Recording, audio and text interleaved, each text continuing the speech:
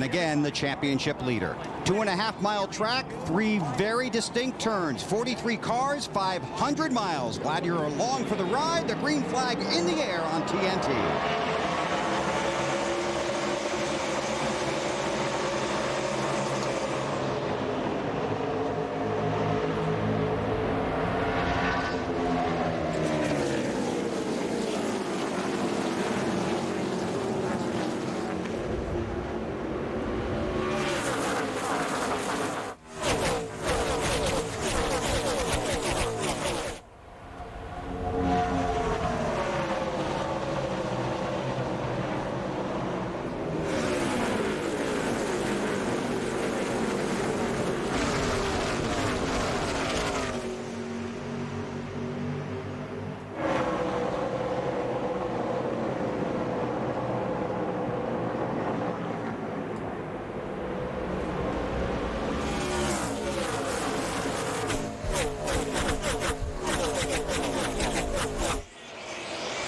Denny Hamlin leads lap number 1. They head down that long straightaway into that very fast first turn. And it's no surprise that Denny Hamlin was able to get that lead in the tunnel corner. In talking to the crews yesterday, they said that 11 car was by far the fastest car through the tunnel corner here in June 5 weeks ago. That an amazing fast at 1 and 2, isn't it? Yeah, I was going to say he's fast everywhere, but that looks of it. Really, when you come into the tunnel turn here, if you can be on the bottom, it's a little bit better position to be to overtake the guy. Because if you can be on the bottom and stay on the bottom when you get to turn 3, the inside is really where you want to be in 3. The Busch brothers were side by side there. Kurt in the 2, Kyle in the 5. There's Hamlin, the race leader, Ryan Newman, Brian Vickers, Jeff Burton.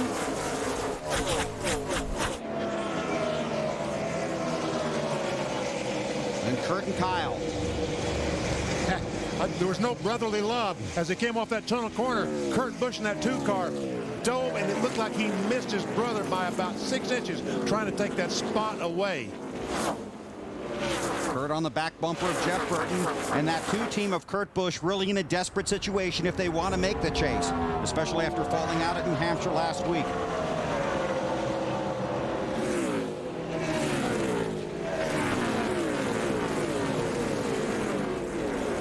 Hamlin stretches it out.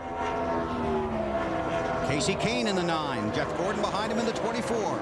Kane around Kyle Busch, and here comes Gordon looking to the inside. And once again, Kyle Busch seemed to have some trouble in that tunnel corner and loses a spot.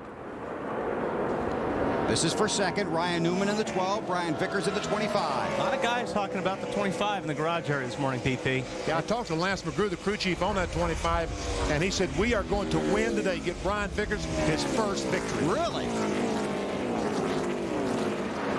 Marty? And guys, they are so confident in this race car and the setup they have underneath it today. They said that's the same thing they ran here in June. I said, you know, a lot of teams learned something at Indianapolis. Did you put any of that on your race car? He said, nope. Do we have the car to beat here in June except for that 11 car? If we can just catch him, that's the only car I'm really worried about. But I think we have a car, same thing he told you, VP, that can win this race. Pretty even there. Ryan Newman and Vickers in the tunnel turn 2. How's Ryan's car looking there, Dave? Their assessment before the race, Wally, was not good. Talked to crew chief Matt Borland and said, you know, I don't know what we have. We really could have used the Saturday practice, which got rained out. We'll see what happens at the beginning. So far, Newman reporting a little bit tight all the way around the racetrack, but they really weren't sure until they got started what they would have. Yeah, it really looked tight there in turn 3 that time. Vickers got a pretty good run on there. It looks like he's tight right there. I'll tell you, the 12 car is going very good down the straightaway, so because even though he was tight off of 3, he was able to stay ahead of Vickers, but I don't think he's going to be able to do it here. Vickers around on the inside. Now he's just got 1 car to catch, but a lot of guys had a lot of trouble catching that car back 5 weeks ago, talking about Denny Hamlin in the 11. And it wasn't a situation where he was out front all day either. Because of the adversity he had to fight throughout the race, he was able to race through the pack and pass everybody sometimes 2 or 3 times. That's right. When he blew the left rear tire, he did some damage to the battery boxes. They had to come in and repair all that stuff, change batteries. So he did have to start at the rear of the field a couple times, but still came back to win. Hamlin leads, Vickers is second, Ryan Newman runs third. Newman comes in off the disappointing finish at New Hampshire last week, a race in which he ran into Tony Stewart and then was hit on the ensuing caution. Here's Ryan's view of his run-in with Stewart last Sunday. Two stubborn drivers, I think.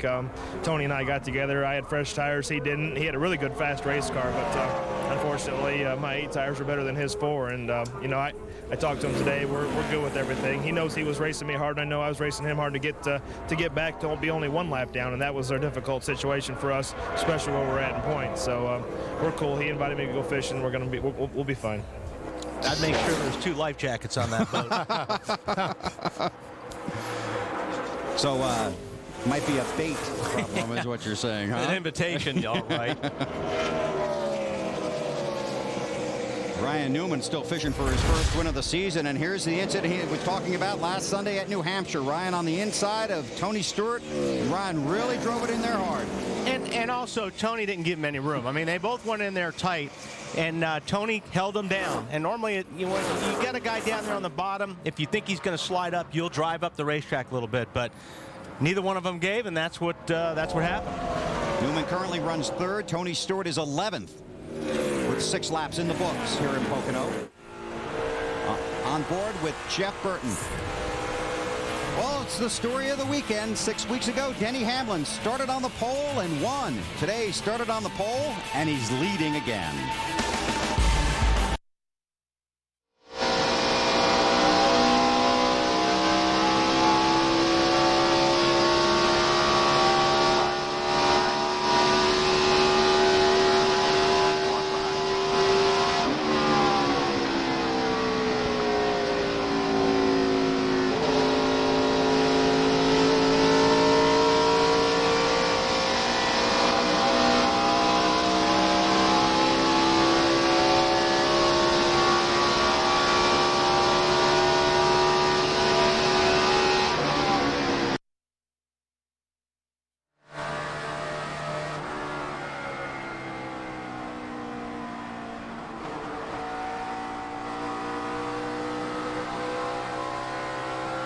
By 5.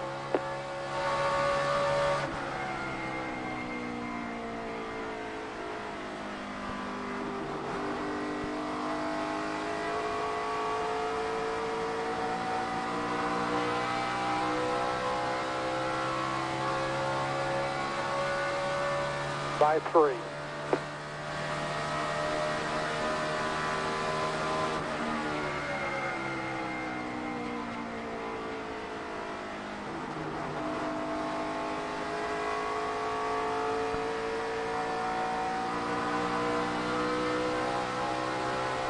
By 4. All right, the first third of turn 1, then it's good. 10-4.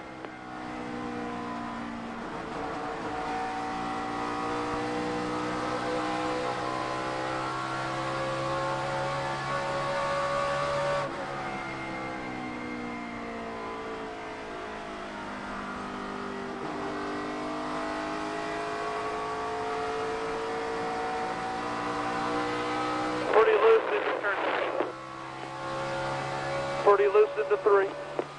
How about coming off? Okay. 10-4.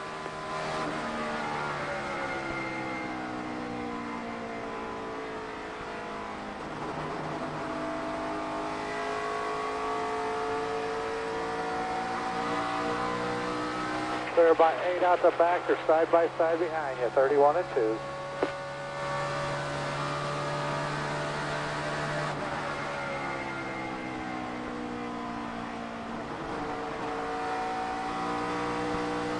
By 10 on the 2.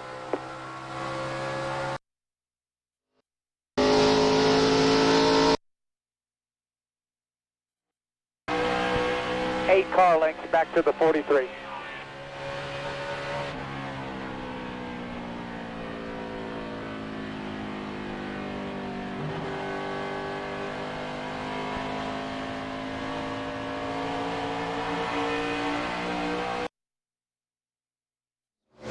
Jeff, right before driver's introduction, asked him how his car was, and he told me pretty good. Felt like they had a car that, even though they didn't get the practice yesterday, felt good enough in Friday's practice. But he said, wait and see. So I guess this is good, Marty. Well, Dave, at the start of the race, Casey Kane kind of fell back. He said he was feeling out his race car. They were concerned about the weather. He said he loved the car on Friday when it was very hot and slick out there. Today, it's a little cooler. They just wanted to feel it out. Car not turning as well as Casey would like. Alan? When I talked with Jeff Burton before the race, he thought that their car would be decent today, but said, how do you know? With the lack of practice and the change to the left side tire, this first run of the race is really going to be a lot about feeling out what you've got and beginning to make adjustments on it for the rest of the day. You just saw Burton slip back a couple of spots. He started in 6th position, moved up initially. Now he's back to 7th spot. And you talked about the competition caution at lap 20. That's because of the new left side tire that Goodyear brought here. They didn't get any practice on it in race conditions, so NASCAR said we need to look at this thing in about 20 laps. Want to drop back to about the 38th position and take a look at 19-year-old Stephen Leicht. He's from Asheville, North Carolina, just 10 Busch Series starts, but today making his debut in the NASCAR Nextel Cup Series. My name's Stephen Leicht. I'm 19 years old. I'm from Asheville, North Carolina. I started racing go-karts and quarter midgets when I was about 5 or 6 years old. And then when I was 12, I started racing late models. And then that kind of just led to here. I always looked up to Earnhardt Jr. He was always the one. He was my favorite driver growing up. Sooner or later, I wouldn't be not open to the fact of running both full-time Busch and Cup. Sooner or later, I'd like to do that. It'll be fun. It'll be exciting. I think it'll be nerve-wracking more than anything, getting through the first 5 or 10 laps of being in a whole field of cars like that. Well, Doug Yates told me this morning that the plan was fairly simple for the young man. Just go out there, complete as many laps as you can, try to finish on the lead lap, but more importantly, earn the respect of the other drivers. And you can tell from listening to that he's a very composed 19-year-old young man. There's Jimmy Johnson on the move on the outside of Tony Stewart for the 9th position. Now, Steve is going to try and make the Brickyard 400 in 2 weeks. He tested there, and NASCAR has approved him to compete in that race, but they did suggest he come here and get some laps. But him going to that Indianapolis test is one of the greatest stories you'll ever hear, BP. Well, the Yates operation took him to Chicago just to watch the race, listen on the radio, and get an idea of what's going on. And then they decided, well, let's go to Indy and test from Chicago. He gets down there, he has no clothes. He's at Kmart at 2 o'clock in the morning buying 4 or 5 pairs of trousers, shirts, shoes, everything. He bought a pair of Shaq tennis shoes for $29. He was so proud of that. But he goes to Indy with no clothes, no nothing. He said he had his wallet, his car keys, and his cell phone, and that was it. And they decided, well, we're going to put you in Elliott Sadler's backup car at the Brickyard. Come on, you're coming with us. So no luggage, but he got to make the trip. Now he's racing in his first race, and he's made it through the first 13 laps. So I'm sure he's just excited to be here. Jeff Gordon just took over the 4th spot from Ryan Newman. But this guy leads by about 5.5 seconds. Denny Hamlin. Competition caution coming up in about 5 laps. We'll take a break, come back from that. Denny Hamlin out front at Pocono. A rising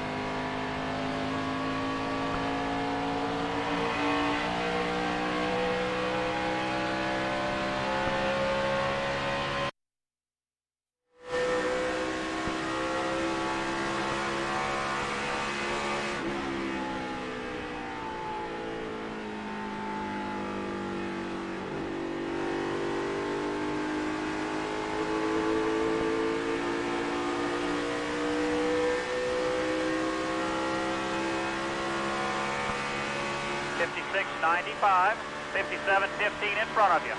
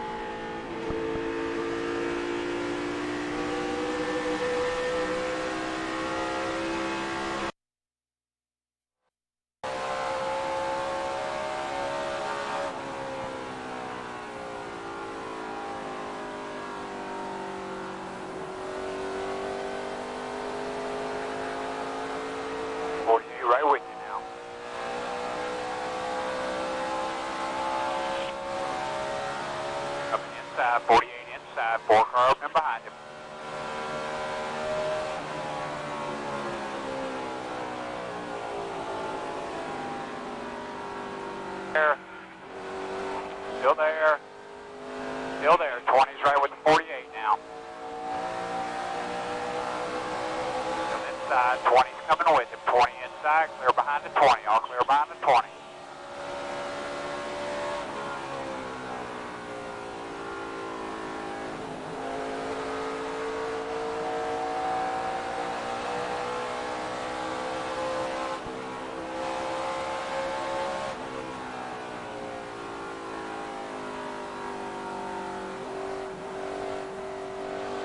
Pits are closed now, guys. Pits are closed. 3 laps to the caution, bud. 3 laps to the caution.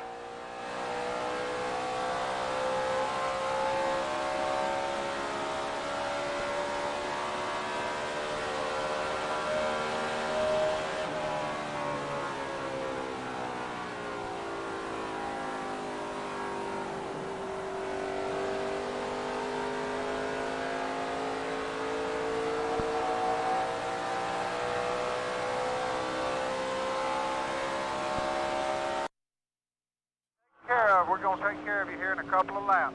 Get me all you can.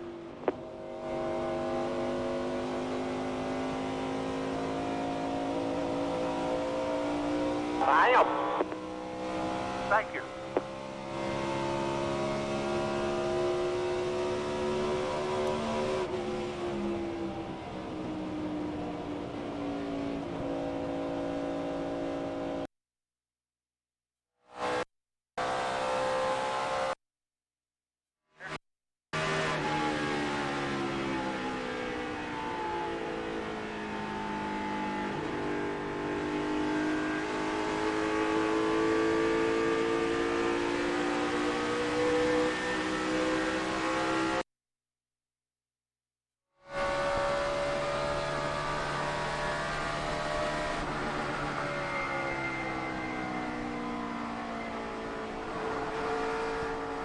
By 10 on the 07, 10 more back to the 48.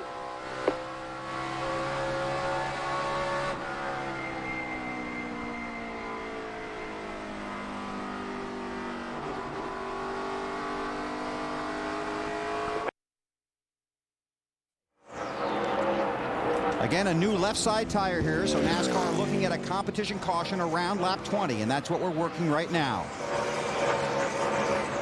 Hamlin 7.5 seconds in front of Vickers, then Kurt Busch, Jeff Gordon, and Casey Kane.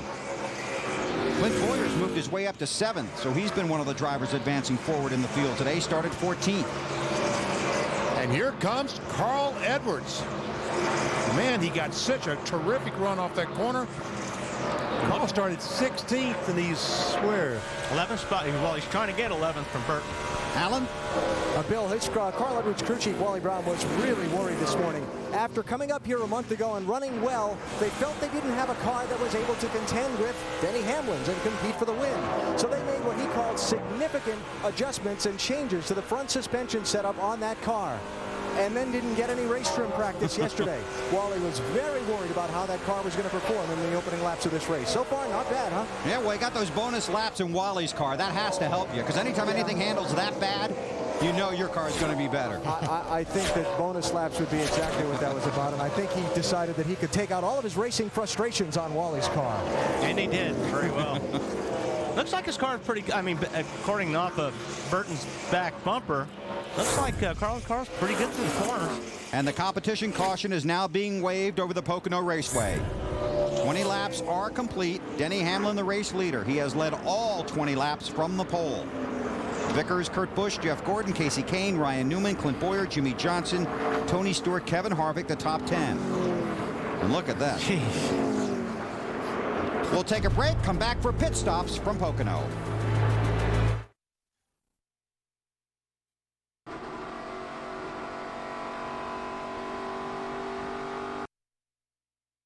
Everything is good. Just having a blast here.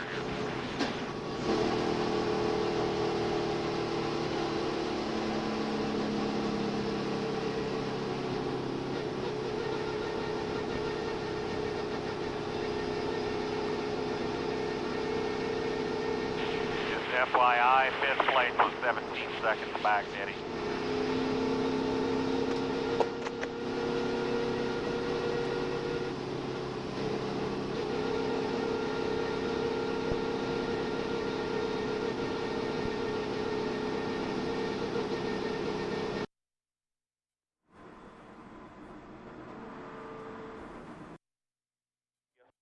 middle, put it in.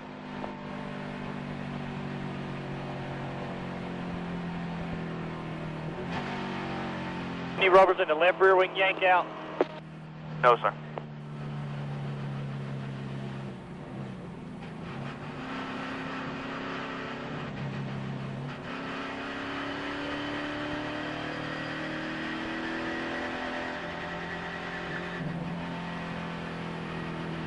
We'll stop him short for that 49, right, Tony Jr.? 10-4.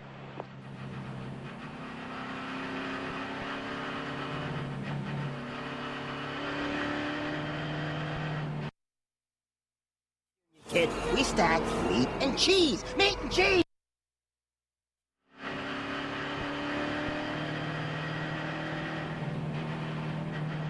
Pit road is open. Pit road is open. 4600, second gear.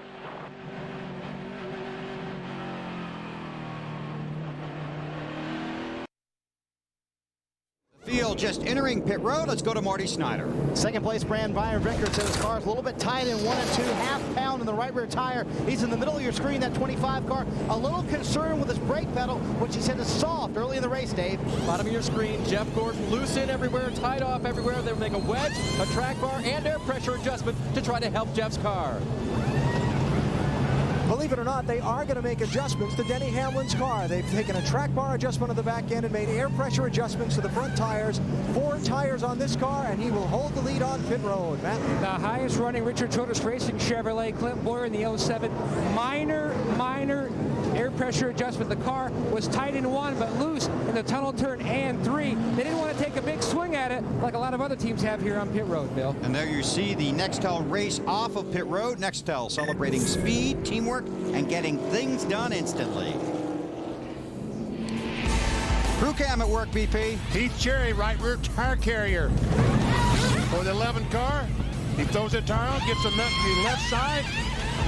Barry Cook jerks off the tire. Heath slams it on, ties it up. Go, Denny, go!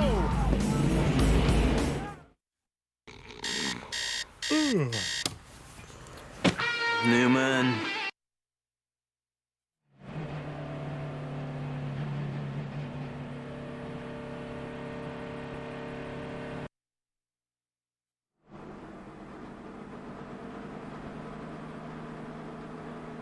One to go when you get here.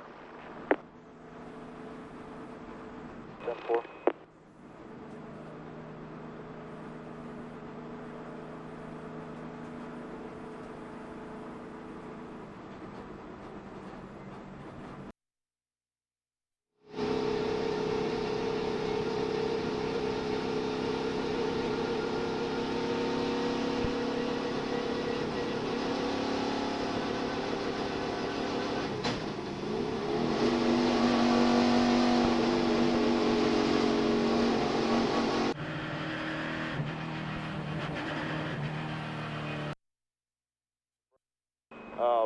But I'm tight getting into 2, and then a little bit loose off, and then getting into 3. It's just like no lateral grip and no right rear grip.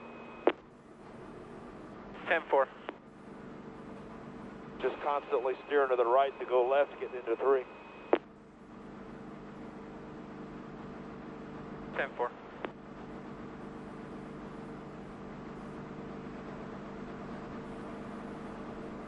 Oh, 7, 48, and 31 behind you. 10-4. Ryan, just a reminder, we went way to the rear on brakes here the last time we were here, so just be aware of that. 10-4.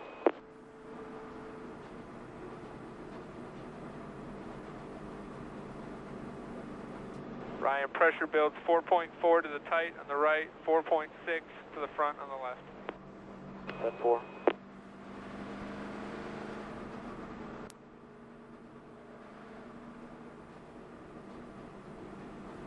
At the end there, I was just a tick on the tight side exit of 3 in general.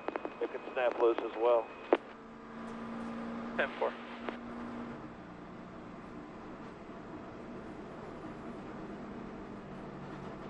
It'll be the 48, then 07 behind you.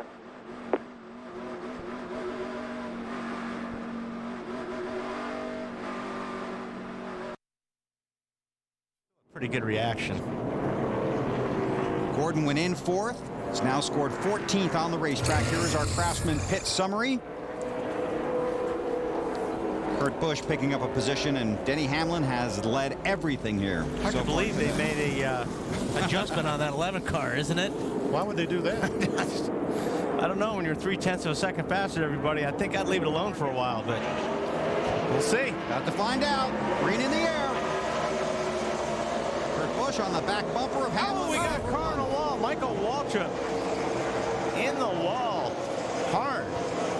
I'm wrecked bad. 10 guys, I think. Sure what it looked like. I mean, I clobbered the wall. I don't know what I got.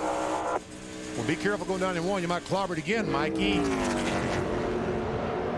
And his season of frustration continues. Man, he hit it a ton, and they were just getting up to speed. I can't tell. I got smoke. No smoke, and NASCAR says you look good from the outside the track. Oh, I'll tell you what. You hit that hard, I think I'd be coming in just in case. Still looking for his first top 10 finish of the year. Looks like he got tagged from behind. He got turned right in the wall, but that right rear looked like took a shot, BP, but who knows? Oh, right side. Okay.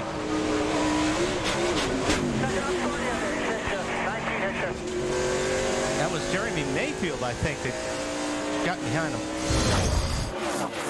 What it sounded like on the radio. The car in front of him did not get. Michael took off and then backed off, and that's when the 19 ran in the back of him.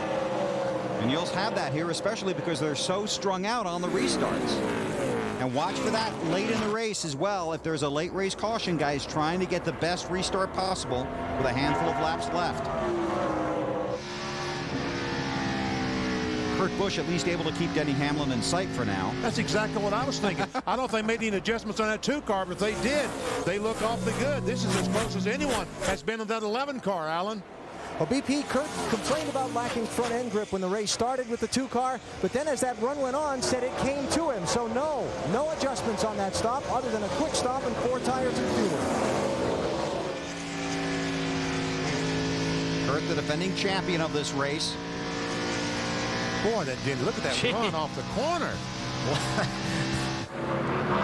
That helped. That 2 car was getting smaller and smaller. In a hurry. Vickers right behind Busch. Then Casey Kane. Ryan Newman, who started outside the front row, is 5th. Kane in the 9, Vickers in the 25. Really good to hear the confidence on that 25 bunch, thinking they're going to, because Vickers has really been close. The finishes are not really indicative of how well they have run at some tracks this season.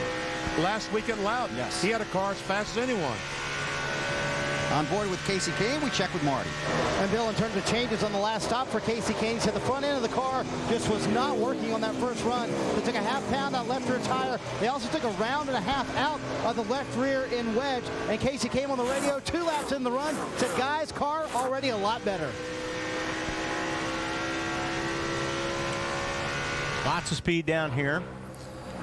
Very fast racetrack. And very rough, too. Very rough. 190 miles per hour getting into the tunnel turn there.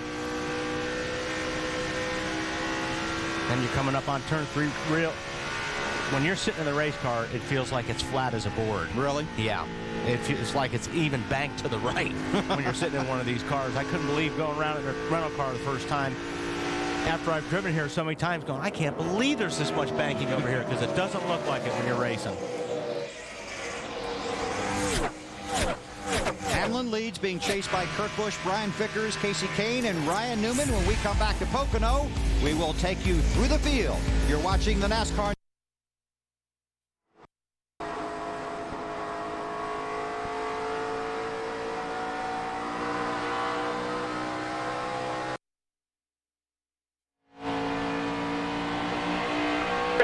Through all the turns, and just no grip in the nose in the center. None.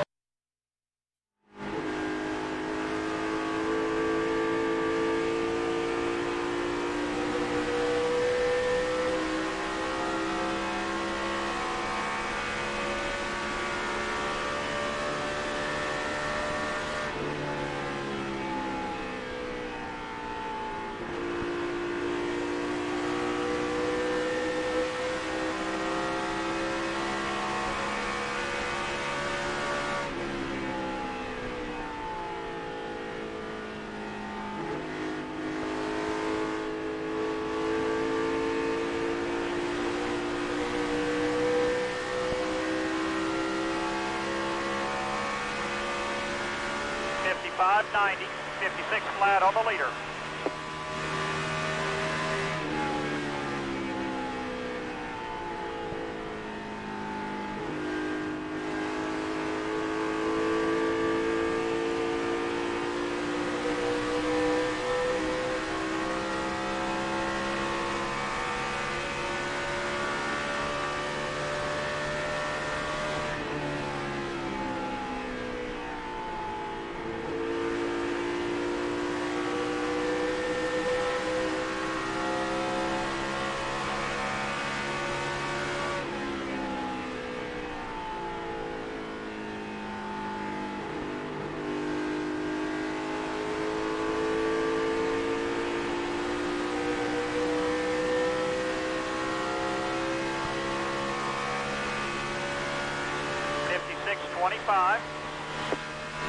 Crash on the front stretch, crash behind you, wave them off behind you.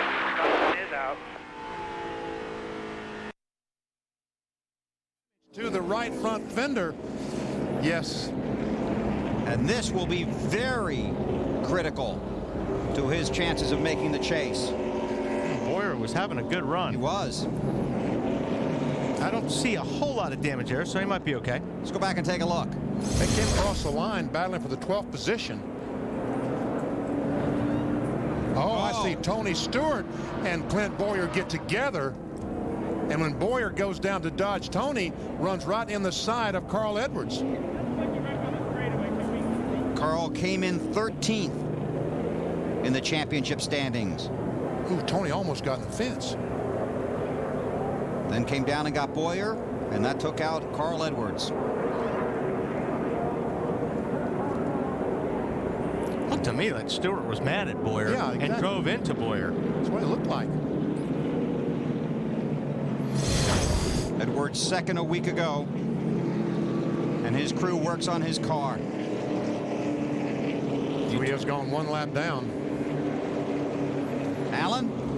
Well, Carl drove the car backwards up the pit road to the garage area. Then the crew told him, turn it around, bring it back to the pit space so they could look at it. The initial thought is throw some tires on it, see if they can roll around the racetrack and not lose any more laps. And now they're underneath the right front trying to see what's going on there. And I'll get an update when they get back over the wall and can tell us more. 39th at Daytona, 20th at Chicago, second last week at Loudon. Looked like he might be able to work his way into the chase. Well, you need that right front fender here. Yes, you do. Not only the right front fender, but I'm sure that there's going to be some suspension pieces broken. He took a good lick to that right front tire. Former winner here. Yes, sir. Get the tire on it. Let's get out there, make a lap. Let's get the shit ready. We can come back in and pop it or something on there. Let's go, guys. We apologize for that language on the radio in the heat of the battle.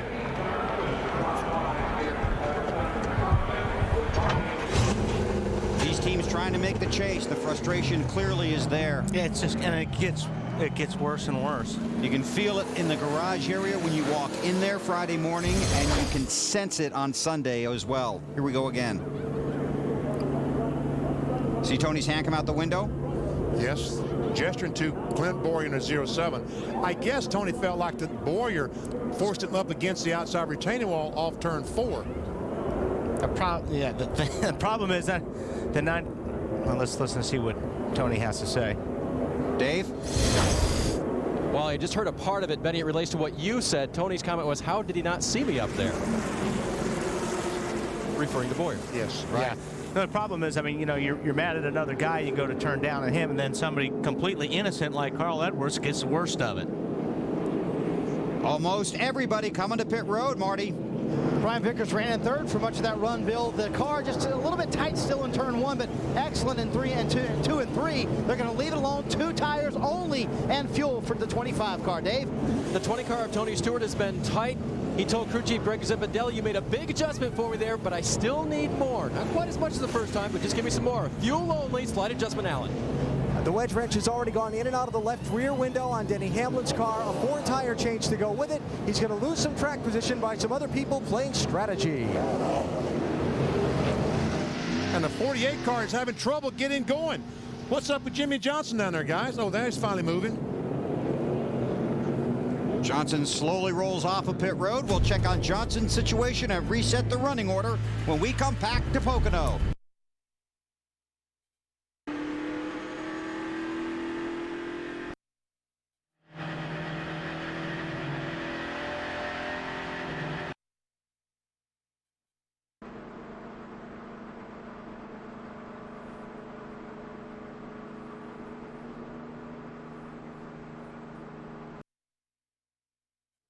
Absolutely.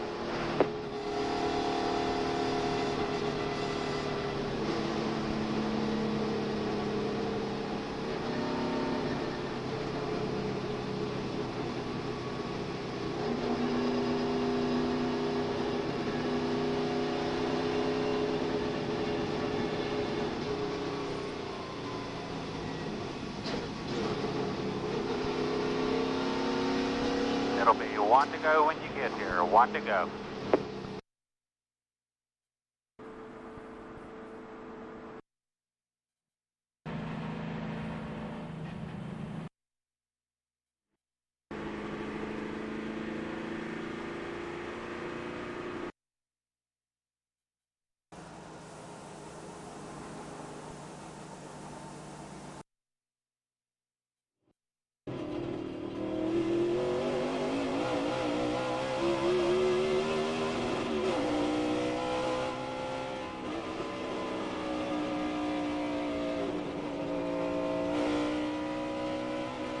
Tire changer, come over and talk to me.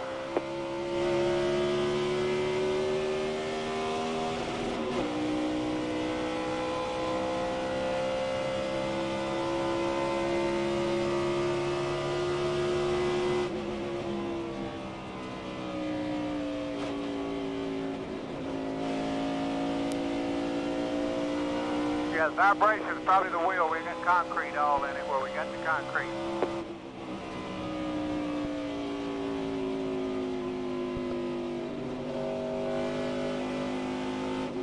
Safety truck right here, Michael.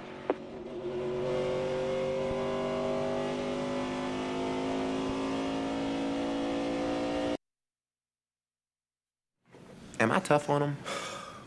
Yeah. But cars are tough on Napa parts too. And there's a lesson there, I think.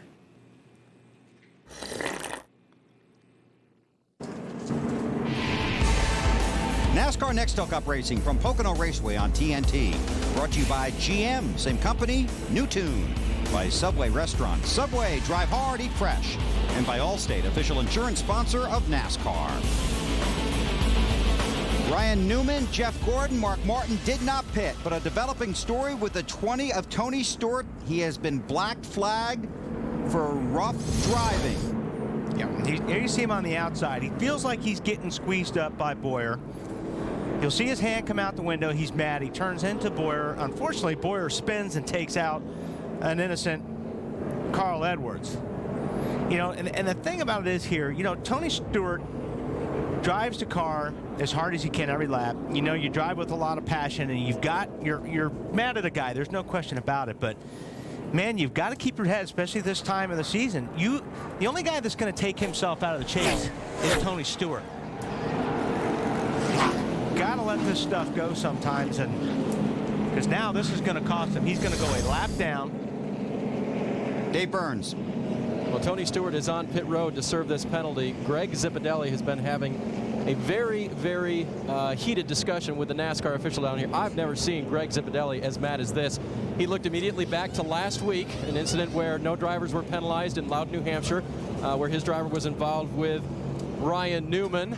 And guys, I've never seen Zip this mad. They're going to put 2 tires on the left side while they're here. They took 2 on the last stop, and he'll have 4 matched fresh tires, but not happy at all down here. Being held for a 1-lap penalty, and Tony will not be eligible for the lucky dog because it's a penalty from NASCAR. He didn't lose the position on the track.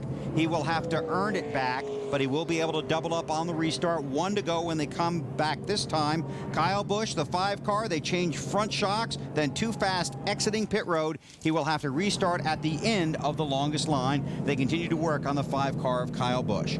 Under caution here at Pocono. We'll come back for the restart. You're watching NASCAR on TNT. To welcome. Where's pace car at? It's over the tunnel. Crack it loose, put you a turn or two in his feet, and we'll let him go.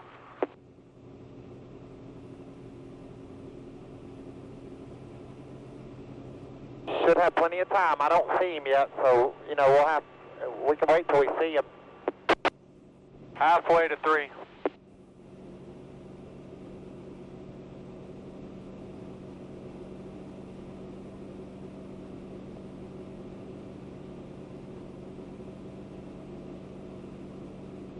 Coming around 3, guys. Still don't see him. Everybody have a pen in your hand. Okay, I see him. We better go. Put to it down, let's go, guys. Put to it down, let's go. Right after speed here. All right, come on. 4,800. He's probably 5-7 back.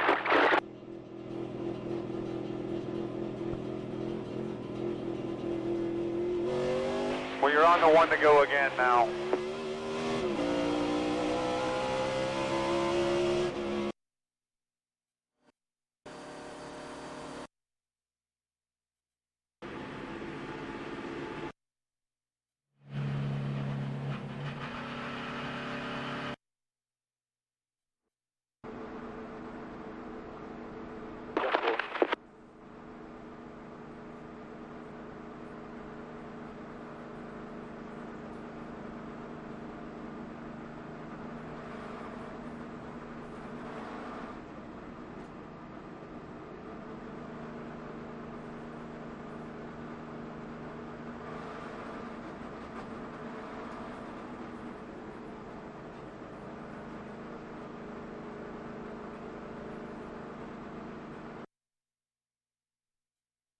Critics call Saved the best new show this summer. One heck of a ride. Intense, gritty, charming, and real. The show you must watch.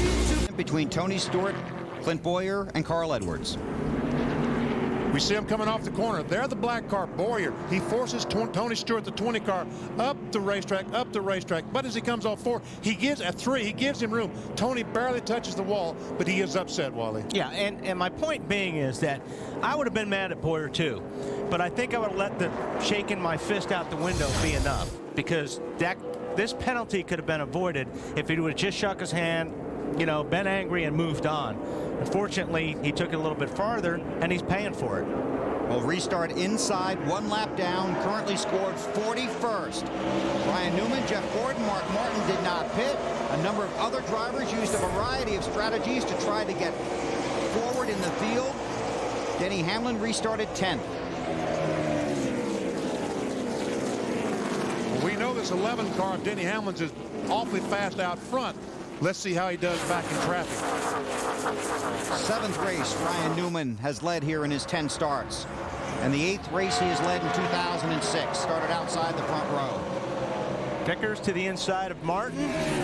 Sets his sights on the 24 car. Jeff Gordon right in front of him. And we'll just remind you that Tony Stewart has to race his way back onto the lead lap. He's not eligible for the lucky dog because he did not lose the lap in competition. Dave. And guess who was just told that? The leader, Ryan Newman. Ryan, be aware, the 20 has to race his way back onto the lead lap. You mean his fishing buddy, That's Dave? right. Oh, boy.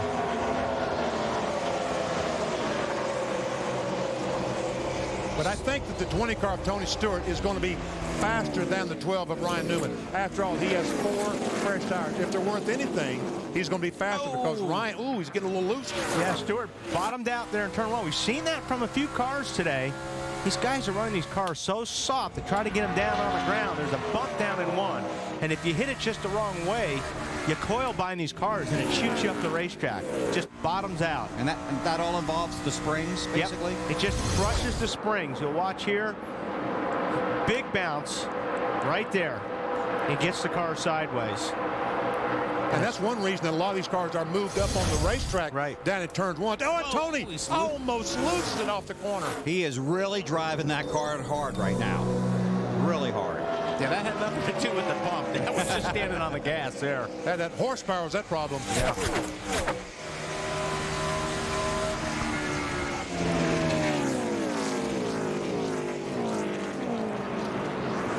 Hamlin has slipped back to 12th in the running order. As we watch this battle, you look at the championship standings. And wait to see where Tony Stewart is. Not in the top 10, came in 11th. Jeff Gordon moved up to 8th. Greg Biffle started in 10th. He's now back to 11th. And Carl Edwards now 228 points out of 10th. Now Stewart really does need to get by Newman, because that's his only chance, because that 25 car is coming, and Vickers is coming, and he's going to pass both of these cars eventually. Stewart, I was just saying, Stewart needs to be in front, and something happen now, because in a few laps he's not going to have that opportunity. So Stewart around Newman, but that is not for position. That simply puts Tony back on the lead lap. The caution was to come out at this point. Tony gets a free 2.5-mile trip around the track. And we are going, as you said, Wally, going to have a battle for the lead in a lap or so. This 25 car, Vickers.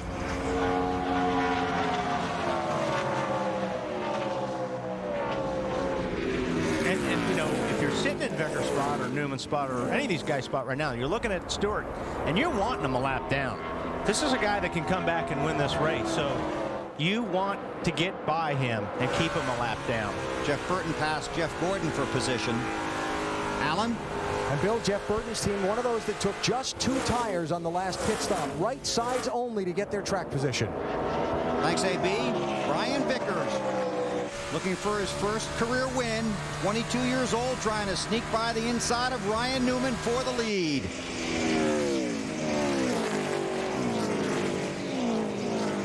Vickers holds it down there.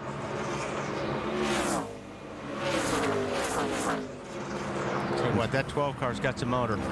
I've been watching that all day. Those guys are getting down the straightaway. Marty, how about that 25 machine? Well, you guys saw that Brian couldn't pull off the pass in turn 1. That's where his car has been tied all day long, but where it's good, it's where he is right now, off 2 and then off of turn 3. That's where he makes up a little ground. We're also seeing 2 fresh tires. Brian took those on the pit stop just a moment ago, and of course Newman did not. And Jeff Burton closes in on the leaders. And Tony Stewart would love to see these guys race side by side for a while.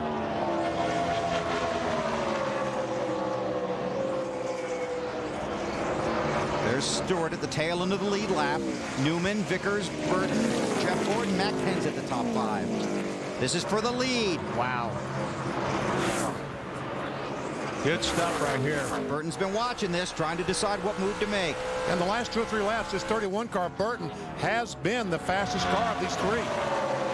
As a matter of fact, the fastest car on the racetrack. I don't think Jeff is just really trying to force the issue here. I think he's kind of waiting to see what happens between Vickers and Newman. And Jeff Gordon catching up to the pack. We watch this and check with Dave Burns.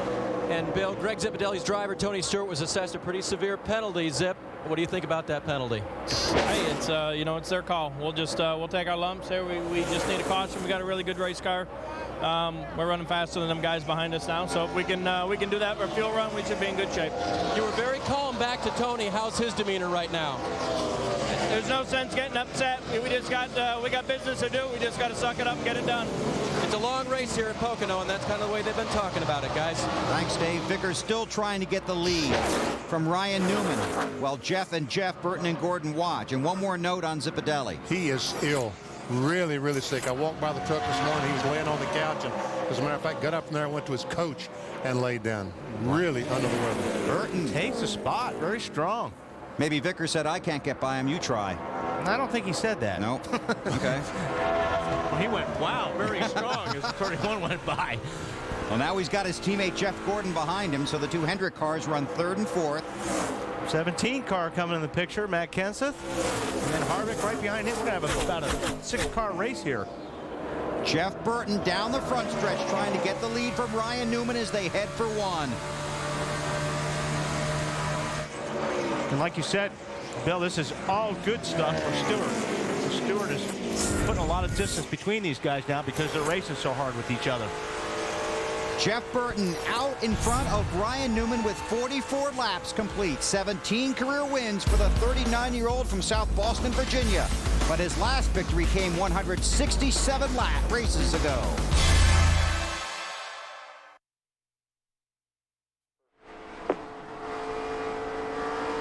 inside, inside, inside. 24's coming inside. You'll be clear behind the 24. 24's inside. You're clear, clear. 24's back inside. Inside, 24. Clear all around, clear.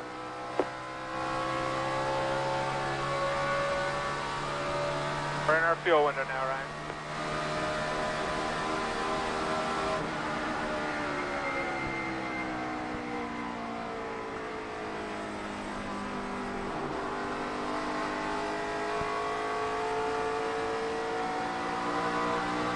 Clear by half out the back, side by side. 17 on your bumper. Clear by 1 on the 17.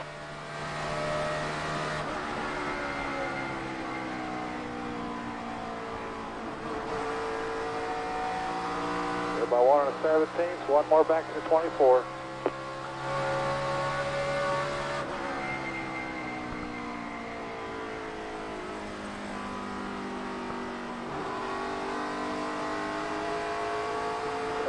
Looking on the inside. Still clear. Inside, inside, inside. 24's with the 17 and at the 29 in tow with him. Still inside. 24 inside on your quarter, quarter, on your quarter, 29's inside, 3 wide, inside only, 24 inside, clear, clear.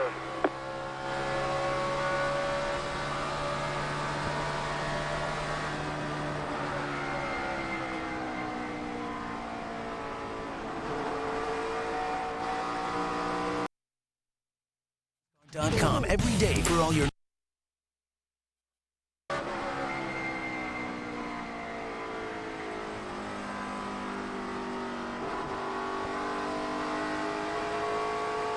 Is running the bottom. Can't tell. Inside, inside. He's got the 29 on his bumper. Inside, 29 will be on your quarter. Inside, can't tell. Inside, 24 on your quarter inside. Door to door, 24. Inside, 29's trying to get on your quarter. Inside, inside, 24 inside. 24 inside, you're stacking them up behind you, bud. Inside, inside, inside, and clear.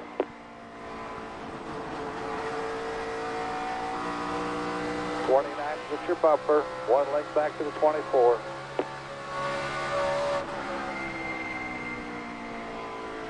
'29's running the bottom. Inside, 29 inside, clear behind the 29. Clear behind the 29. 11 cars, 1 length back.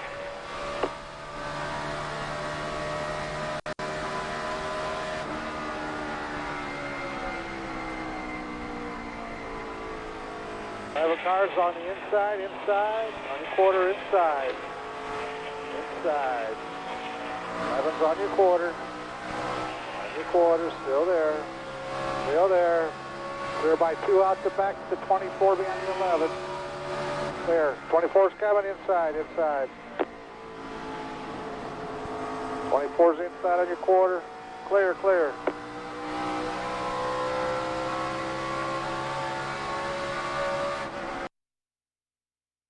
Way into the top 10 in the car.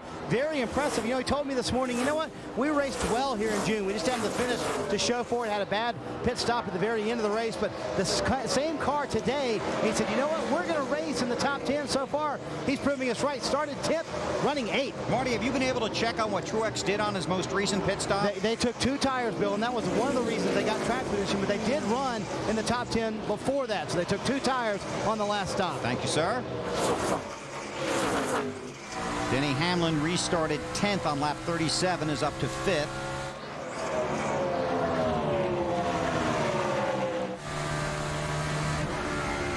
Hamlin just ahead of this group, on board with Ryan Newman, looking back at Jeff Gordon. 2 stories developing affecting the championship picture. The 99 of Carl Edwards first from Allen. Yeah, Bill, I just talked with crew chief Wally Brown about the damage to the car and the repairs that they made. They still don't have the front end alignment set as they'd like, and the right front fender is damaged. Wally talked earlier about aerodynamics. It's going to be, as Wally told me just a second ago, he said, a long day. Carl Edwards, 1 lap down, currently runs 43rd, and Kyle Busch, who won a week ago, currently scored 42nd, also 1 lap down. Doesn't take but a week to humble you in Well, this look business. at Tony Stewart having the issues, obviously. Kyle Busch and Carl Edwards. More on Tony Stewart from Dave. And, you know, Tony said coming into this week that he was unconcerned about his falling to 11th in the championship because at the next 6 tracks, he's got 9 wins. But a day like today, this could really crush his championship's hopes. Remember, you got to get in it to win it. That's exactly right. And Dave, every time you fall further back, it makes it that much tougher to close that gap. Well, it really does, because other people are running well. They're making up ground. They're making their way to the top 10. And Tony just had a bad luck day today. He's the last guy on the lead lap, and you could actually make the argument that Tony made it his own bad luck, and maybe the only thing that can keep Tony Stewart from winning the championship or getting in the chase is Tony Stewart. There's Gordon inside of Newman. Gets the spot. And the only one thing that's going Stewart's way right now is he is the fastest car on the racetrack right now, so he's still in position to get that lap back if the yellow comes out. Well, you two guys have been watching the race and the timing, and he has been very impressive on the clock as well as on the track. Almost every lap, Tony Stewart in the 20 car has been faster than the leader. So, you know, they're not going to chase him down and put him a lap down. Right. More from pit road from Dave. Looking at this group of cars, Bill, first of all, the 24, remember they had that lug nut fall in between the brake pad and the wheel. Talk to tire carrier Jeff Knight and his tire changer Kevin Gilman. Have you guys ever had that happen before? They said, yep, one time when we were a team on the 88 crew. It happened at Daytona. We didn't like it then either. As for the 12 of Ryan Newman, going backwards because his car is tight, especially going into turn 1. And just to update you on Tony Stewart, he is 6 seconds in front of race leader Jeff Burton as they run right now with 52 laps complete. We'll take a break, come back to Pocono on TNT. The more we get together, the more we get together, the happier we'll be, 'cause your friends are my friends. By 1. See debris in turn 2.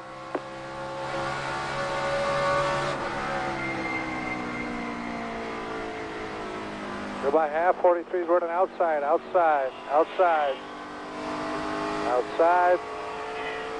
Still there. Outside. 43 on your quarter. Outside. 48 flips to 43. Outside.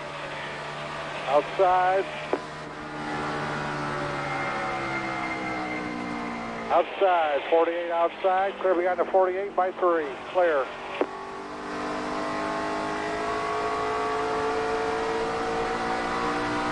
Or by half.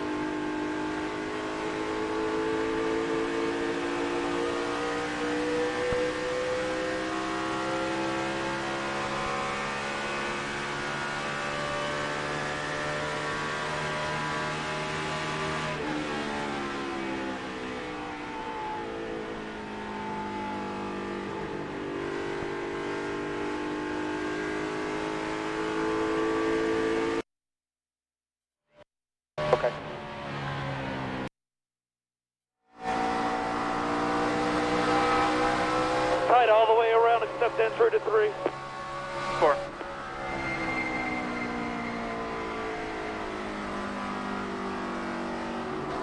Clear by half on the 2. It's 15 lengths back to the next car.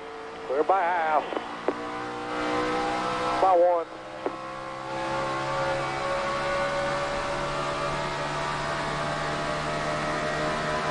Clear by 2.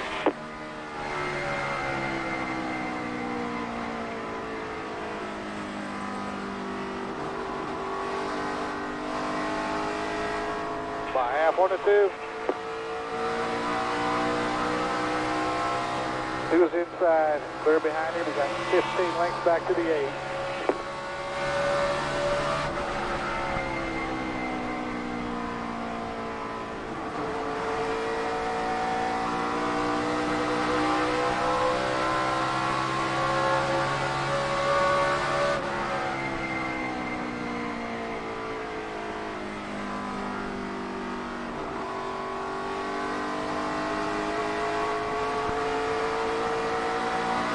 Tight all the way around. Got to work on it. What's our fuel strategy? Tire pitting strategy. We're just looking at it now. We might have to pit here in the next lap or 2 just so we don't go a lap down.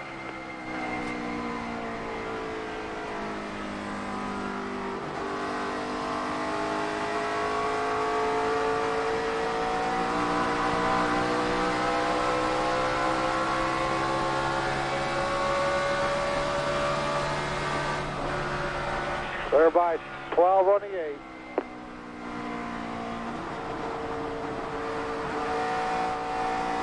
'43 struggled last time in 3. I don't know if he's got a problem.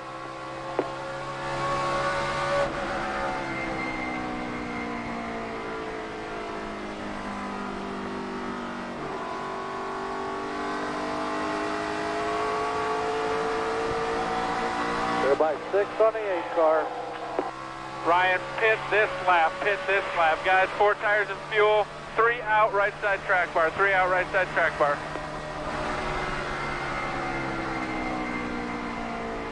Send 4 on pit.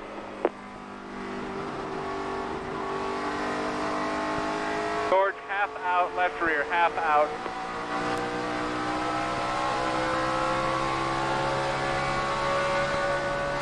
Clear by 2 on the 8, and it's 15 lengths back to the next car behind the 8. Scott, 2 inches of tape on, upper left.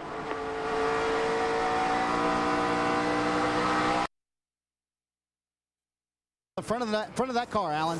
A little miscommunication on a pit stop cost Jimmy Johnson some track position, not among Jimmy and his team, but among Jimmy's team and the NASCAR official in their pits. They made a 2-tire change on the stop, but Jimmy couldn't pull out of the box without running over the official who was coming around the front of the car. That's why Jimmy got shuffled back before. Marty? Let's jump in here. Ryan Newman coming down pit road. Ryan Newman, Jeff Gordon, and Mark Martin did not stop under the caution on lap 32. Dave? I told you the 12 might be on that early pit stop strategy. They're going to raise the track bar 3 rounds. Remember, a tight race car. Also make an air pressure adjustment. Put some tape on the grill just a little to try to help Ryan's car turn. 4-tire stop. And he is not going to go a lap down. As he comes down pit road, almost to the exit of pit road, off turn 4 comes the leader. So it looks like that Ryan can easily stay in front of Jeff Burton. Right about now, they're thinking it was nice being up front, but stopping under that caution might have been a good idea. Yeah. But they only ran 26 laps or something. No, I guess about 35 laps at max. But that's really the first fuel run you can check, because the first was only 20 laps. Let's continue going through the field, pick it up with the 26 car of Jamie McMurray, Marty. And Bill, it's been no secret this has been a tough season for Jamie McMurray. Just 1 top 10 in his last 6 races, and he knows a good one today at Pocono will go a long way to making 2006 a little better. Right now we feel like we're out of the chase and just have to work towards next year. They had a meeting last week with Bob and Carl, and they both decided they want to stay where they are at. So that was encouraging for me. I was glad to see Bob want to stay and work with us. But it has been it's been very frustrating. But I honestly see that it's going to get better. We've made some improvements to our cars, and hopefully over the next 15 races we can get better and be ready for next year. McMurray took 2 tires on his last stop, but for the guys who didn't take any tires and didn't stop at all last time, these green flag stops are starting, Dave. Here comes the 24, Marty, into his pit box very well. We talked about that clean entry at the beginning of the show. They will make looks like a track bar adjustment, a wedge adjustment, and air pressure for Jeff. He's been complaining that the car was loose everywhere except for turn 1, where it's a little bit tight. Remember, 3 corners here, and guys say if you're going to win, you got to be good in all 3. He's gone. And that's the challenge here at Pocono. Trying to make your car good in all 3 turns. There's your pole sitter, Denny Hamlin. Won here 6 weeks ago inside of Brian Vickers. That is for second. Well, I led those 60% astray, didn't I, Bill? Because he's going to have to beat Denny Hamlin in the 11 car to do it, and that just looks like it's going to be difficult to do. Although we got a long ways to go. Sure do. 139 laps left. We've seen some good racing here at Pocono this afternoon. And Hamlin once again coming through the field. And Hamlin's car seems like it's better after it runs 10 or 15 laps. Got the same garage stall. Said he parked his motor coach in the same spot as he did in June. The drivers aren't superstitious, are they? Oh, no, it's bad luck to be superstitious.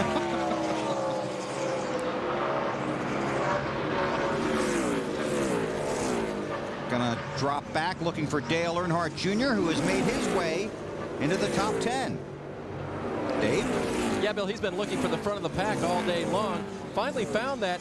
He was talking about the fact that they still need to make the center of the corner in 1 and 2 a little bit better, but his crew was giving him lap times back, and I guess they're trying to pump him up a little bit. They said one of them was pretty spectacular right there, Junior. So he's worked his way into the top 10, as you said, trying to make a good day after starting 26th.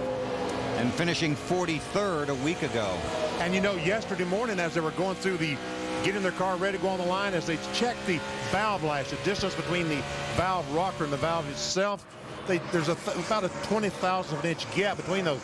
They found one excessive. They started checking around the A car, had a broken push rod.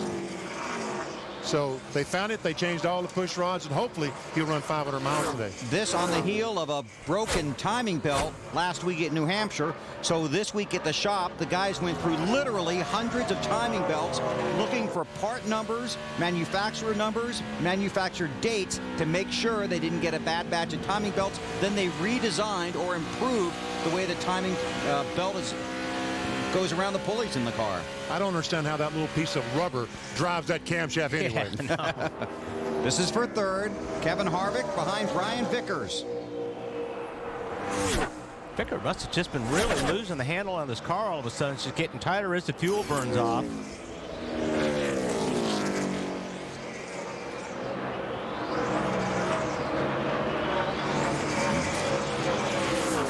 We watched that. Mark Martin, who didn't pit under the last caution, is on pit road. Marty? Yeah, one of the last guys who did not pit under the last caution to come to pit road. Mark said the car actually has been loose for that entire run. Said we need to tighten it up a little bit, guys. 3/4 of a rounded wedge in the left rear. Also a pound on the right rear tire, trying to tighten up that car for Mark Martin. And a good stop for the AAA guys. They weren't that good here in June, so the 6 bunch with limited practice went down to the 16. Their teammate and got some notes on setup, seeing if it could help Mark here at Pocono today. Their former teammate Jeff Burton out front here in Pocono. He leads by 3.7 seconds over Denny Hamlin.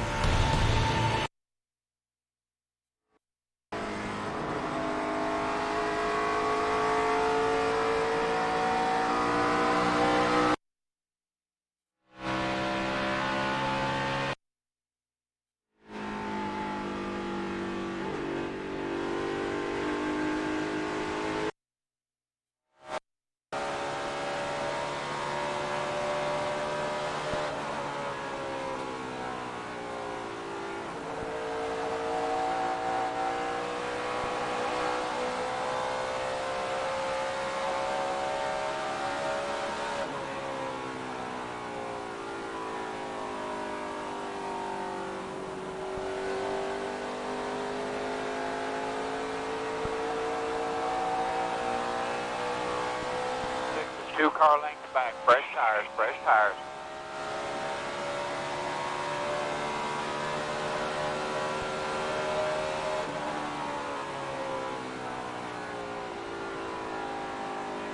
Inside, all clear.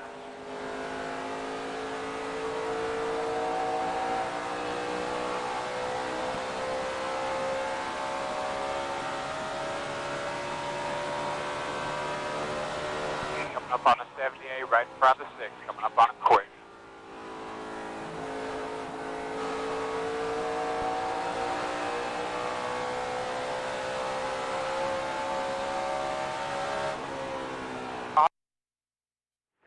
To the middle, caution is out.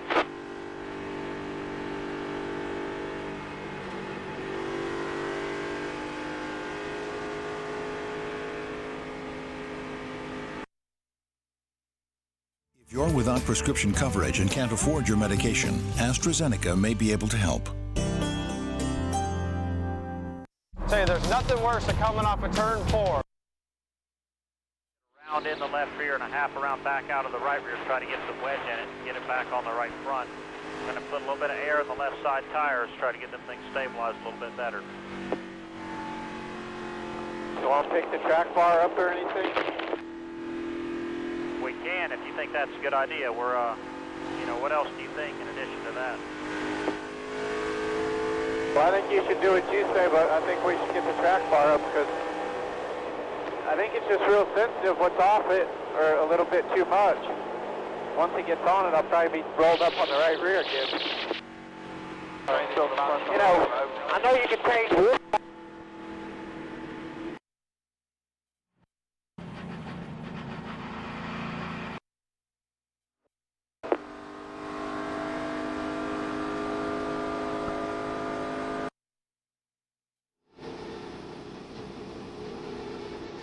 Like we just need long run. Come back. It's like we just need long run. Yeah, 10-4. Maybe even short run earlier, you were able to pull away. So, you know, this first couple laps, kind of break even. Make sure we get a tear off. I got a bunch of stuff on windshield. Pit road will be open this time. Pit road will be open.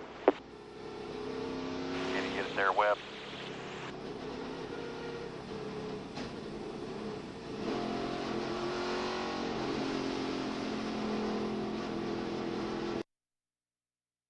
And Earnhardt Jr. in the top 10. They're all coming to pit road, and Marty's waiting for him down there. Brian Vickers running in fourth for much of that run, Bill. He said the car was extremely tight, meaning that front end just wouldn't hook up for him. He said he felt like he burned the right rear tire off. He's on the bottom of your screen in that 25 car. Look for them to pull half of a spring rubber out of the left rear tire. That should loosen up Brian's car quite a bit. They're having trouble, especially in turn 1 and 2 and 3. He's not too bad. Matt? Kevin Harvick will stop short in his box as Greg Biffle smokes his car into his box. Small air pressure adjustment. The car was neutral on the 29, Alan.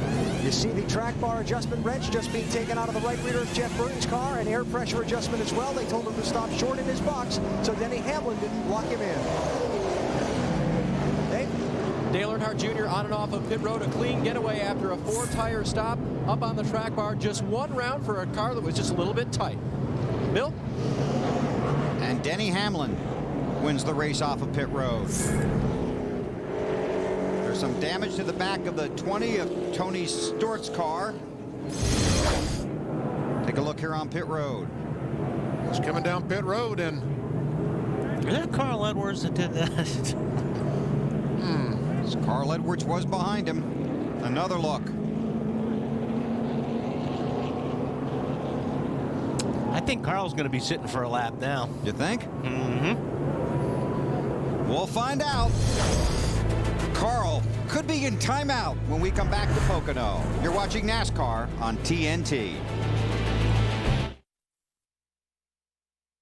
a chance to look at the replay on the pit road entry of the 20.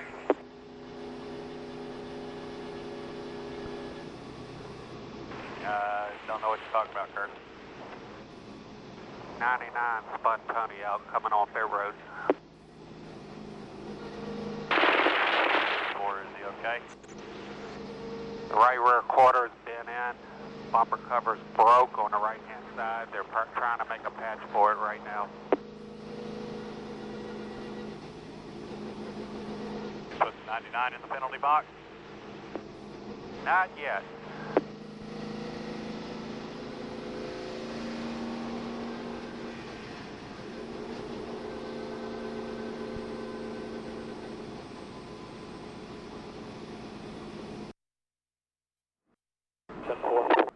24 is complaining about being neutral in turn 1, loose everywhere else. 10-4.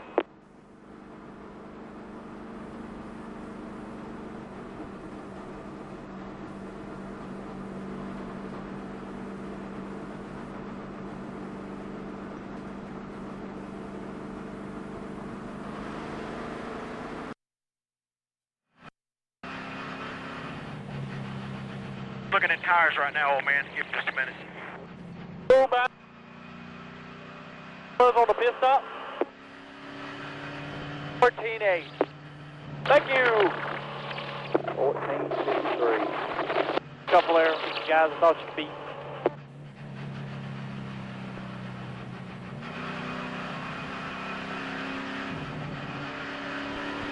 Don't gotta talk to Controller Junior all the damn time. I can talk to the rest of you. Right.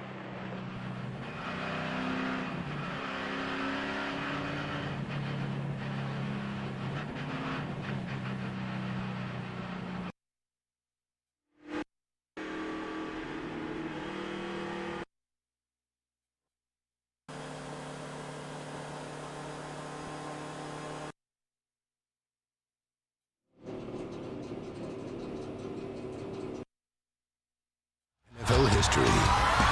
Invincible. Inspired by a true story. Rated PG. A lot of work by the over-the-wall guys on the Home Depot Chevrolet of Tony Stewart after contact on pit road from Carl Edwards. Tony black flagged earlier in the race for rough driving. See Carl Edwards trying to line up the front end on that car. Here's Carl Edwards going in the pits behind Tony Stewart. And he gets to pit road and, That's just what we call payback in this business. Although he was kind of paid back, NASCAR paid him back pretty good, so I'm not sure that was necessary. But Dave, can you add? Meanwhile, in the 20 camp, they were going to come down pit road to, make Tony's car better. And before all this happened with Carl, Tony had made his apology to the team, realizing that what he'd done earlier with Clint Boyer was his fault. He said, guys, I apologize. I will make this up to us today. I don't think he meant by contact. I think he meant by racing hard. He's still got a chance to do that, but not if he keeps getting spun out on pit road. Black flag, car 99, Carl Edwards. You predicted that, didn't you, Wally? I kind of saw that coming. But, hey, I think NASCAR's done a good job today making these kind of calls. I mean, they don't want, we talked about payback a couple of weeks ago after Chicago. Right. And they certainly don't want this kind of stuff happening. And I think, what Tony did, Tony realized that he blew it, and he's taking responsibility for it. But now Carl doing what he did, especially after NASCAR gave him a penalty. Here's what happened earlier. Tony Stewart comes off the corner. Clint Boyer, 07, kind of forces Tony up. Tony doesn't like it. He goes down, hits the 07, who goes down, runs into Carl Edwards. That's what caused all this to start with about 40, 50 laps ago. Okay, so they penalized Tony. They held him a lap. And the same thing here. Aggressive driving penalty, Carl Edwards. So Carl Edwards comes to pit road. A lot going on here at Pocono. We'll sort out the running order. Jeff Gordon, Ryan Newman did not pit under this caution. They'd already been on pit road under the green. DLP technology from Texas Instruments powers the ultimate HD TV picture and racing's newest. We hope in that case is it busted his radiator, but it didn't do it.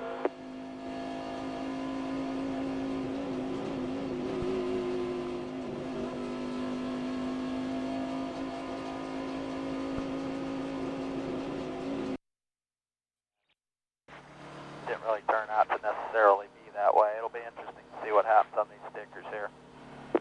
Yeah, it really will. Keep in mind, we don't have a lot. We didn't have a lot of our rubber on the racetrack based on practice and everything. I'm sure the track's going to swing. Yeah, 10-4. 10-4. Going green this time, back on green this time.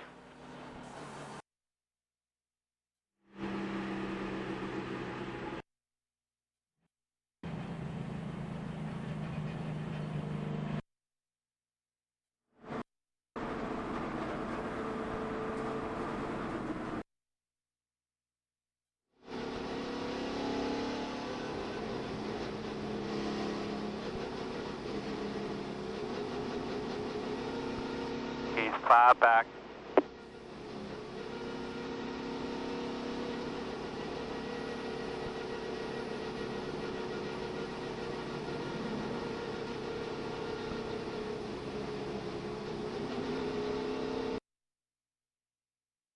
What really happened? You are a liar! Every weeknight on TNT, see television's most explosive drama. Oh my God.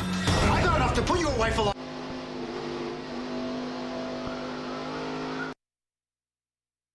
Newman, Mark Martin did not pit. Denny Hamlin restarts fourth. A lot of stories to tell you about. Carl Edwards had to restart at the rear of the field because he also pitted too early in addition to his black flag penalty for aggressive driving. Edwards not eligible for the lucky dog. He's put himself in a very bad situation by spinning Tony Stewart out on pit road. Meanwhile, up front for the lead, 3 wide. Newman to the outside, takes it. Whoa, Denny Hamlin all the way to the bottom, and he's going to pick up second spot doing it. Kyle Busch in the 5 cars a lap down.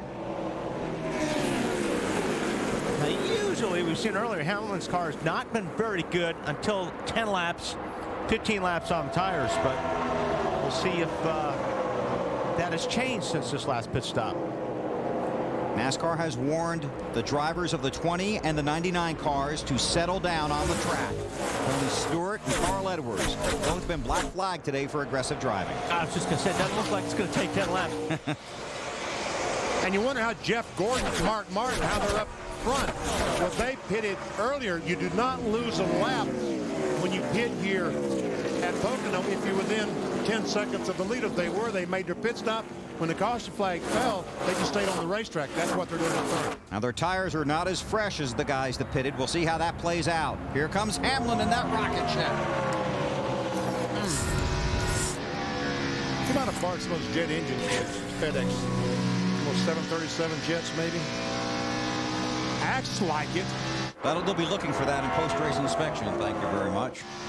Alan?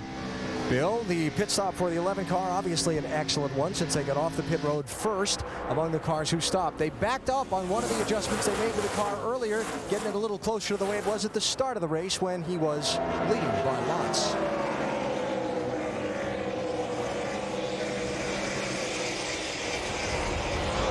Well, there has been some racing throughout the pack today. A lot of traffic back right here in this clump, which is about 10th through 40th. We're going to see 3 wide there. Battle for second spot. Here comes Jeff Burton in that 31. He has been about the only car today that looks like he might be able to run with the 11 of Denny Hamlin. On board with Kyle Busch. He lost a lap when they decided to change shocks. Yeah, when your car's handling that bad that you change shocks during a pit stop, it must have been terrible, Dave.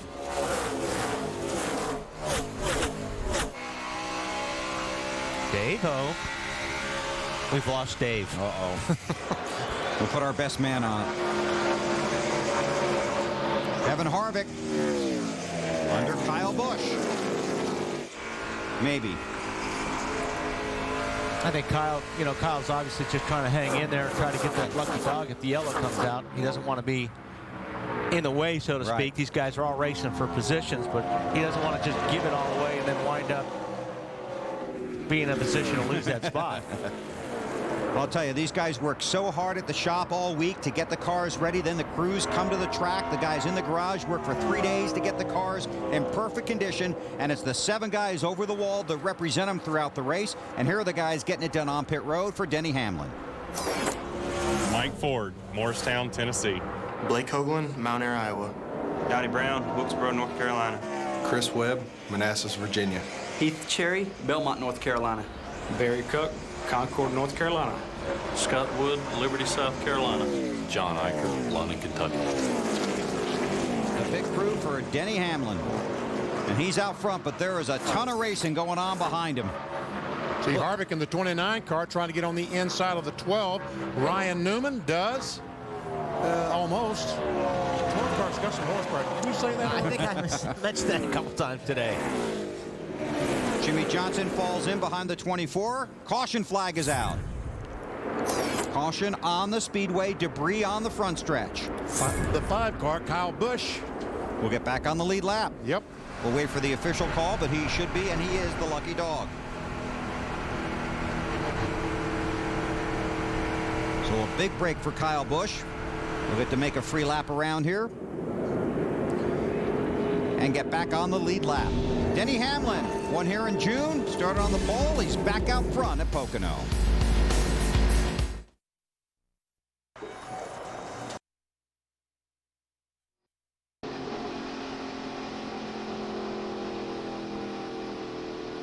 Aflac, ask about it at work. By FedEx, every day is race day. By KFC's fiery buffalo boneless wings. It's no bones, all flavor, only at KFC. And by Diet Pepsi, light, crisp, refreshing. Under caution, the Yates on pit road, along with about the back half of the field, Dave. And he made it around Kevin LePage. That was the hardest part of the stop, was leaving his pit stall. 4 tires for Junior, wedge and track bar adjustment to help that race car. Marty. Dave, this has just not been a good day for Casey Kane. His car is extremely tight. He said, quote, "It's horrible, guys. I don't know what to tell you to do." Up 2 rounds on the track bar trying to get it better. And then when he left, he took the track bar wrench with him. He stopped in time, though. They didn't get to pull it out. Bill. Thanks, Marty. About the top 20 cars stayed out, including race leader Denny Hamlin. So it's Hamlin, Jeff Burton, Ryan Newman, Kevin Harvick, and Jeff Gordon, the top 5 at Pocono. He's still pretty good.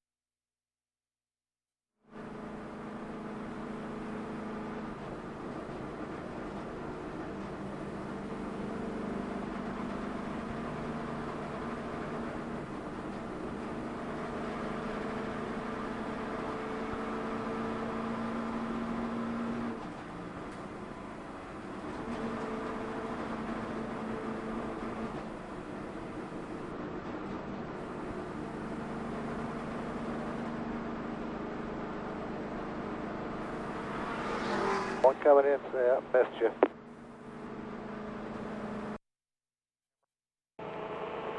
A 100 ahead of me and 100 behind me. Coming to the green, see 121 to go.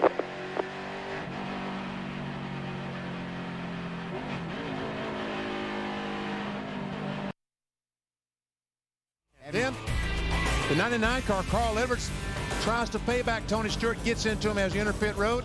NASCAR holds him for 1 lap. And we're just back to green. Carl Edwards scored 42nd, 2 laps down. Tony Stewart has worked his way back onto the lead lap, did not get a lucky dog, was not eligible for it. He restarts 29th. Burton's taking a look, but doesn't have enough there.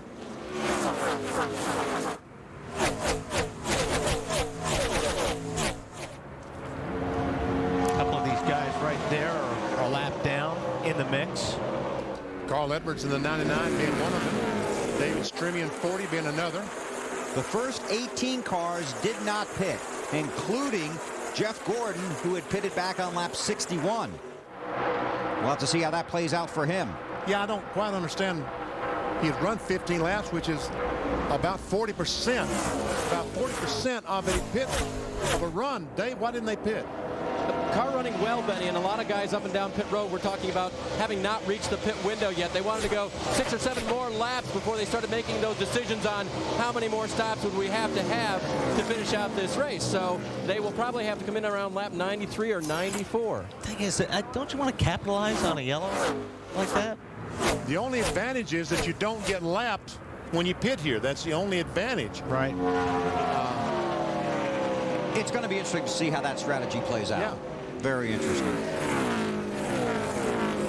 And If they pit now, they obviously would have to go to the end of the line where they've got to race their way back through 25, 30 cars. Well, actually, since where they were, Gordon probably would have come out about 19th.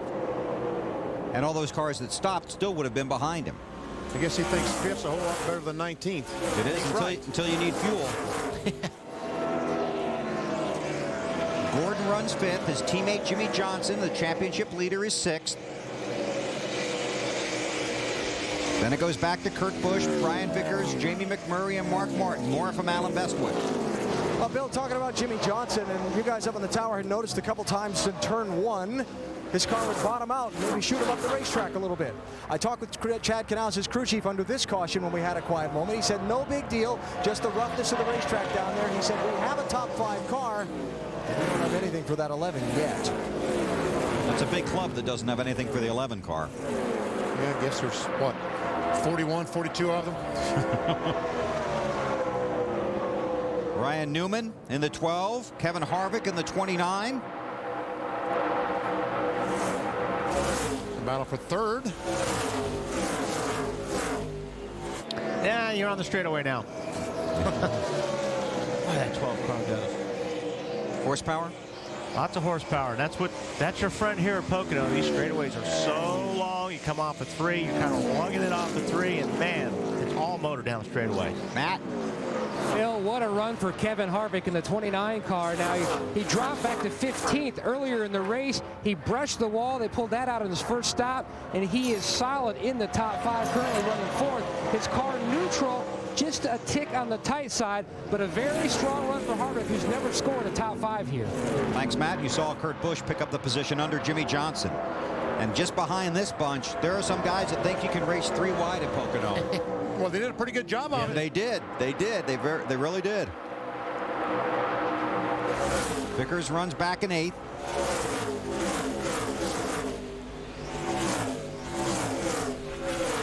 There we go. 2-3 wide. Robbie Gordon, that 7 car, trying to make it 3 wide. And the big thing about back here is Tony Stewart is trying to negotiate his way through all of these. And even though he's been at the back of the pack for a number of laps, he has an extremely strong car, Dave. And he did stop on this last caution. His car still wanted to push up toward the outside of the corners, all 3 of them. So they changed 4 tires, made a track bar adjustment, adjusted that chassis for Tony.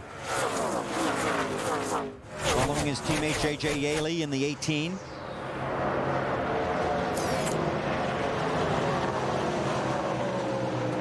Big jump for Harvick as they run. 3. And these have really changed a lot throughout the day. With 117 to go, they'll change some more. Hamlin has jumped up 3 spots from 12th to 9th with that terrific run he's had today. Wow. He's up to 36 points behind Jeff Gordon. And Good Stewart's, tight racing right there. It's just terrific. It's back for about the 19th, 18th position. I saw Jimmy that Tony Stewart was only about 74 points out of 10. Well, as fast as his car is, it looks like he can race his way up to the 10th spot. Ooh, the 12th car backs off to let Gordon go, and he has no choice but let Kurt Busch go as well in the 2. That's his teammate. 12 in the 2, both Penske cars. Here's Kurt under the 24. Busch on the move, Alan. Yeah, getting this thing rolling. I talked with his crew chief, Roy McCauley, just as this restart went green, Bill. I asked him, they've been talking back and forth on the radio between Kurt and Roy about getting off earlier in the race. And I said, what were you talking about? The car's handling? He said, no, our pit strategy. On the lap 33 stop, when a bunch of guys didn't pit and a bunch of others took 2, they took 4. It cost them their track position. They've been trying to dig out of that hole ever since. Now up to 4th. See, Denny Hamlin did the same thing. He changed 4 tires, but his car is so fast, he was able to fight his way through all that traffic. If your car is just about average like Kurt Busch's is, it's a struggle to get back to the front. Got around Gordon. But he's got that track position in case the yellow does come out and erases that 5-second gap between him and Hamlin. That's right. Long way to go in this race. Kurt Busch comes in off the wreck last week in New Hampshire. There's a 43 of Bobby Labonte. And the 16th of Greg Biffle. This is back around 13th, Matt. Bill, he started the day 66 points out of 8 in the championship standings, but it has been a struggle for Biffle today. Currently running 13th, like you mentioned. The water temperature had climbed to 250 degrees earlier. They took tape off the grill. Now he says he just cannot drive around other people. One point, he's almost wrecking. The car is so loose, and then it just goes super tight. Dave? Matt, a good run for Bobby Labonte right in front of him. They've been mainly fighting a tight race car all day, like a lot of other people. Up off the corners before was his last complaint. They stayed out on the last caution. Would like to make some more adjustments at their next opportunity, Bill. Thanks, Dave. Denny Hamlin is the race leader, but listen to this. Tony Stewart restarted 29th on lap 80. He's gained at least one position each lap. Tony Stewart trying to work his way back to the front here in Pocono.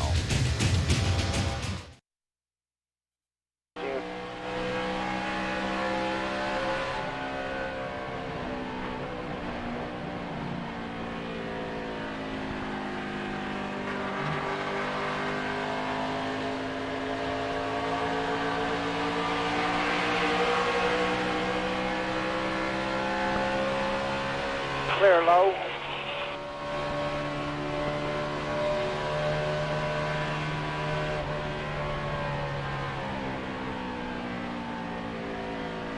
Inside. Clear. Take it, turn.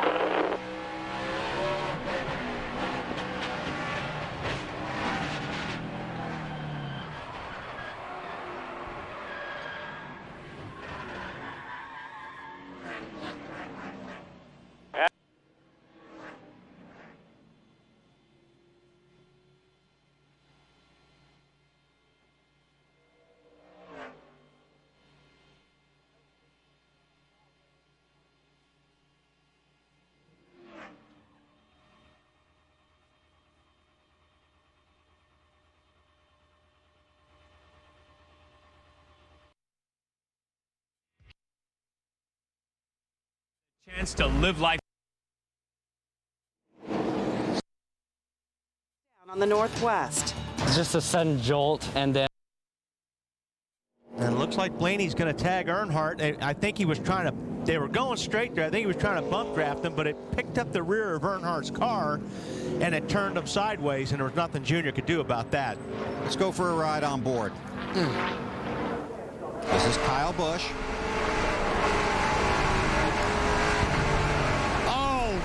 That was close. There you go. Now on board the Budweiser Chevrolet. Yeah, see, all it did was he was trying to bump draft Junior. When it picked up the rear of the car, it just turned the car a little bit to the right. Not a whole lot you can do when you're a driver when your rear tires come off the ground like that. And Junior was talking to his crew at the point of impact. Dave. You heard part of that. Junior's comment was, I just got wrecked because I can't get up off the corner. He knew he was slow, and he was apologetic because, you know, he knew he got run into, but he wasn't really blaming Blaney. Well, finished 43rd last week in New Hampshire. This is tough, man. I'm telling you what, you know, a couple weeks ago, Junior was feeling pretty good about where he was in points. And then that's the thing about this chase right now. These next few weeks are crucial. You can just lose so much ground by having a couple of bad races. And a few big winners here with this caution coming out. More on that in a moment. Let's go down to pit road, Marty. Brian Vickers continues to struggle with a tight race car, Bill. He's falling back into the back half of the top 10. They're going to go up one round on the track bar, put a half pound on the right rear tire. Still trying to loosen this car up, especially in turn 1, Dave. 4 fresh tires for Jeff Gordon. Track is changing a little bit according to Jeff, so they're trying to chase a little bit. Car was a little loose. They're going to make an air pressure adjustment for Jeff. Matt. Kevin Harvick said his car is great. All he needs, the tear-off pulled off the windshield. No changes. The car is really hauling the mail, says Harvick, AB. Head-to-head race for the lead between the Denny Hamlin and Jeff Burton pit crews. It will be Team 11 winning the race off pit road. 4 tires for this time. And a mad dash right behind him. Plus 16 spots. You think they used a pit strategy there for Casey Mears? Fuel only, maybe? All right. BP, how about some crew cam action for you? All right, Heath Cherry. Barry Cook changed his tire. Heath Cherry has a tire in his hand. The new one. They jerk it off. Takes the usual back, grabs the new one to go on the left rear. Barry comes around, pops that one off. He slams it off. Tight 5 lug nuts. Joe Denny. Every 30 seconds in America. Record. To find them. Here we go. But before they can find out where they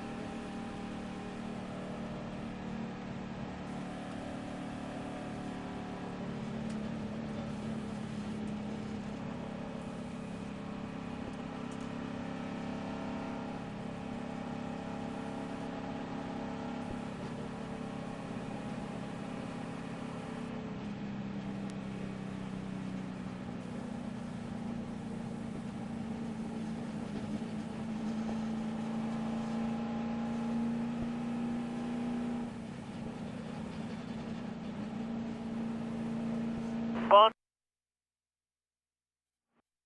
You are 17.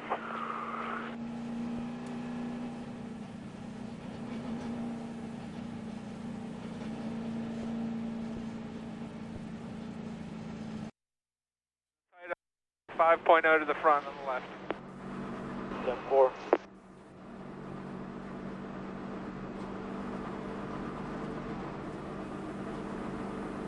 Ryan, that's the least we've had today, but it's still pretty, like it hasn't come down a whole lot, you know what I mean? 10-4. Right sides went from 4.4 to 4.5 to this last one at 4.3. The run before that was 4.6, or sorry, left side's 4.6 to 5.7 to 5.0. Yeah. 10-4.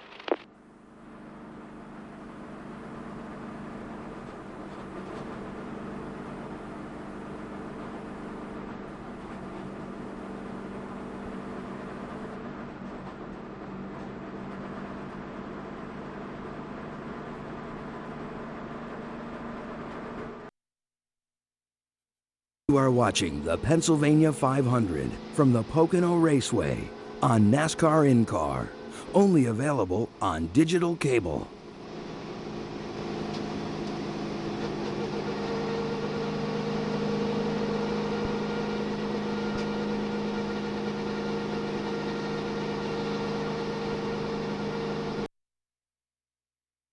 Caution with 110 to go.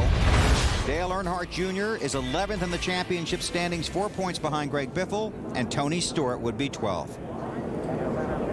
Still under caution here at Pocono. Dale Jarrett scored as the race leader, but Denny Hamlin is in second.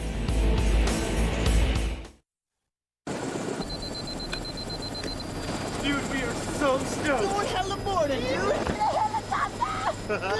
Let's rock, dude. 10-4.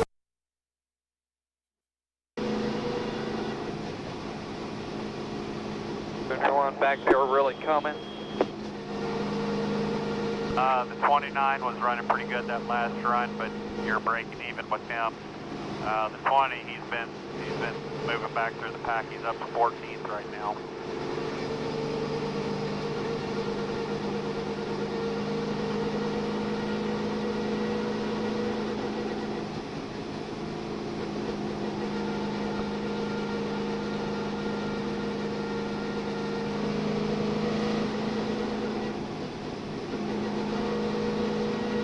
You will have a lap car coming up, 10 back.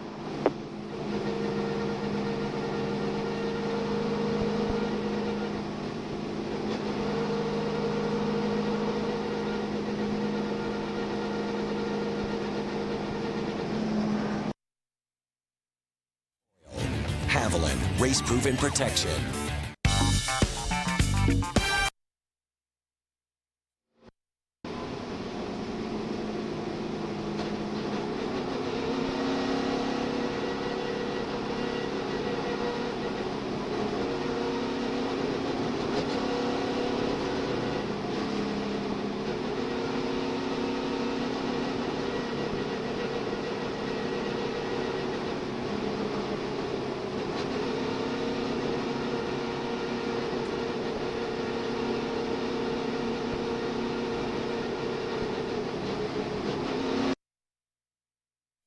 Closer, an all-new episode tomorrow at 9, only on TNT.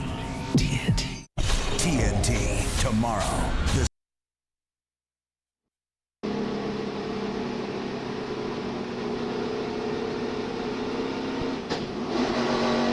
Cars in.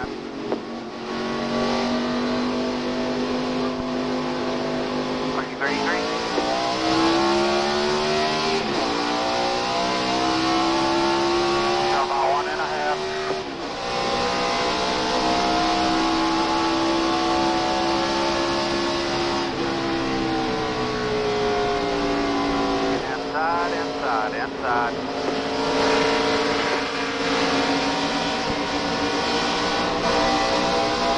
Clear all around. Still there, clear.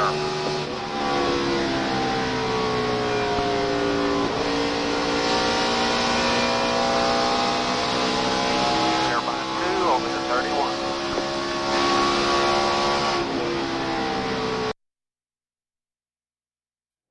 Have been, I guess, the 3 fastest cars most of the day, along with Kevin Harvick in the 29 car. Dale Earnhardt Jr. has been released from the infield care center. Marty's standing by back there to try and talk to Jr. Casey Mears in that 42 Texaco machine, 2 tires on that stop. He's 6th right now, but he's going to lose some spots. There are 3 Hendrick cars right there, the 24, 25, and 48. Gordon in the DuPont Chevy. There's the Lowe's machine of Johnson inside of Mears for a position.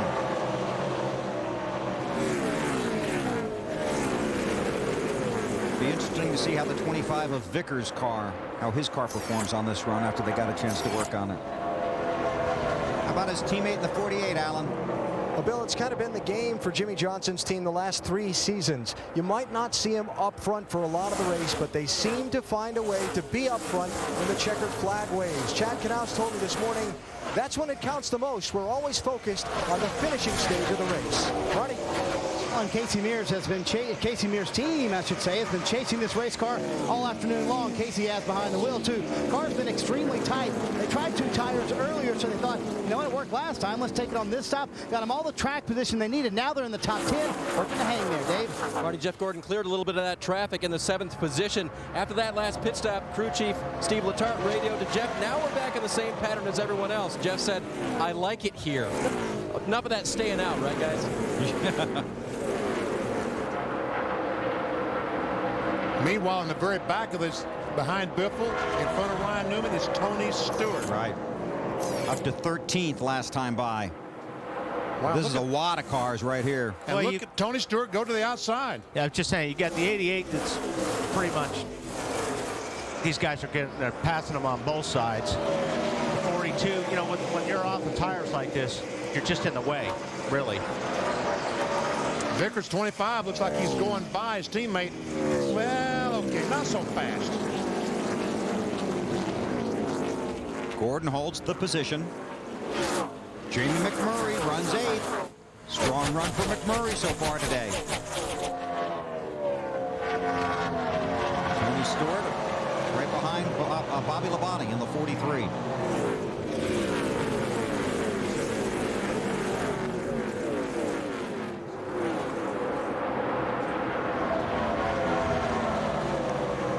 Been a long day for Stewart. He's still got 105 laps to go. And he needs that. Yes. I mean, it's been a long day, but he still needs a lot of race to go here to be able to sort this thing out and get some track position. He's got a fast car. And I mean, every time they restart, like right now, he's 5-6 seconds behind the leader. So he needs to pass a bunch of cars, have a caution come out, erase that distance, put himself in the position to win this thing. You see Dale Jarrett going backwards. It was 11 years ago right here in Pocono when Jarrett got his first win for Robert Yates Racing. It was back in 1995. He made the move to the 28 car, replacing Ernie Irvin after Ernie was injured in a wreck. It was the only win for Robert Yates Racing that year, but Yates Racing has won at least one race in 17 consecutive seasons, but they have not won one this year. And now he's losing both his drivers for next year. More from Marty. Well, for Dale Jarrett, in terms of him personally, it's been the weekend started out good. His son Zachary threw a no-hitter on Thursday in a state regional baseball playoff game. Then on Friday, the game DJ had to miss, he hit 2 home runs. But on the track, they have struggled. The car extremely tight. They haven't been able to get it any better so far. They have done their best to make changes on it almost every stop, but so far, just too hard to turn right now for Dale Jarrett. Thanks, Marty. So Jarrett going backwards, go ahead. It doesn't help when you don't have tires on the car either. And everybody else does.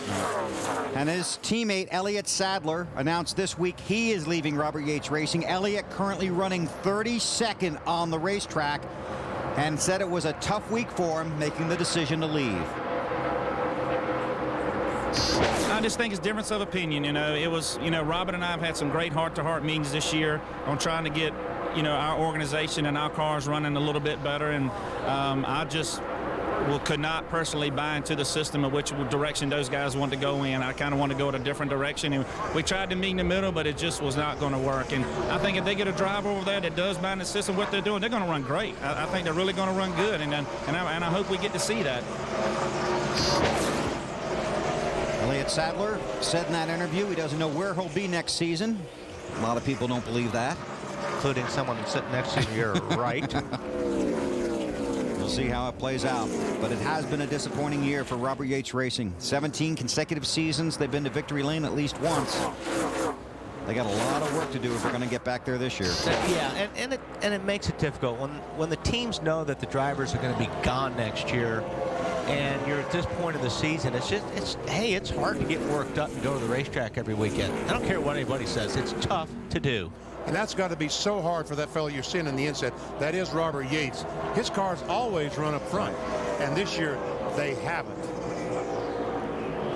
But they are very optimistic about 2007. We'll see how it works out. Denny Hamlin, the race leader, 0.6 of a second in front of Jeff Burton. Kurt Busch runs 3rd. Kevin Harvick is 4th. Jimmy Johnson 5th. Is the 17 car going forwards or backwards? Man, you mean on the track or on the leaderboard, BP? On the leaderboard, he was up front running in the top 5 most of the day. Now he's back in the 19th position. Meanwhile, Kevin Harvick runs 4th. An update from Matt. And Harvick entered Pocono 70 points out of 3rd, but also he kept in mind the 77-point cushion out of 11th. He said the target from this race on, top 5 finishes. He wants to step it up, ramp it up as we get closer to the chase. His hindrance today has been turn 1 as he goes down the front straightaway. He changed his line into turn 1, and he's using a lot more brake. That has really helped pick him up. That was the only place he was giving up. Meanwhile, BP, you were talking about the 17 at Kenseth. They had issues on pit road.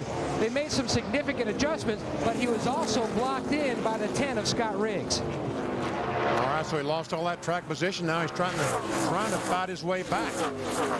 But I don't think Matt Kenseth today has the car that Denny Hamlin and Tony Stewart has. Jeff Burton. But we're just halfway through. Vickers around his teammate Jeff Gordon. That's for 6th.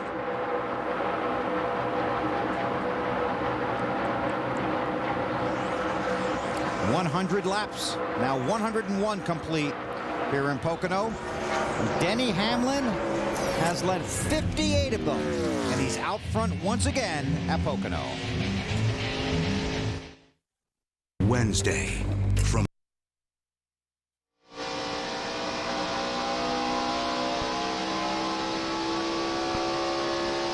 Clear by 8.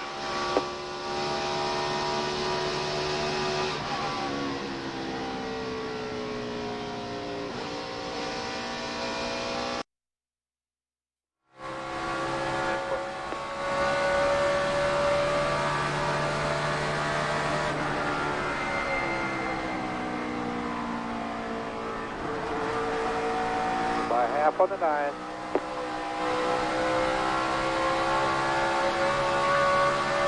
Leaders at the start finish.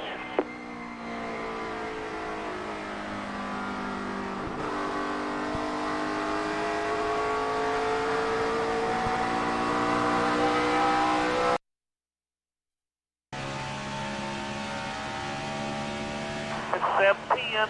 All right, get back in your rhythm.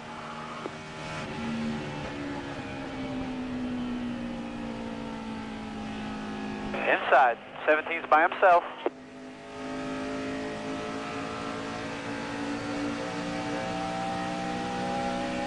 Still there.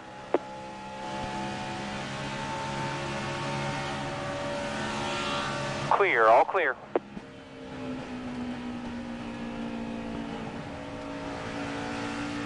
The rhythm I got. I keep getting tighter. 10-4.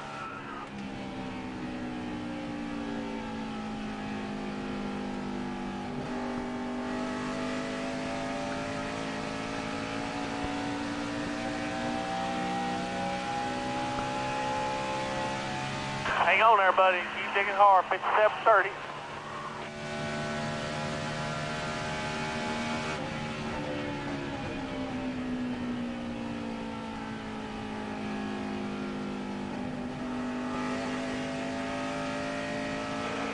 Inside, bumper. 12's there, all by himself.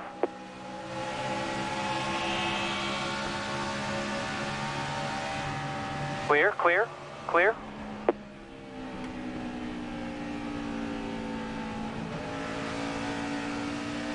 Single file with you.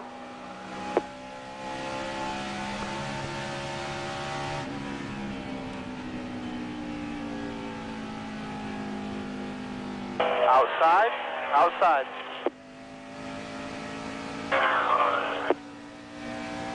Clear high, all clear, all clear. Two behind. Keep that nose out from dead behind them.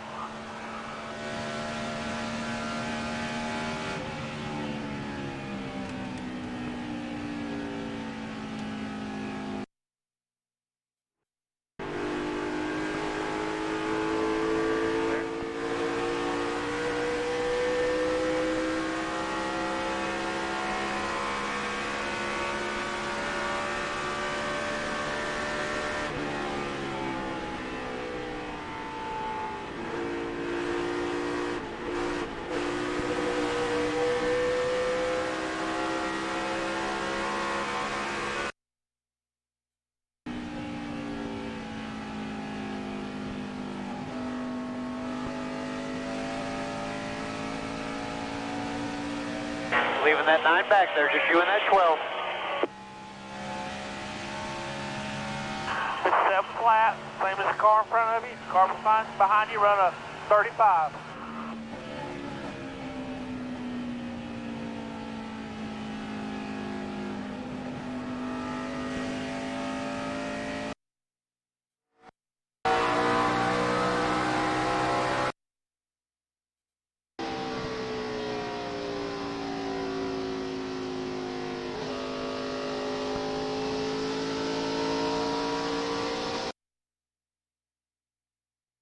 On Kurt? Yeah, just the last radio traffic from Kurt to his pit, Bill. Just that he feels the car is very good. They're in good shape. They didn't make any changes on the last pit stop. And his crew chief, Roy McCauley's telling him they're running the same lap times as the leader, Hamlin, as of a few laps ago. So Kurt's hanging in there. Remember, he finished second here about 6 weeks ago. 15 career wins, 4 top 5s in the last 6 races here for Kurt Busch.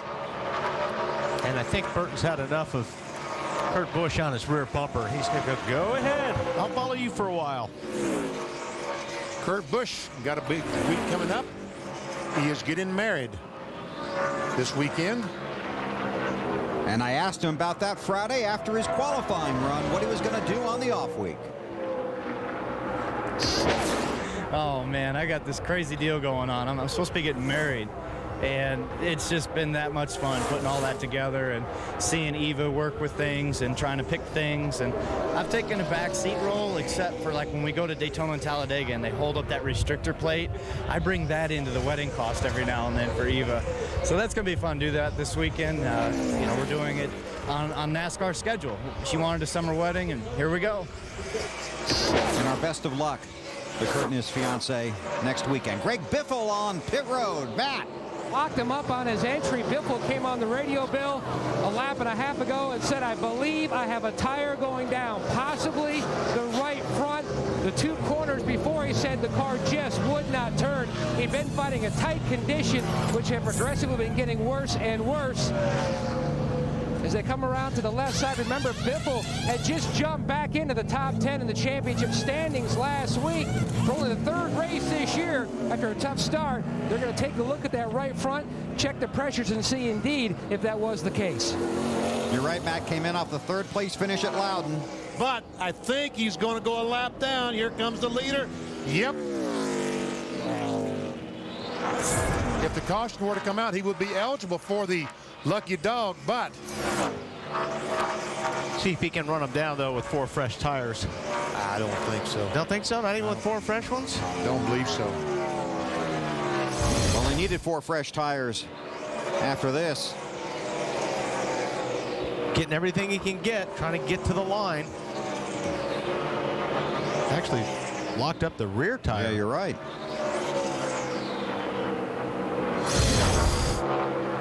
Tony Stewart has marched his way up to 9th. Was penalized early in the race for aggressive driving, an incident that involved contact with Clint Boyer and Carl Edwards.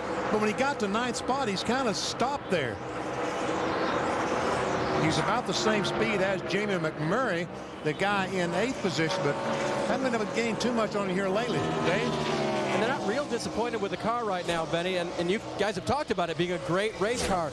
It's just that when it's back in traffic like this, it is a little bit tight. It doesn't handle correctly.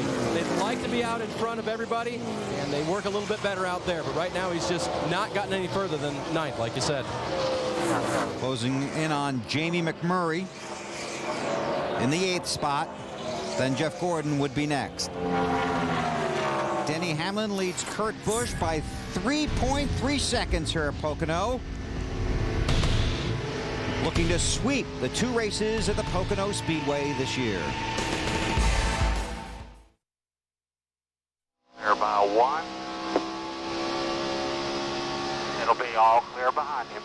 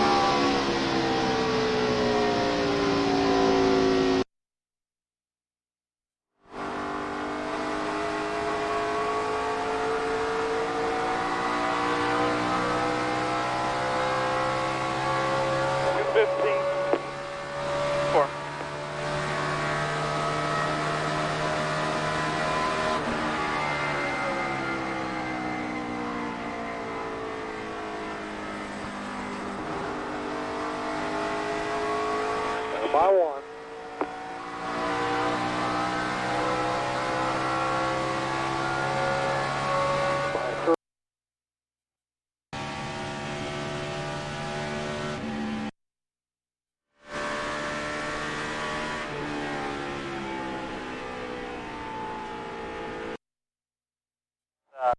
About 10, 12 more laps till we finish.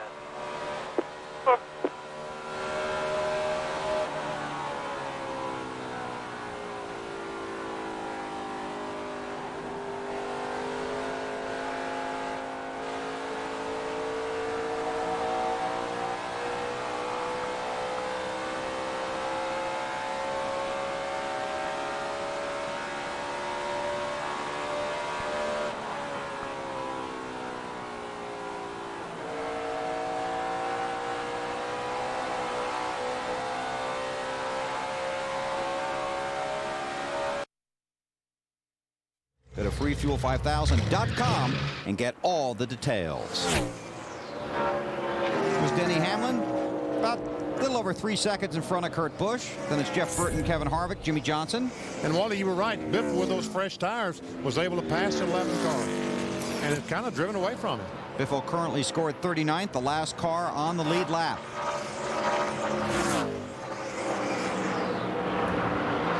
So do you think Denny Hamlin's favorite track is going to be Pocono? My guess would be yes. There's Biffle. More on Biffle from Matt. Bill, his day has taken a definite turn for the worse. They checked the pressures in all 4 tires. There was nothing amiss. Biffle says it just felt like there was something wrong with the tires. Now keep in mind, a little bit different left side tire here this weekend than what the guys had back in June. Some guys have really hit on the setup with it. Some guys have struggled trying to find that good comfort feel.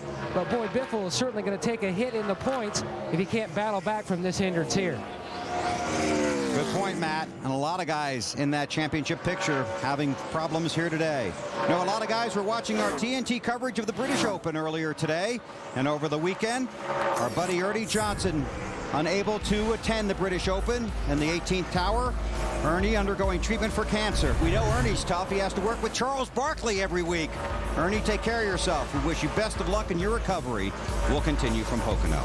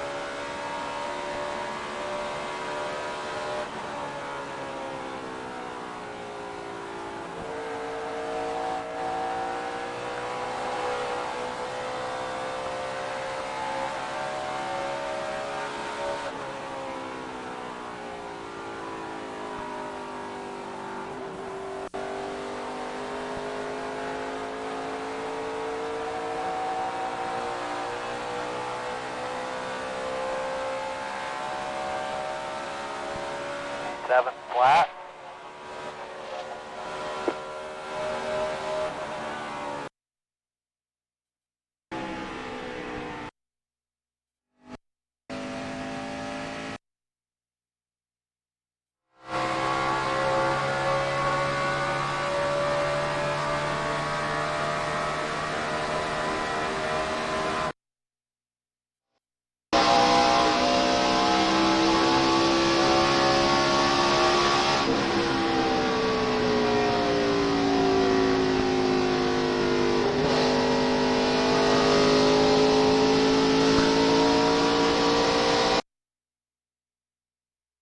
To back at 8, 9, and 10. You attacked her and pushed her to her death. These are the ones you can not miss. I killed Justin Leonard.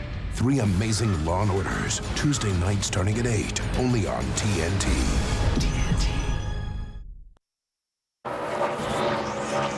117 laps complete in the Pennsylvania 500 at the Pocono Raceway, and Denny Hamlin has led 75 of the 117.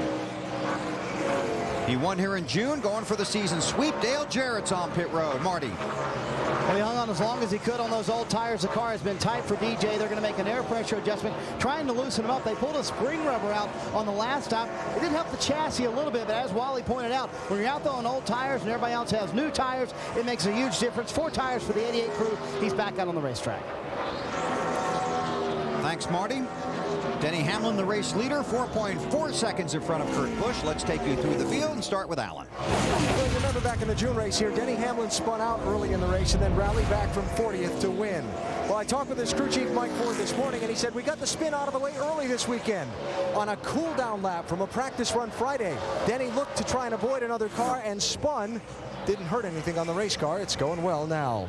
Kurt Busch running second behind Denny Hamlin. Discussed both adjustments on his car and the car he's chasing with his crew chief Roy McCauley a moment ago.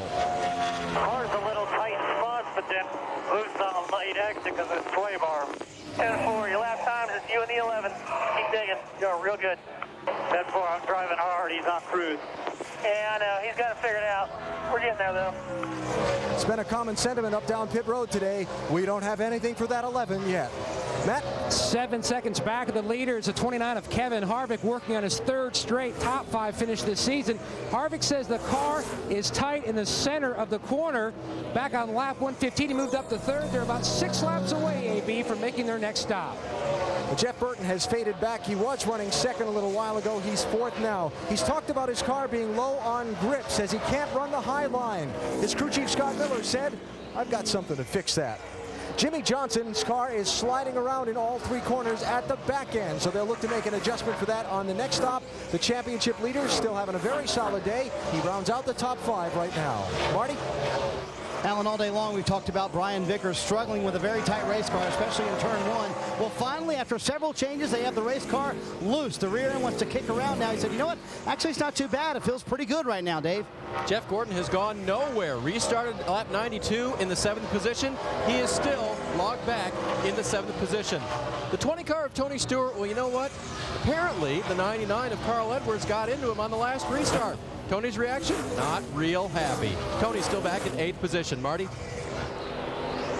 What a run for Jamie McMurray, who has finished 33rd and 39th in his last 2 races. Today, he has been solidly in the top 10 all afternoon long. They're only about 4 laps from their next pit stop. The car extremely tight for Jamie. They made several changes on the last stop, but they hope to make more changes on this coming stop. Martin Truex Jr. says his car's bottoming out, having problems with that. Tight, but it's a little bit better on this run. Bill? And Robbie Gordon heading for pit road. He got a flat left front. Sure looks like it. Matt Yoakum says that's it. So Robbie Gordon, who was running near the top 20. A crew chief told me today he guaranteed someone left rear. Oh, would have a left front issue, but we haven't seen one. It is a left rear.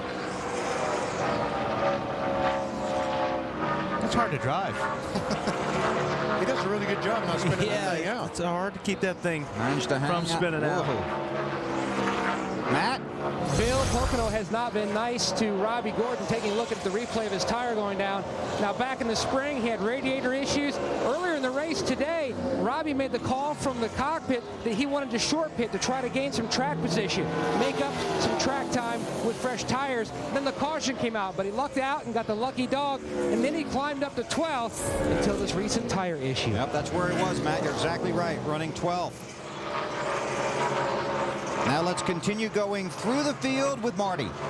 Bill, as we were saying on Martin Truex Jr., he's having a problem with the car bottoming out, especially in turn 1. That's the Banks turn that Wally couldn't figure out earlier, because when you don't really see it when you're in a race car. The car is a little bit tight, but they're having a solid day. Nice run in the 9th position. Dave? Nice run for the Kings car, the 43 of Bobby Labonte right now. Pretty good into the corner and up off the corner. It's that darn center of the corner that's bothering the 43 car right now. Matt?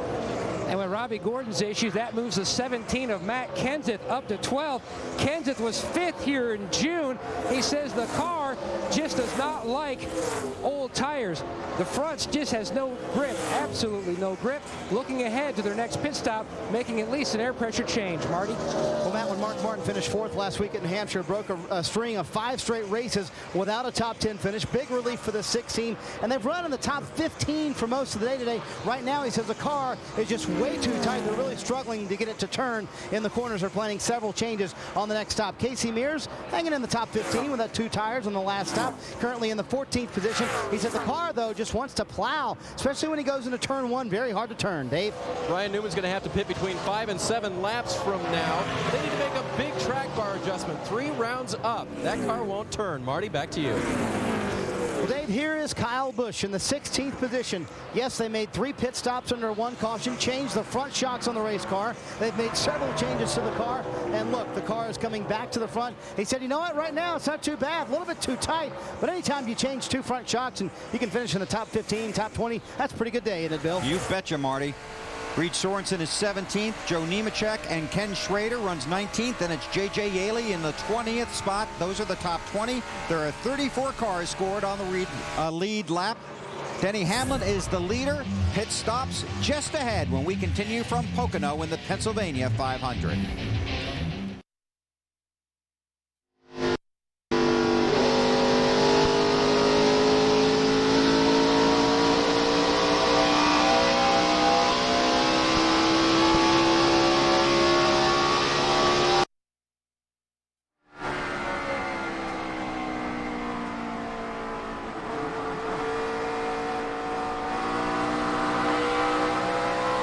By 4.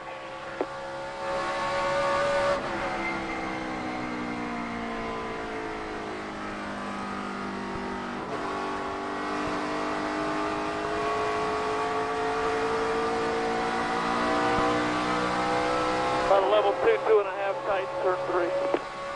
10-4.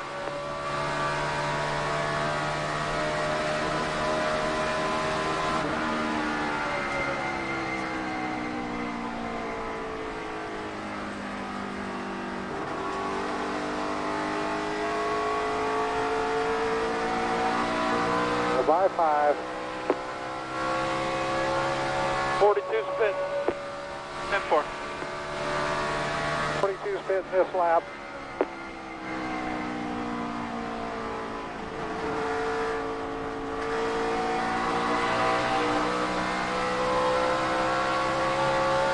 Spinning this lap. 10-4. 11 spinning. No, I'm sorry, 07, I'm sorry. Tempo, we gotta keep staying out. They're by 4 out the back. Hey, Jack. Dad?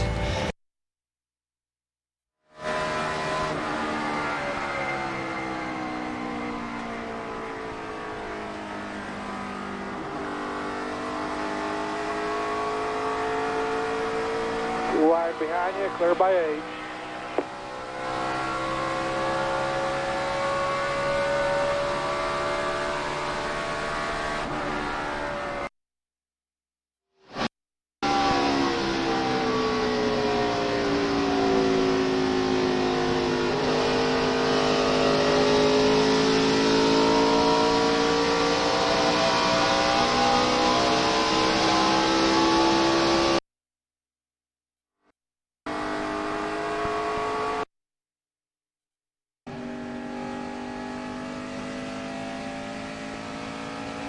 Hey, I'm starting to bounce a little bit here on gauge. Next time by, pit, pit, pit. Next time by, pit, pit, pit. Next time by. Give me all you can get here. Give me all you can get here. Get the ether ready, guys. Get the ether ready. Or the gas bottle. I think we'll be okay. Clear by 25 in your mirror.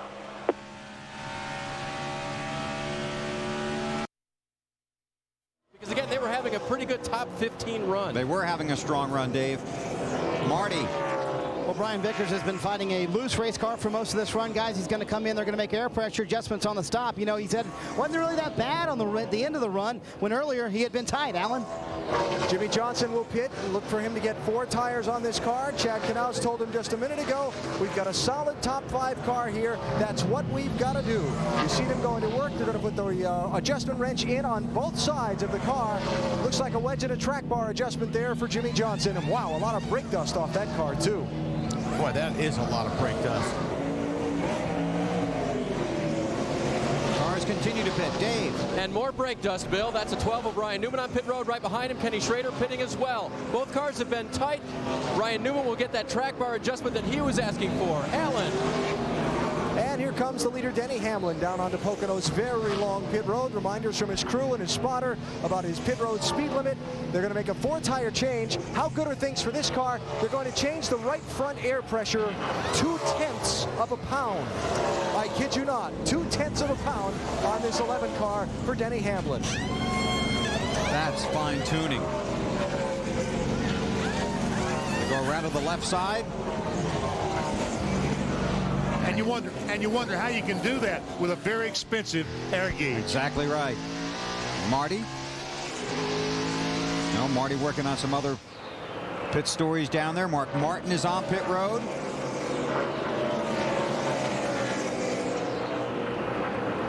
So Martin back on the racetrack. Kyle Busch, the 5 car, going down pit road after a pit stop. Dave? Joe Nemechek on pit road, 4-tire stop being completed. He was one of the few cars complaining of being loose on the track today. They've been adjusting on that. Cycling through green flag pit stops here at Pocono. 128 laps are complete. And it should cycle back to Denny Hamlin, who has led 86 of the 128 laps today. Only been 5 season sweeps at Pocono. Jimmy Johnson, Bobby Labonte, Tim Richmond, Bill Elliott, and Bobby Allison. Hamlin won here in June, trying to do the double, win the July race as well. Dale Earnhardt Jr., currently off the track, scored in the 42nd position after a crash on the backstretch, and Marty talked to him just a moment ago. Well, Junior, you seemed awfully calm on the radio, but you seemed kind of upset getting some time to cool down. Well, I really didn't know who wrecked me, and then I found out it was Dave Blaney. I didn't do nothing to Dave on the racetrack, and I don't think he meant to wreck me. I don't know why he would do that. He's a pretty nice guy, and we got along in the past, but weird deal, you know. Just got run over on the straightaway, and I tried to save it, but I just got too far behind on the wheel there. 43rd last week. You cannot afford to be 42nd this week, which is where you are right now. Yeah, you're telling me. I mean, what am I supposed to do? You know, my motor blows up and then I get wrecked. I don't know what else to do. I mean, we didn't have a great car, and we didn't bring a good race car to the racetrack and a good product. And, you know, I'm disappointed in my team in how the car drove, but, you know, we'll just have to keep trying. Junior's going to head back out on the racetrack here in a moment and gain as many points as he can. And Marty, he's going to need them. Earnhardt currently 12th in the championship standings. Greg Biffle makes his pit stop under green. Denny Hamlin leads at Pocono.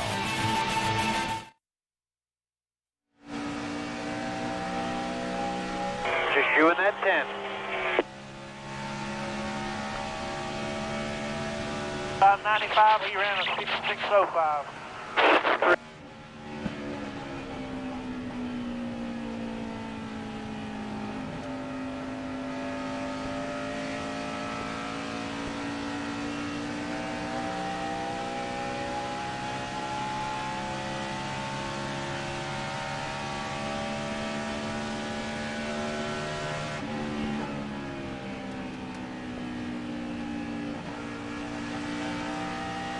Some of them guys sharp hit. Just a couple. No, we just suck that bad. Remember now why I quit coming to the racetrack. Because pit crew's so fucking bad.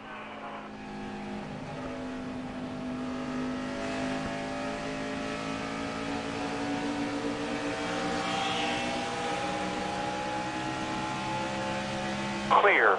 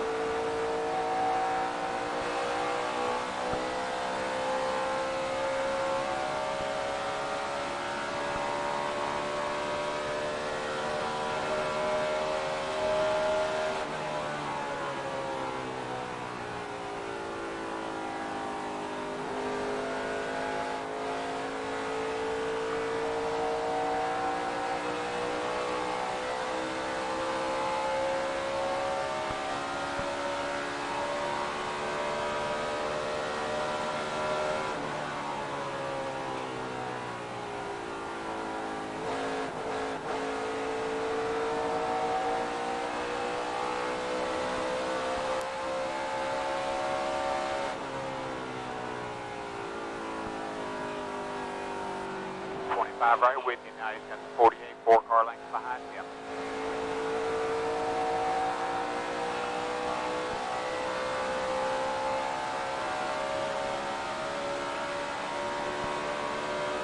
You are watching the Pennsylvania 500 from the Pocono Raceway on NASCAR In-Car.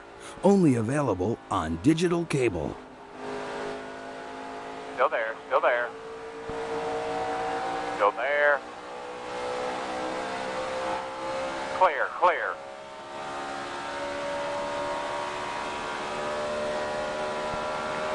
Clear low.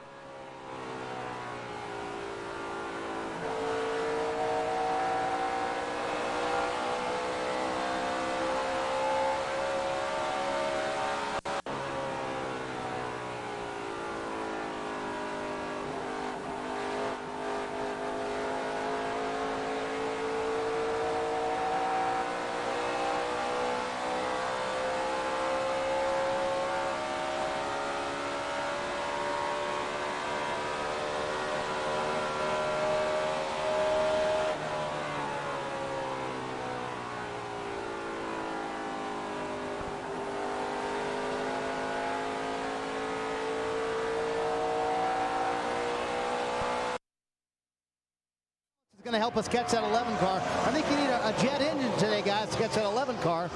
Matt Harvick was one of those leaders that pitted under all that chaotic pit road action on lap 126. A small air pressure change in the front tires. Now his only issue has been tight in the center, trying to work that out so he can work his way back to the front. Currently, he runs in the 3rd position. Thank you, Matt. Brian Vickers trying to go to work on Jeff Burton. Vickers still looking for his first career victory. And if you weren't with us earlier, the Benny Grapevine said it's coming today. According to his crew, right, big guy? They thought they really had something today, but... Did they not know Denny Hamlin was in the race? Evidently they... Forgot about that. Jimmy Johnson moving up right behind the 25 car. Got 300 cars there running with the 31 of Jeff Burton. Alan?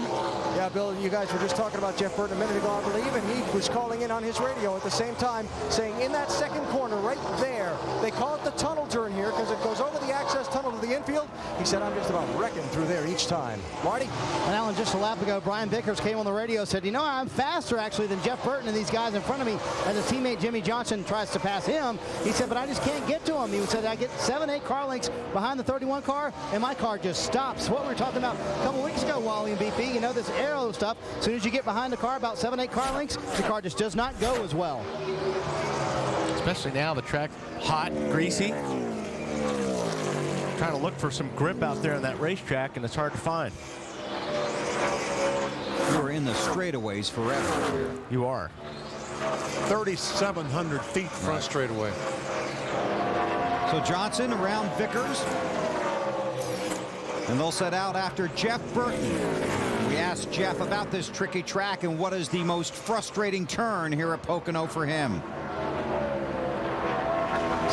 The tunnel's tough, there's no question, but it depends on what your car's doing. If you're loose, turn 3 is a handful. If you're tight, turn 1's tough. So it really depends on what your car's doing, but consistently getting through the tunnel turn, racing other people, to me, is the hardest part of the racetrack.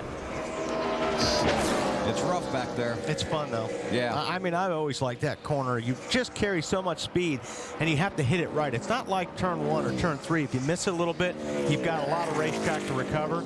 Turn 2, you have to hit it just right, or you're in the wall and it on looks, the exit. It looks narrower just driving down through there, doesn't it? It is narrower. Denny Hamlin. 10 times Pocono races have been won from the pole. The 11 car is trying to make it 11 times today. Car lengths in front of you. It just will not rotate. Running it will not rotate.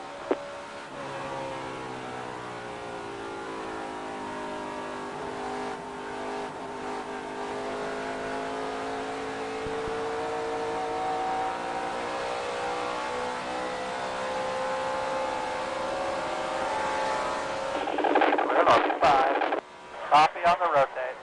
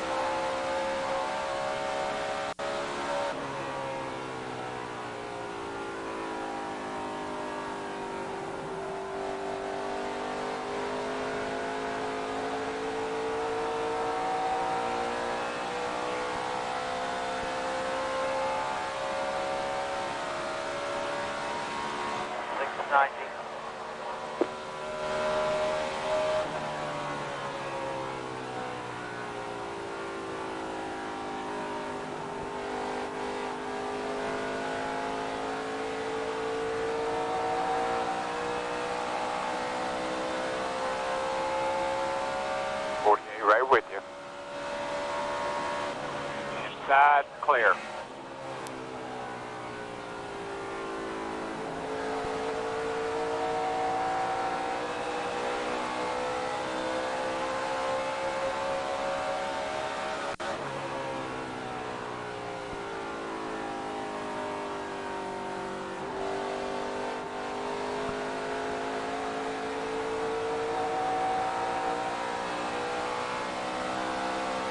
Gotta make this thing turn.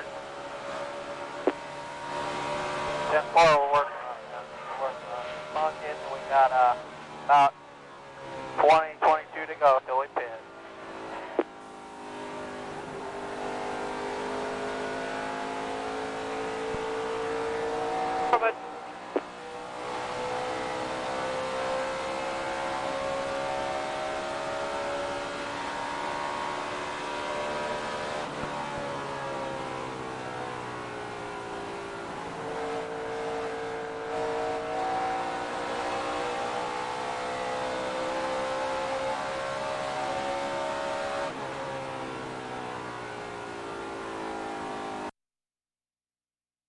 Bit tight most of the day. Of course, the big news this week was that Michael Fatback McSwain is back up on the pit box for the 21 car. I asked Ken right before driver introductions, well, so how's it going with Fatback? And he said, man, when we got rained out Saturday, it was really hard for us. We only got about 12 laps together on Friday, so I really couldn't tell you quite yet, but welcome back, Fatback. He's got 200 laps to work on it today, though, right, Dave? Yeah, and they have been, too. They've been making adjustments, but just little ones. Again, just a little tight race car.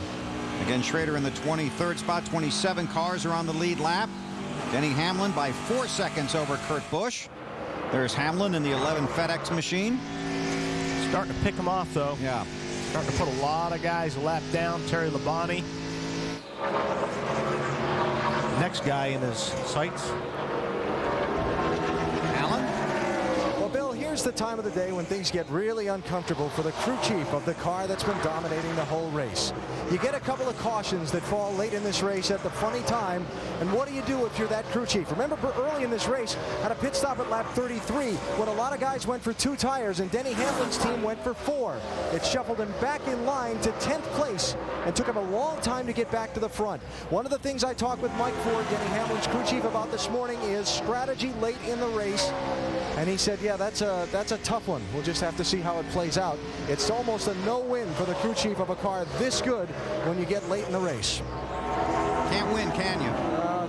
He takes 4, everybody else takes 2. He takes 2, everybody else takes 4.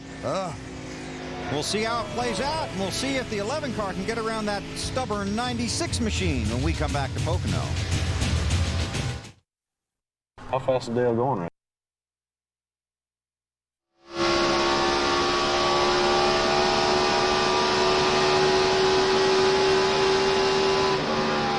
Still there.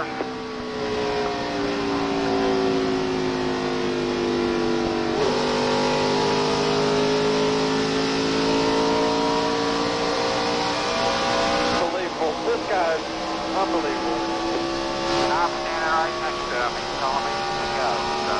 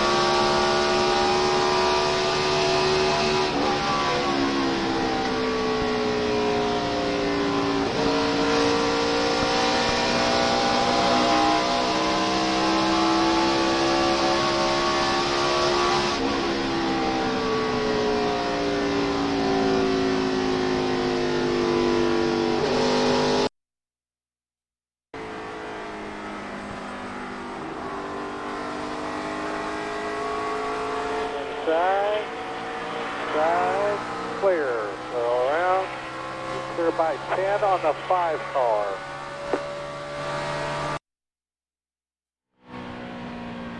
Clear. 20 car lengths back there now to the 78.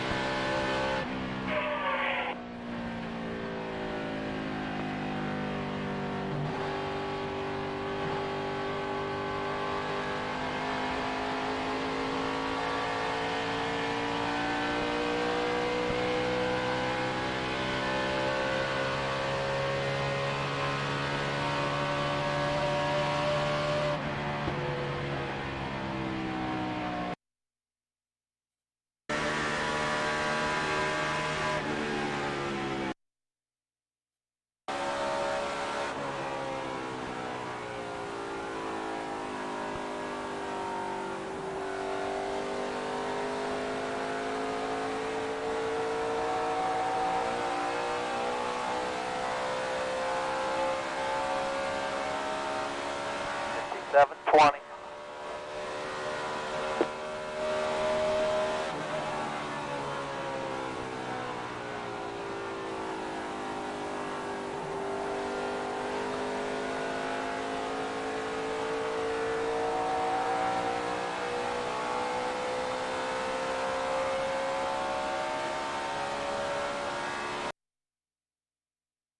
They continue to work on it. In fact, that's kind of the overall theme for Jimmie Johnson, the championship leader at this point in the season. The last couple of years, they've peaked too soon. And Jimmie has talked this weekend about wanting to make sure this team builds its momentum, continues to develop its race cars so that they peak when it counts the most in those final 10 races. Another thing on Jimmie Johnson's mind this weekend is making sure you qualify for the championship. Oh, wait a minute. Something's going on in the leader's pit here. Let me check it out. Let me get back to you. All right. We'll check out his car. You check out his pit. There's Johnson. Hamlin leads by 4.2 seconds. Denny Hamlin, is that the one he was talking about? Here he is. Going around the wounded car of Carl Edwards. Looks like he's up to speed. Looks like he was to me. Last time he was the fastest car on the racetrack last time by. What'd you see, AB? I saw all the crew guys jump up and put their helmets on to fuel and change tires on the car, and that's about 20 laps too soon. I just asked what's wrong. Denny called in, said something fell off the 99 car, and I hit it. Now they're thinking that it was maybe just tape. You see the tape flapping around on the front of the fender of the 99 car that they used to repair the crash damage on it. They're thinking maybe it was just a ball of tape that came off that car. So heart attacks for everybody in the 11th pit. Including the pit reporter, who was telling a story about the 48 and had to interrupt there. You want to finish that, or are you pretty much there? There's okay. the tape right There there. you go. Tape is just on the right below the left headlight. Yeah, it's not a problem. Not blocking anything. So you're right there below the SS in Monte Carlo. Got a caution. Caution on the speedway. Caution for debris.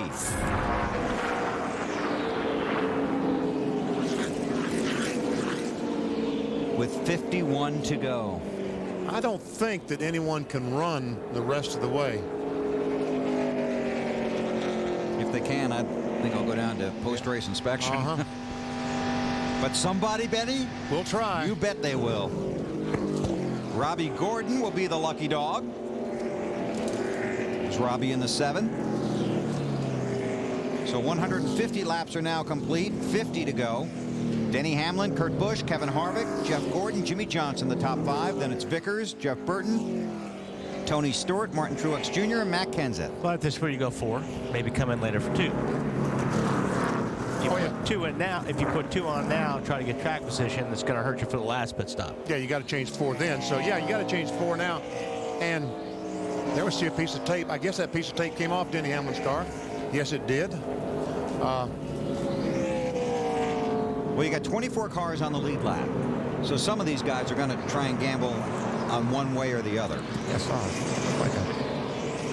don't know what he's picking up there. I saw something else out there. I saw tape and something larger. But yeah, I mean, obviously some of these guys are going to roll the dice back here, I mean, for track position. But the guys that have a shot to win, I think you have to put on 4 and then maybe play the strategy later, just take enough fuel in 2 or whatever, depending on, you know, when they're going to stop in. Yeah. It's a pretty good bet you're not going to outrace Denny Hamlin at this point. You got to try and out-strategize him somehow. Pit road will be open this time. Denny Hamlin ran 7 races with the FedEx guys last year, and those crew guys just fell in love with their driver. They kept telling us, this kid's got it. We're going to be good. And you're right, that love affair still continues. Boy, Bill. it does. One here in June from the pole. Started from the pole today, and he's out front. And the field coming to pit road. Let's see how many of them come. Marty, waiting for you. Bill Brian Vickers said his car was much tighter that run. He said, I'm not sure if it's a racetrack or him, but especially when he was around other race cars, his car is extremely hard to turn. They're going to come in. It's going to be 4 tires for the man running in the 6th position. They're going to go up 1 round on the track bar. Second adjustment today they've made on the track bar, trying to loosen that car up a little bit for Brian. Dave? Jeff Gordon is in as well. Bottom of your screen. They will make no changes to the 24 car. A little bit loose, but it was coming to us. That's the way Jeff said it. Matt? Trying to improve Kevin Harvick's entry to turn 1 in the center. They fixed that, but then they made turn 3 way too loose, so they're going to back up on the air pressure. He's away, AB. Well, Denny Hamlin's been getting it done on the racetrack. His pit crew's been getting it done on pit road all day long. 4 tire stop. They hold the lead. A minor track bar adjustment for Denny. And that was a very good pit stop for the 11 bunch, getting Hamlin out first. Crew cam once more, BP. Keep cheering, right? The rear tire changer, very right carrier, Barry Cook gives a changer. He runs around, gets a new left rear tire. 5 lug nuts off. Keith Cherry slides on the tire. Tightened up. A great stop under 14 seconds.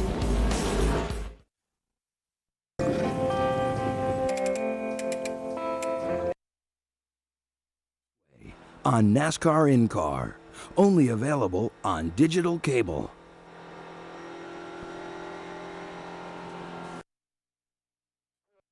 Shocks on it for, you know, instead of having to hold it down, it should just fall down. That might be where we messed up. Yeah, I'm about 100 pounds lighter on springs than the 42 and a couple of these other cars that are running good right now. Well, it doesn't matter. I mean, that's not comparing apples to apples. You don't know what their inserts are or what they're doing. I'm just saying on our car, it's just been way too bouncy from the start. Too harsh. We'll try a right front shock here. I believe it'll help.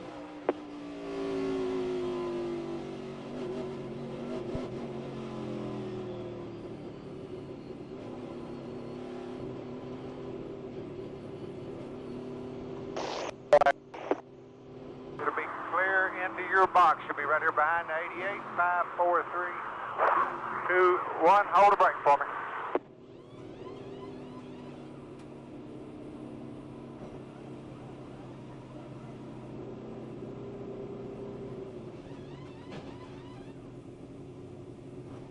Right, get the hood open, guys. Get the hood open. Let's go.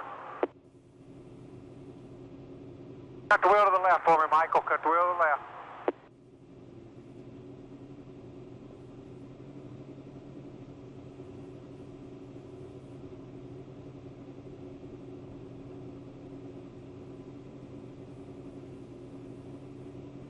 Steve Channing, if you will, go up there and assist them if they need any help, all right, bud?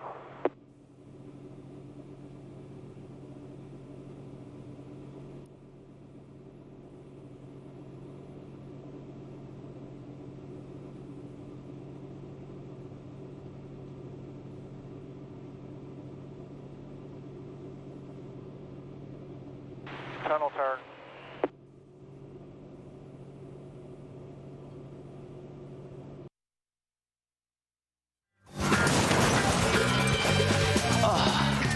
That's gonna hurt.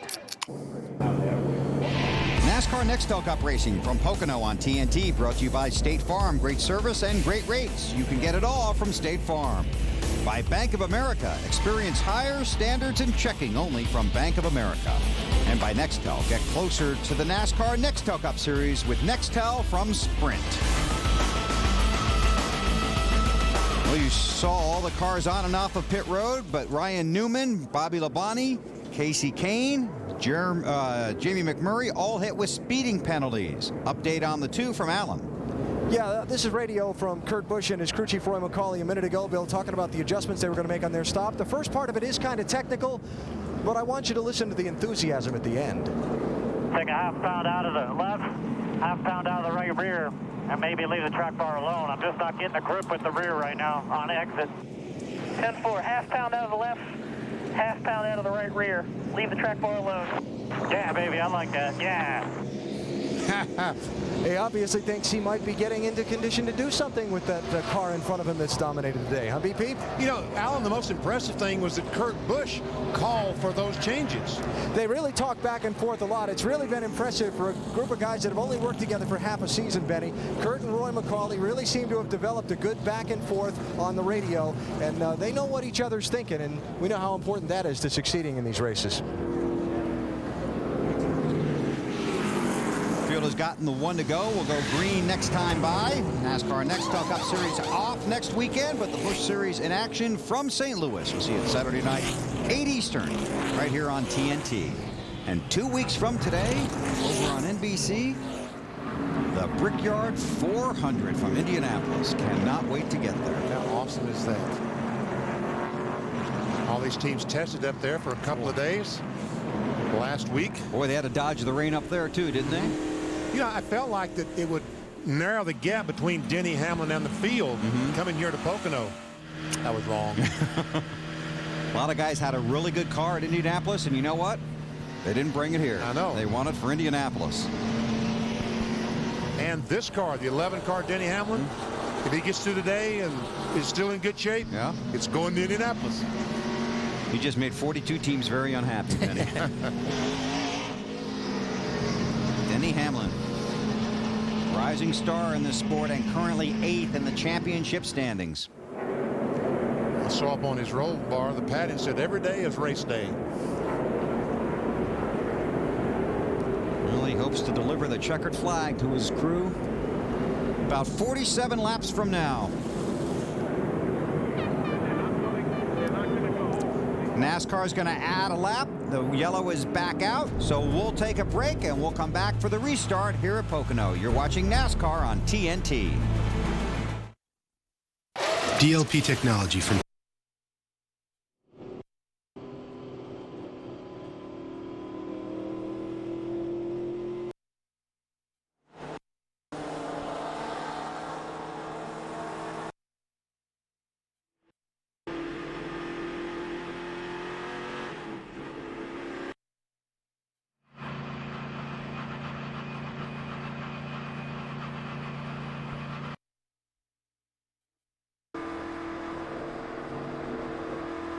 Who am I supposed to line up behind?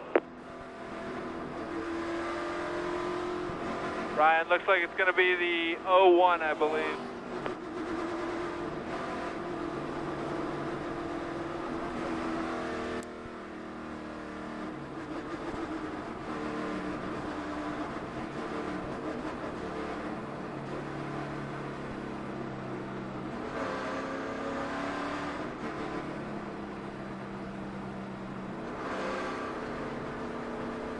Matt, just so you know, I stayed under 5,000 the entire time.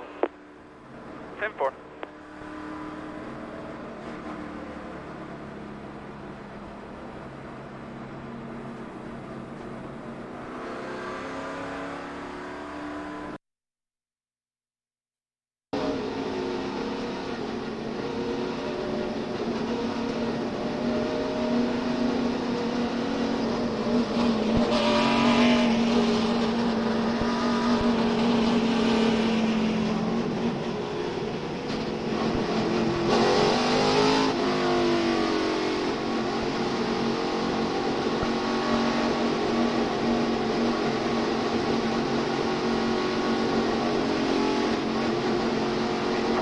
Laps to go. He's getting the green. 45. Gets a good start here. Start and But it has never had a night like this. Police! clear all around.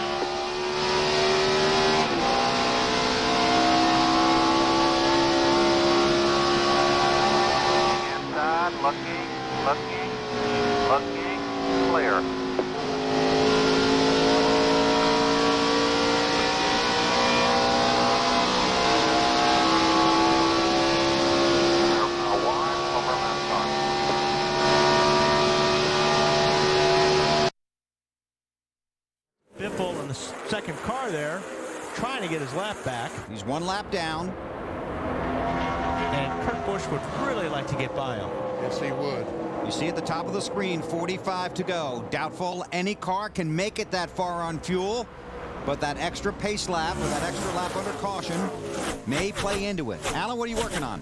The leader in his fuel strategy, Bill. How about it? How about that? Perfect timing, huh? No, can't make it to the finish. We'll have to see pit road again one more time. And this goes back to what I was discussing earlier about the guy that's dominated the day, perhaps becoming a sitting duck later. If we get a caution in another 5 or 8 laps, what do you do?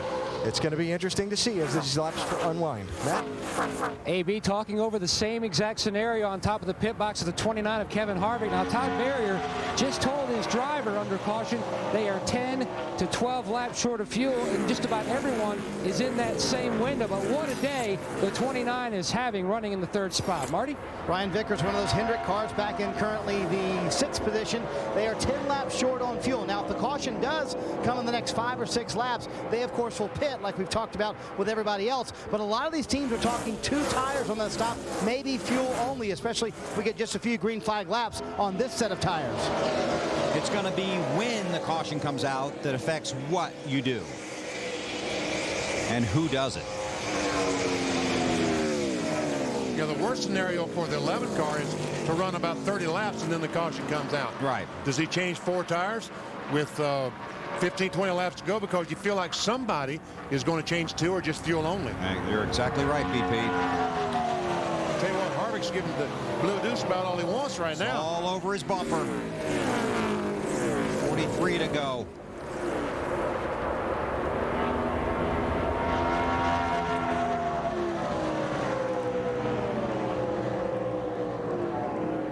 I'm in the 3. So easy to overdrive this corner, especially when you're chasing somebody. You want to go in there just a little bit deeper than the guy you're chasing, and the car will slide up. Alan, you got more on Kurt? Yeah, just how important that he and his team felt this race was to them, Bill. When they had the problems in New Hampshire last weekend, it caused them to finish in 38th position. It dropped them 206 points out of the championship in 10th place. Kurt remarked this week that he's in a similar position to what Matt Kenseth was a year ago. He can still make the championship, but they know they have to race as hard as they can for every point they can in these 7 races in order to have a shot at the title. And they're going to need a little bit of good luck, too, because they've certainly had some bad luck to this point in the season. Right now, Kurt 13th in the championship standings. A lot of work to do. I think they should just worry about winning races right now. Get to that point, then worry about the chase when it comes. But I mean, they're kind of out of the box there as far as points racing right now for the next 5 or 6 weeks. So just go out and just concentrate on winning, and then if you win, the points will come anyway. And that's the good thing about 2 weeks from today, because everybody only wants one thing when you get to Indianapolis. Exactly. And that's the win. A couple of orange cars battling for the 7th position. Jeff Burton taking it away from Tony Stewart. Earlier in the race, Stewart, black flag for aggressive driving, a 1-lap penalty, raced his way back onto the lead lap and back into the top 10. He's had a fast car all day. Burton's had a good car too. Nobody's had a car the equal of Denny Hamlin, though. Championship standings as they run right now with 41 to go in Pocono. Be 6 races to the chase cutoff after today. Jeff Gordon. Tony Stewart has moved into that 10th position. Well, look at Hamlin. They have 4 spots. Hamlin's going to wish there's another Pocono in the next 8 or 9 races, but there's not. Earnhardt Jr. now 8 points back in Biffle, 46 points. Ryan Newman on pit road, Dave. 4, 3. Here's the deal, guys. The 12 car got penalized for speeding, got to the back of the line. They wanted to make sure that they could make this stop early, just like road racing, go back out, and when everyone else cycles around, maybe they'll be ahead if they catch a caution. All right. Now, who's going to follow suit? He's got to run 40 laps. That's a long way to go. That's a long way to run. Well, I'll tell you, He's like king of the fuel mileage, though. Yeah. We've seen him do it a number of times. There's your race leader, Denny Hamlin. Now, when we get to the fuel window for these cars, 30 laps to go, yes, that's a great strategy. Right, right. Dave?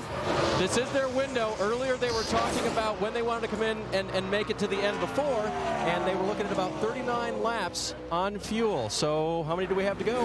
40. Yeah, 39 right now, but you're right, 40 when they came in. Yep, gonna be close. Did you get a number of 40 from some of these guys down there? No, 38's the most I heard from anybody.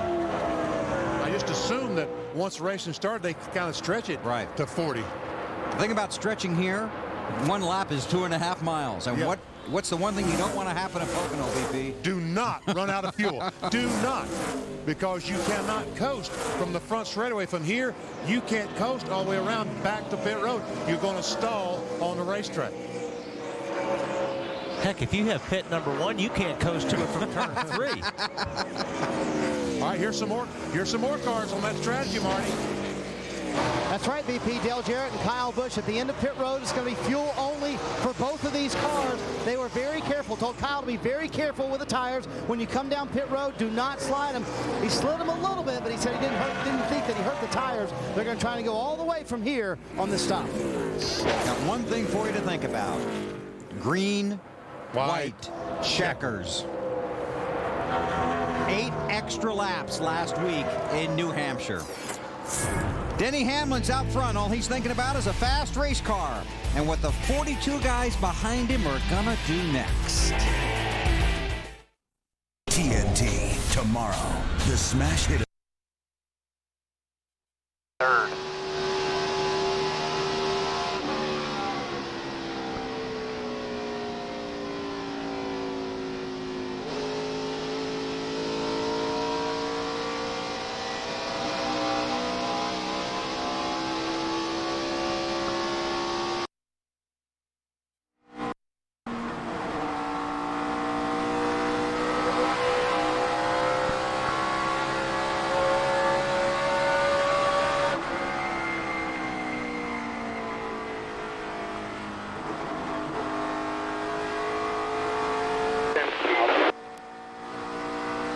Ryan, the 5 cars on the same strategy as us. He's about half the straightaway ahead of you. 4.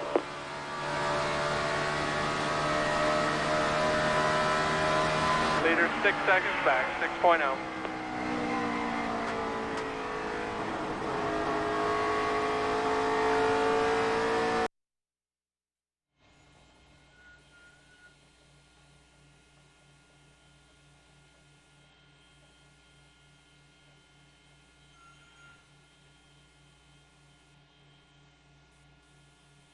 Running about 275, so that's probably why.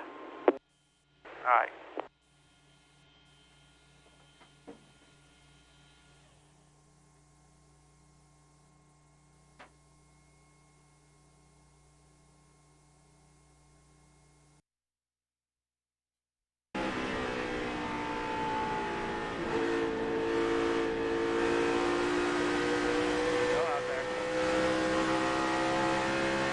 Door outside. Clear. 4800, second gear, 48.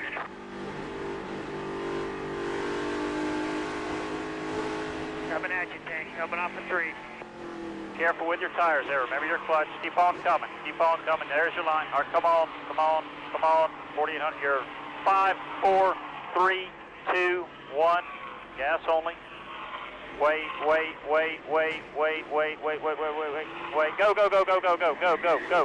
Go. All the way out. Got the 42 coming. 4800, 4750, 4750.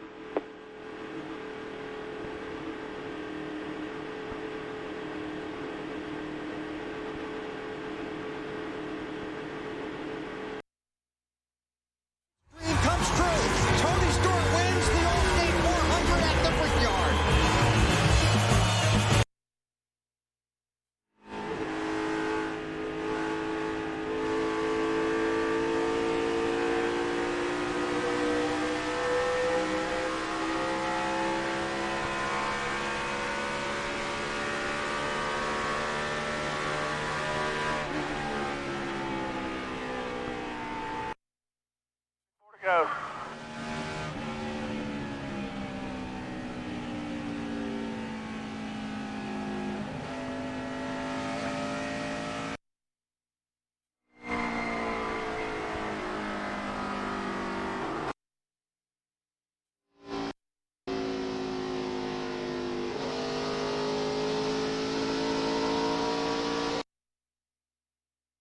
Guys, it hurts the rhythm. These guys, they haven't really skipped a beat. The guy's on the wall waiting for when Todd Berrier calls him to pit road, possibly 2 tires and just fuel.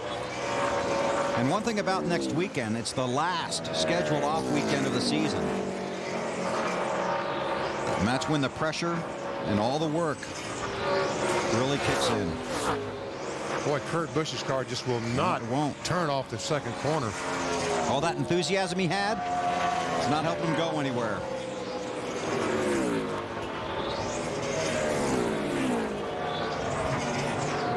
There's Burton back there right now in the 8th spot.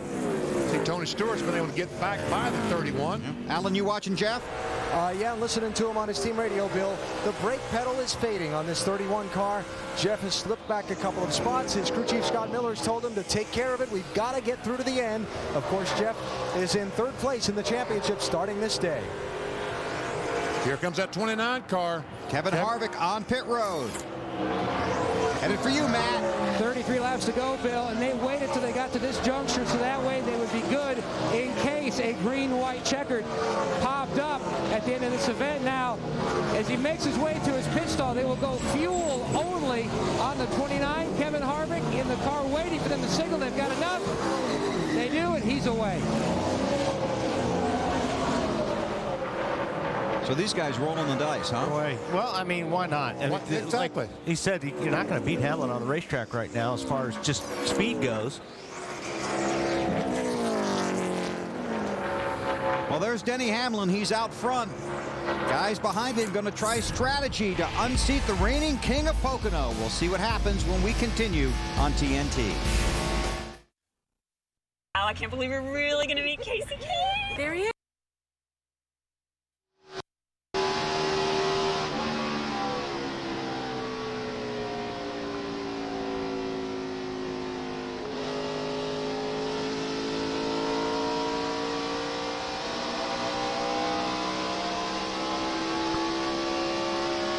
Track a minus 29 lap time, see what we got to do. That's what we're doing, man.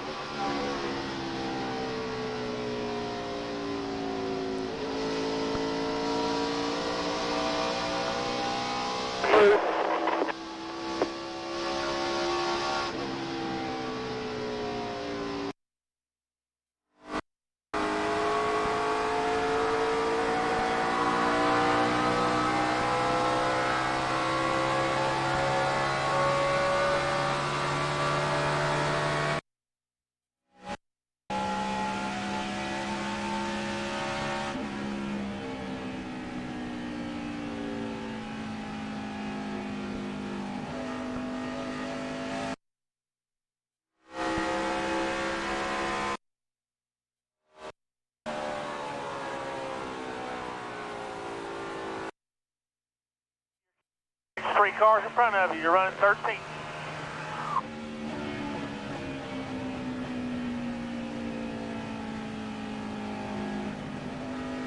Without a yellow, what's going to be our plan?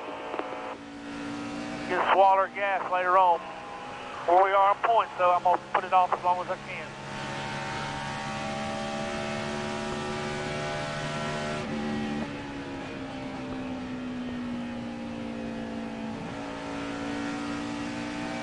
All them guys that pitted, did they take tires or just gas?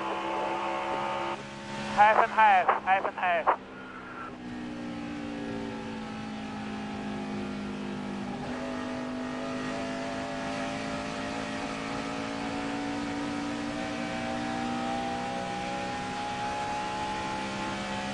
They either got 2 tires or no tires.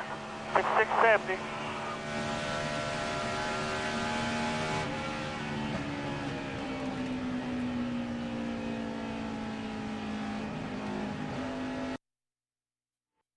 You are watching the Pennsylvania 5 on NASCAR in-car, only available on digital cable.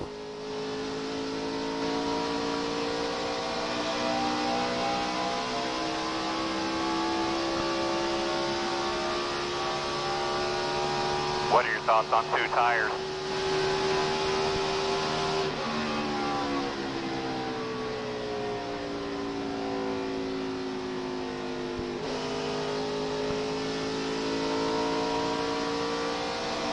gonna need to free me up.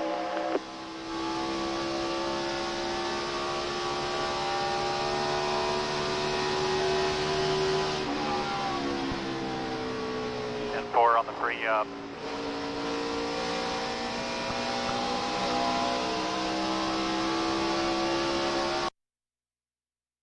Wait till the end of the fuel run. Maybe you wait 10 laps before the end of the fuel run and then throw it back on them. Exactly. That's what I'm talking about. Here he comes. Does he get? No, I guess he's not. But I think he's got to pit fairly soon, because if this caution comes out, he's going to be in bad shape. Everybody's expecting him to go the fuel run. Yeah. And like I'm saying, well, let's, throw the dice and change it around a little bit. Come a little bit earlier. Allen. And Bill, as crew chief Mike Ford just told Denny, let's run 2 more laps, then you can look for him to pit. I think that's the right thing to do. So do I, Wally. I just think he's got to get in, because his car's fast enough that he's going to be in front of all these cars that have pitted. And yes, and the cars behind him, they've got to pit. Right. Okay, they might have 4 fresh tires, but if he has 2, they can't beat him, I don't think. You guys just agreed on race strategy? Now I know it's not the right thing to do. I think we did. So we'll see if Hamlin comes in and what the guys that haven't pitted do.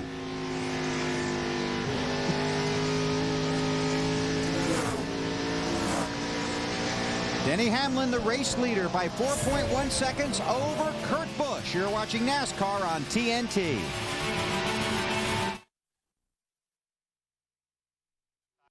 Fuel.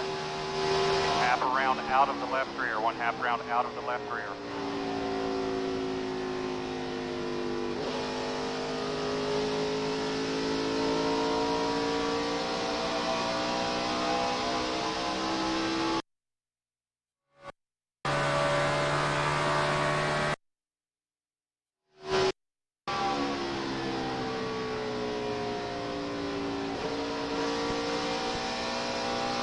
Second gear, 4800, you're clear by 7.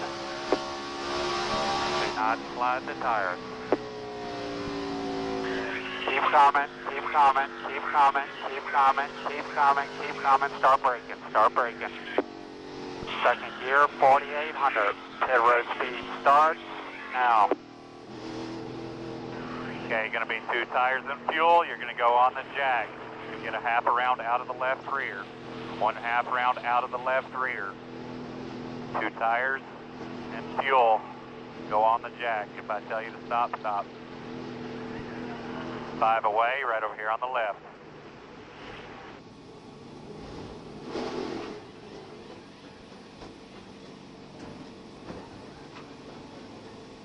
Go, go, go, go, go, go, go, go. All clear, just stay low, get up to speed, I'll work you in. Go to 7, you're clear by 15.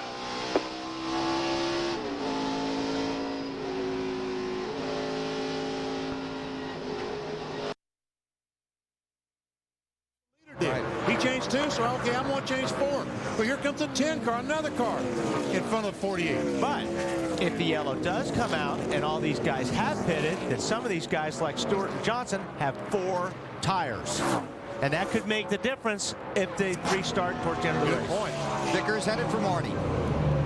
And Billy's waiting on Denny Hamlin to make his pit stop. When they finally did, they said, come next time. It's going to be 2 right side tires for Brian Vickers. He said his car was very good on that run. They made no changes to the chassis. Man, that was a quick stop for the 25 bunch. The front tire changer barely made it across before Brian took off. I noticed that, Marty. He almost ran over that front tire changer. Well, you aim for him, actually. It just helps you get out of the box quicker. A motivation? It's motivation. Makes him go a little faster, too, doesn't it?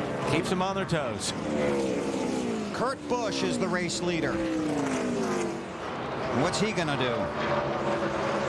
He better pit, because if the caution comes in now, he'll restart 25th. 25 cars on the lead lap.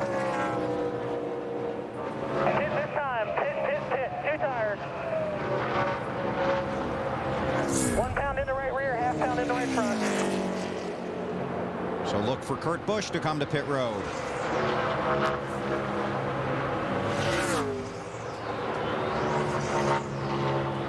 Wait on the fuel. Do not wait on the fuel.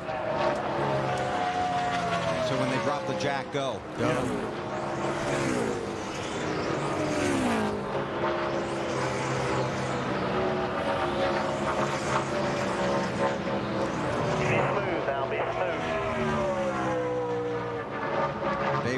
been on and off of pit road. 46. Here he comes. Former series champion heads for pit road. 4,600. It's the RPMs. 4,600. 4,600. AB. Well, you've been hearing the strategy played out on the team's radio. So let's see just how smoothly this stop goes and where he comes out of the track in relation to Denny Hamlin. They count Kurt into his pit stall. He smokes the right side tires, stepping on the brakes to get all the speed he can into the pit stall. They change the right side tires, drop the jack. As long as the right front tire changer gets out of the way, he's good to go. It's a dangerous job down there, isn't it, Alan? Oh, man, these guys earn their money, don't they? Yes, they do.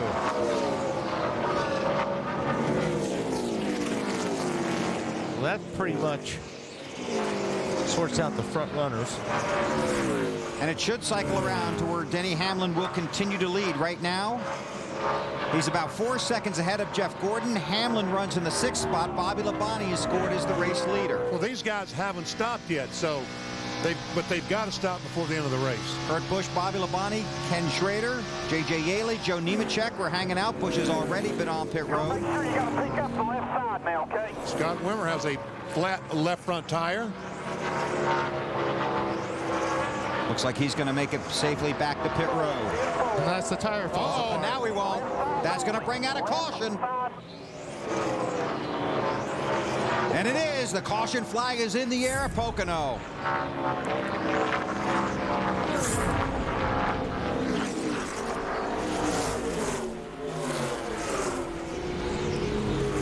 Now we're going to see what strategy plays out.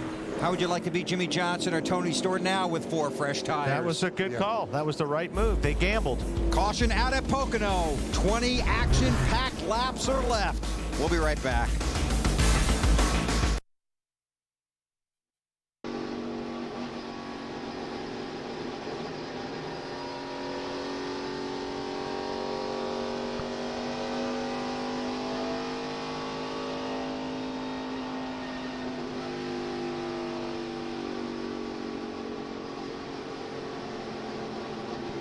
That was bad air right there. Once you go back, you should be up in the front here. You had some cleaner air.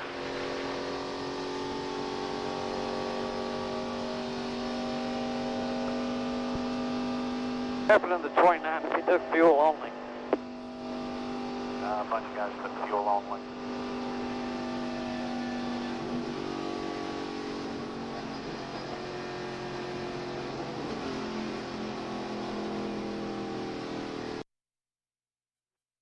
At 157, you call 225. Let's say we can't put any tape on. That's 4.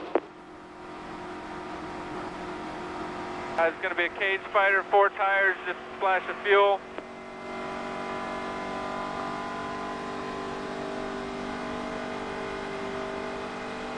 His car's halfway to the tunnel, Ryan.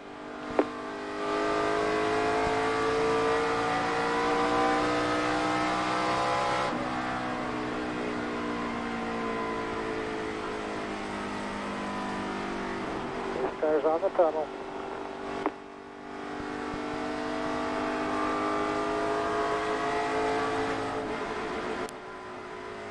Ryan, what do you think about putting some bite back in by taking a round or 2 out of the right rear? Let's try something. 10-4. Trent, 1 out right rear wedge. 1 out right rear wedge.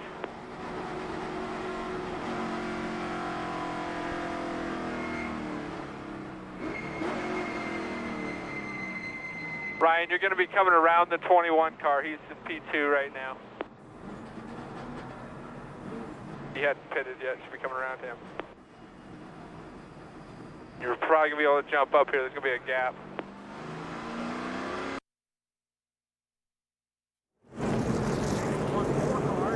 The 32 of Travis Quabble will be the lucky dog. And it cycles back to Denny Hamlin as the race leader.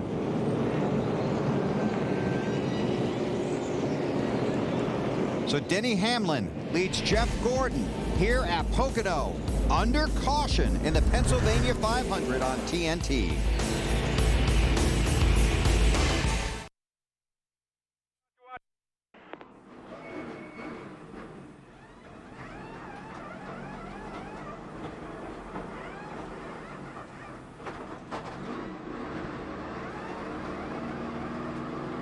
And you're going to pull straight out when you're outside.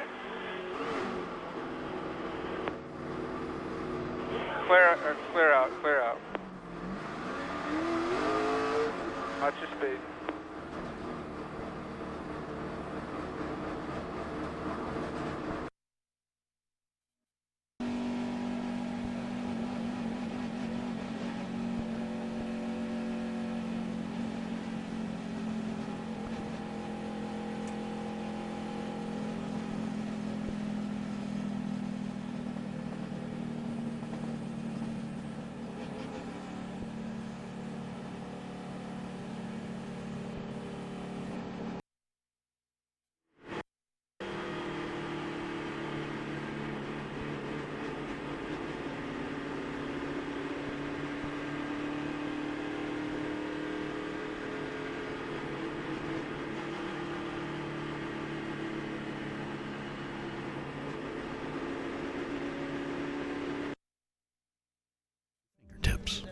Keep the change and experience higher standards in checking.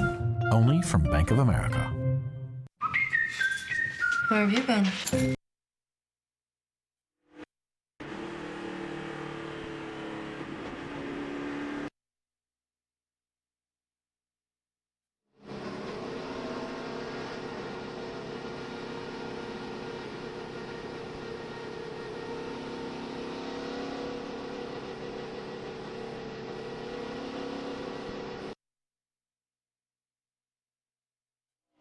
Come on out to the wall. It just would have made sense to. It just would have made sense to, not lose a lap for practice. But we could have just hurried up a little bit on the, not get it tight and then come back and tighten it up. But it doesn't matter.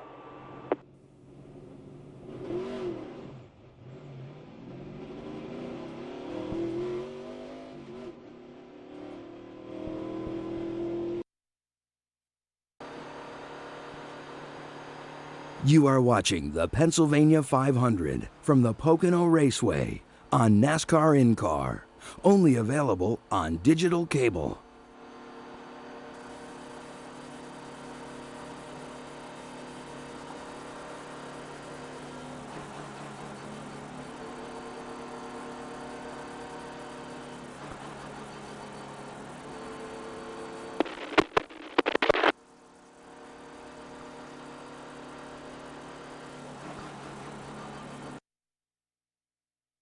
Guys in front of him with fresher tires. Is this caution going to be enough of a cycle to try to cool down those tires for Kevin to get back to the front? Obviously the cycle should help us. Everybody's got 2 or none right here, and we did 2 earlier in the day, and it really wasn't any better than when we did 4 or didn't do any. So obviously we're just gambling to try to beat that 11 is what we were doing pitting early, and he's the class of the field, so you just have to do something to throw it at it to hope for the best. But with 15 laps to go when we get going right here, tires aren't going to make a difference. They're just going to hold her down and go hard as they can.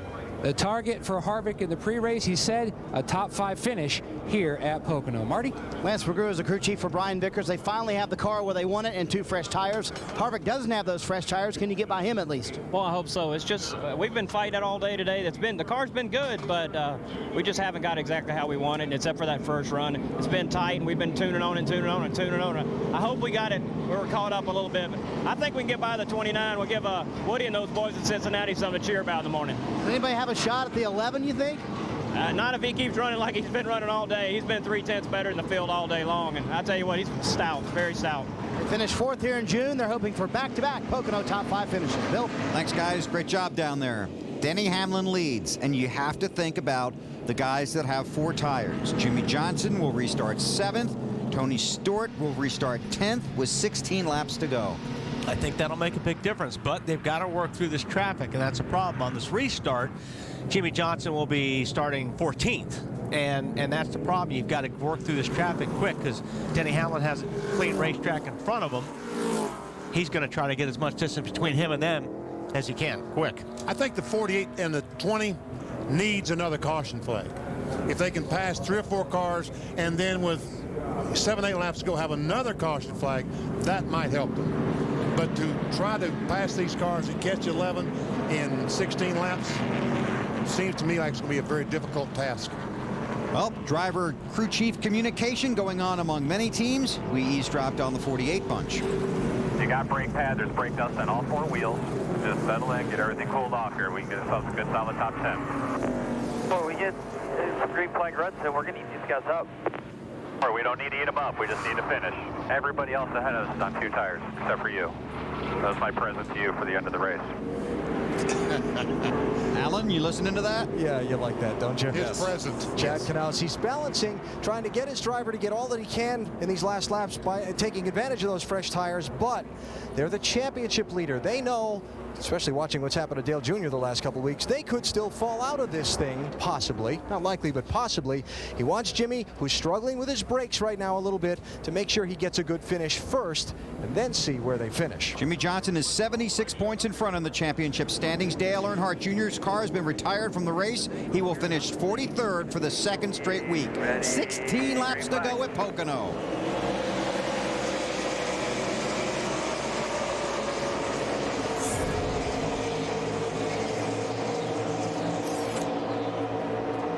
Jeff Gordon wants to lock onto the bumper of that 11 car and then get underneath him, and he might have a shot here.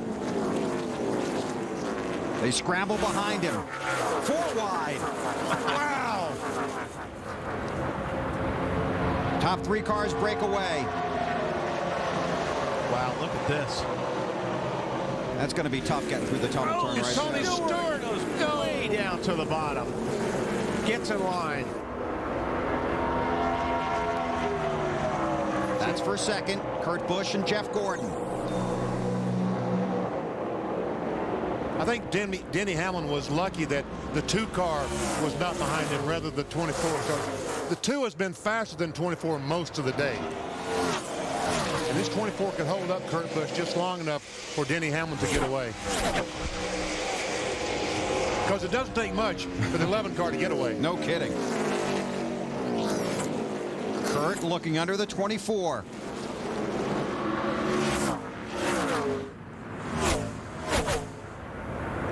They are stacking up behind him. And Tony Stewart's back in that mess. And there's Stewart right there.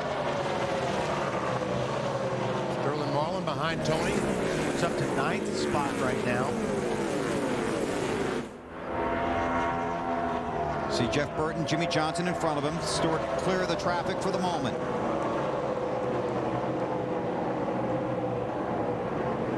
We'll pop in speeds at the line when they get back to the start-finish line this time.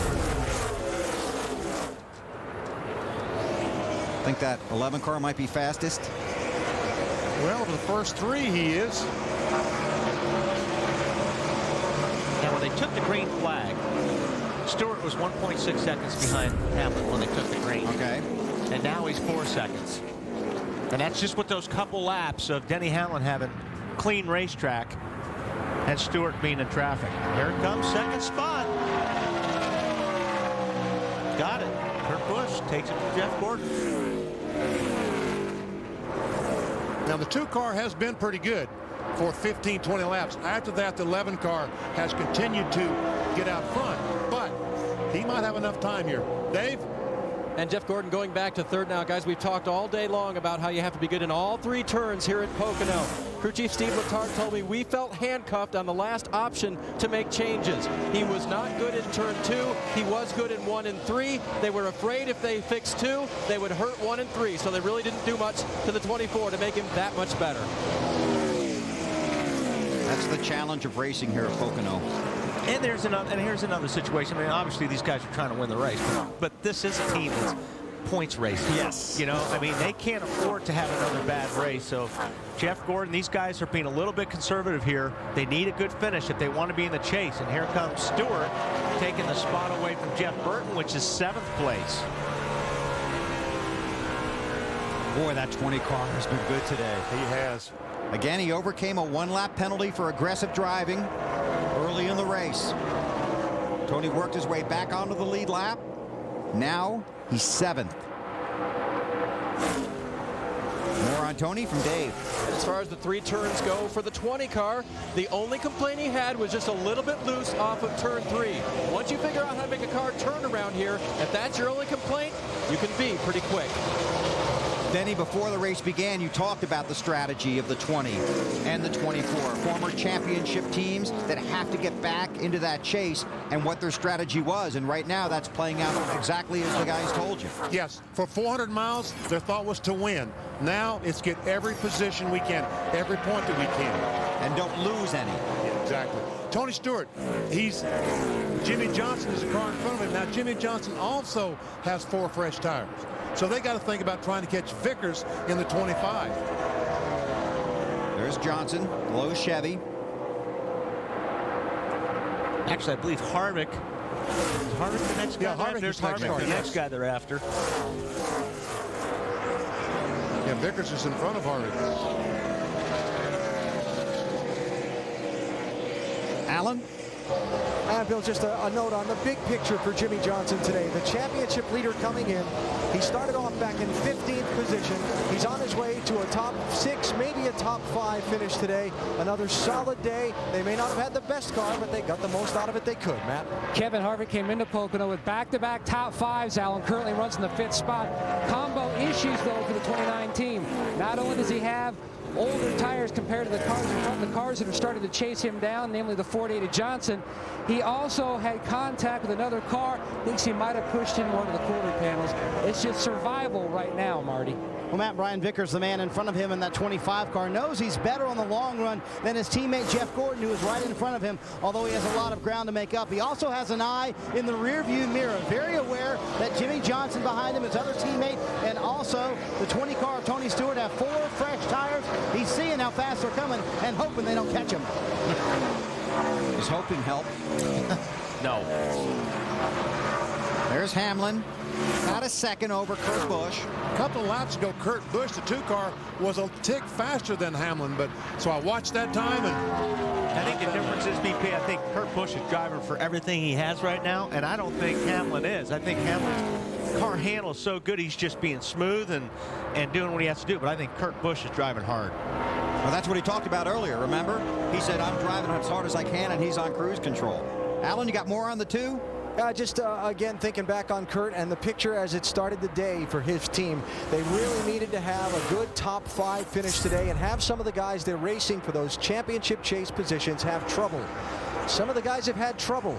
Kurt's running second right now. This could turn out to be a huge day, launching him to Indianapolis, where his bid for trying to get into the championship's concerned. A little bit quicker than the leader that lap. 9 to go. So you can see Hamlin if you're Kurt Busch. You know how good he's been. Is your foot like going through the floor? Yeah, and this is where, like I said earlier, it's real easy to start over driving. You start thinking you can go in the corners just a little bit deeper, and then when you do, you really blow the corner. So you know, Kurt's just trying to squeeze a little more out of that race car to try to make up some ground. All Hamlin has to do is not make a mistake. If Denny makes a little bit of mistake, Kurt Busch is going to be all over him. I tell you what, he's coming. He looks to me like Kurt Busch is getting closer and closer. And how careful or delicately is Denny Hamlin driving? He's only got 26 career starts, and there's a former champion coming on him in his rearview mirror. Well, I mean, you know, obviously he's looking in the mirror probably about 50 times a lap right now. There's no question about it. But, you know, what he's got to do is just stay focused on what he's doing. Don't make any mistakes. Catching you and passing you are 2 totally different things, too. Because the closer he gets, the more air that he's going to be, dirty air he's going to be getting into, and he'll pick up that arrow push. Now, Hamlin caught the 9 at a bad spot. That hurts. That is going to hurt a lot. I'll guarantee you the 2 car will gobble him up on that. That's the worst place you can catch a car. Because he had to slow way down, wait till he got through the corner. Now, as long as Kurt Busch doesn't get hung up here, but it doesn't look like he will on this deal. So I think we'll see the gap shrink a little bit on this lap. You see Casey Kane pull way out of the way. No, he did not. He held serve on that lap, about the same speed as Kurt Busch. That puts Kane 1 lap down.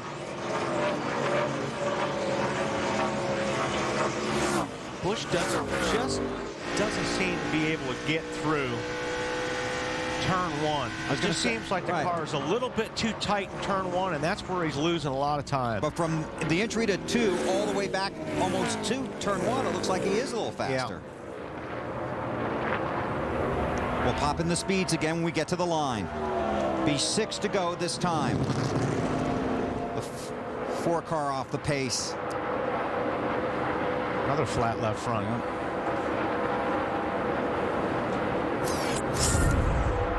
Scott Wimmer 2 laps down on that 4 car. Here come the speeds at the line. See, that's, you know, another tricky thing about this racetrack is, like everybody says, you can get a couple of them right, but you've got to throw one away. It's hard to get all 3 cars right. Your cars do not like 1 out of the 3. Talking to Ryan Newman, that's why he likes this track, because you have to have 2 things. You have to have the car get through all 3 turns, and the driver that can get it through all 3 turns. And you know, Jimmy Johnson and Tony Stewart made an issue of the fact they have 4 fresh tires, versus these guys 2. Johnson and Tony Stewart are running slower than Denny Hamlin. Although Jimmy Johnson may take the spot away from Kevin Harvick here. This is for 5th spot.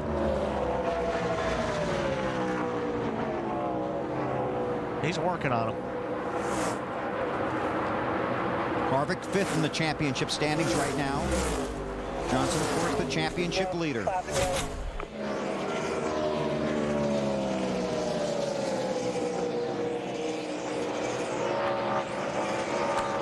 Harvick trying to pick up just any kind of draft off of Casey Kane. That's why he ducked down on the inside.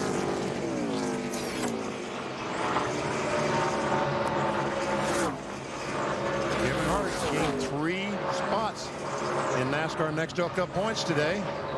If he can just finish there as they run. And Denny Hamlin goes out off the chase to the NASCAR Next Gen Cup to up in the 8th position, gained 4 points.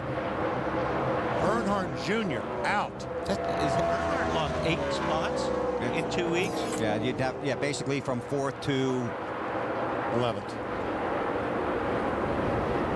Yep.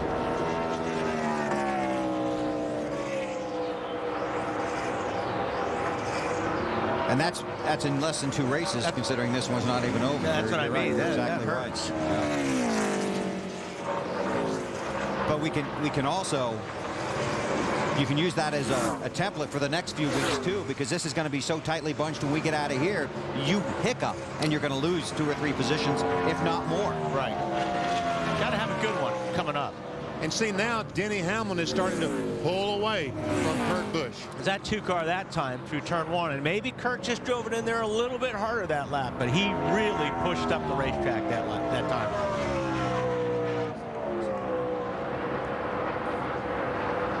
Just a couple of other cars running well here as we get close to the finish of Pocono. You can include among those Bobby Labonte inside the top 10, Dave.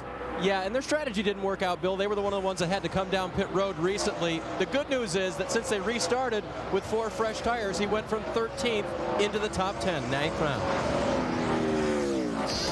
Be nice to see the Petties and Bobby get a top 10. Bobby, a former winner of the Brickyard 400, will be there in 2 weeks.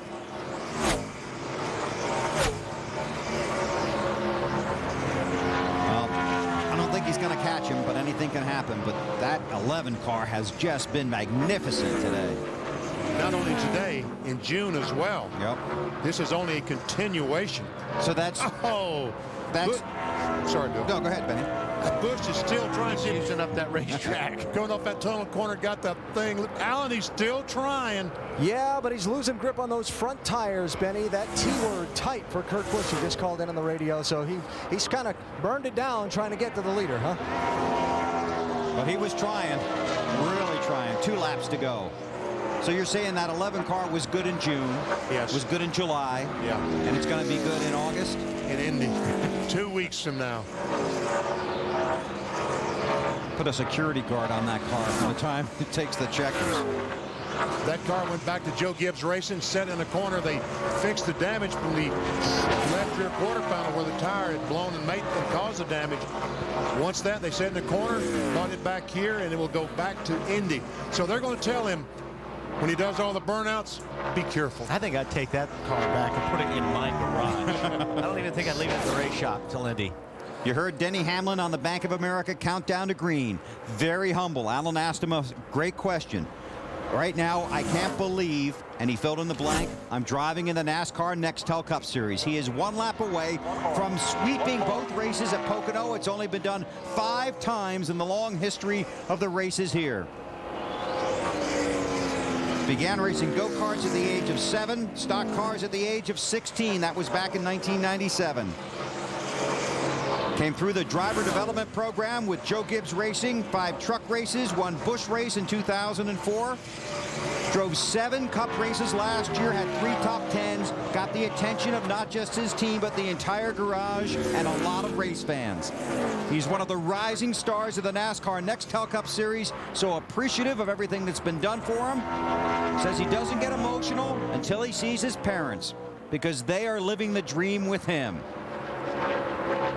Denny Hamlin, teammate to Tony Stewart and J.J. Yaley, driving for Joe Gibbs, coming out of turn 3 for his 2nd career win.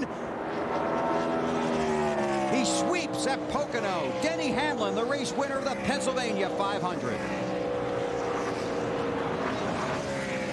Cars cross the line. Harvick does hang on. Tony Stewart gets 7th. Heath Cherry and all the guys high-fiving. That crew cam works after the race? After the race, oh yes. Kurt Busch is saying, I tried. Good run for those guys. They needed that badly.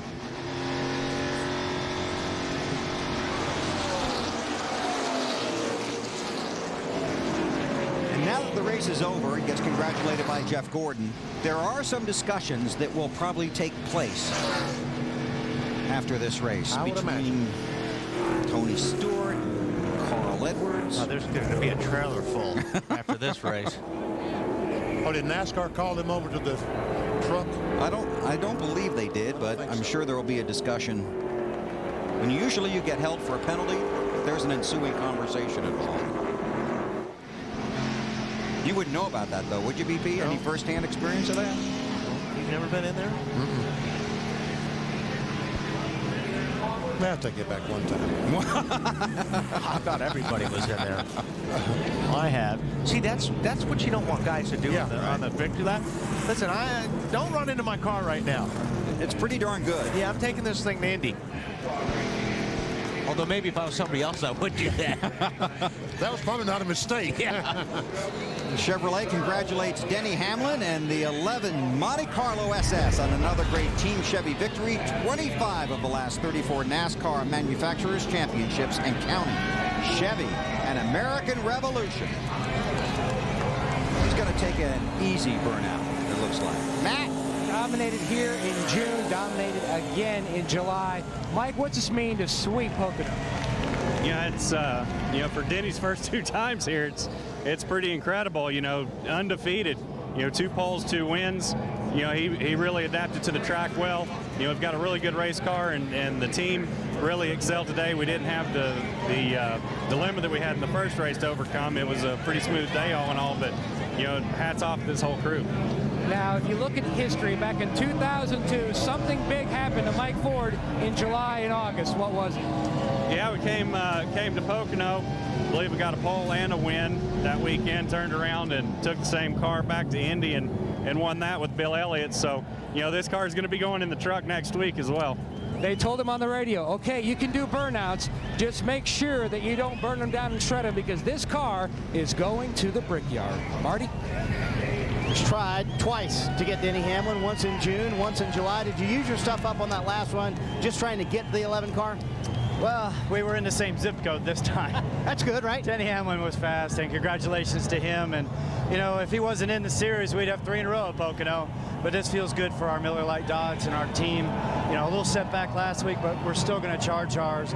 We're still going to do what we can to get this Dodge in the field. And thanks to Mobile One and Kodak and all of our great associates, New Page had a cool group here this weekend. And, you know, I can't say that we're using FedEx to do anything for the wedding, but I can tell you Penske truck rental trucks are taking the things there. Yeah, and this is exactly what you guys needed after the disappointment last week in New Hampshire. Yeah, it definitely bumps us up, but this is great for a weekend off. And all the fans, I'm sure, were pumped up, especially the Kenseth fans maybe. When Gordon and I were racing, but Kenseth's got to take care of his own dirty work. And I'm sure Rusty Wallace is just ecstatic right now seeing the 2-car pass at 24. But finished second, not bad, and it's a great day for our Miller Lite Dodge. We're real pumped up for the weekend off, of course. We're getting married, but Indy, man, it's a couple weeks. I was going to ask you ready to get married?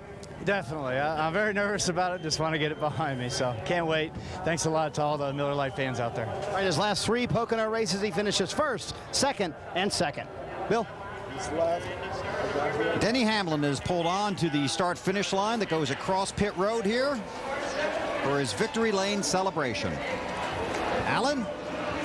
Well, 2 years ago, he was welding trailer hitches for a living. Now he's a 2-time Nextel Cup Series winner, getting his hat and getting his drink and getting everything set up just right so he can come out and celebrate with his fans and his team.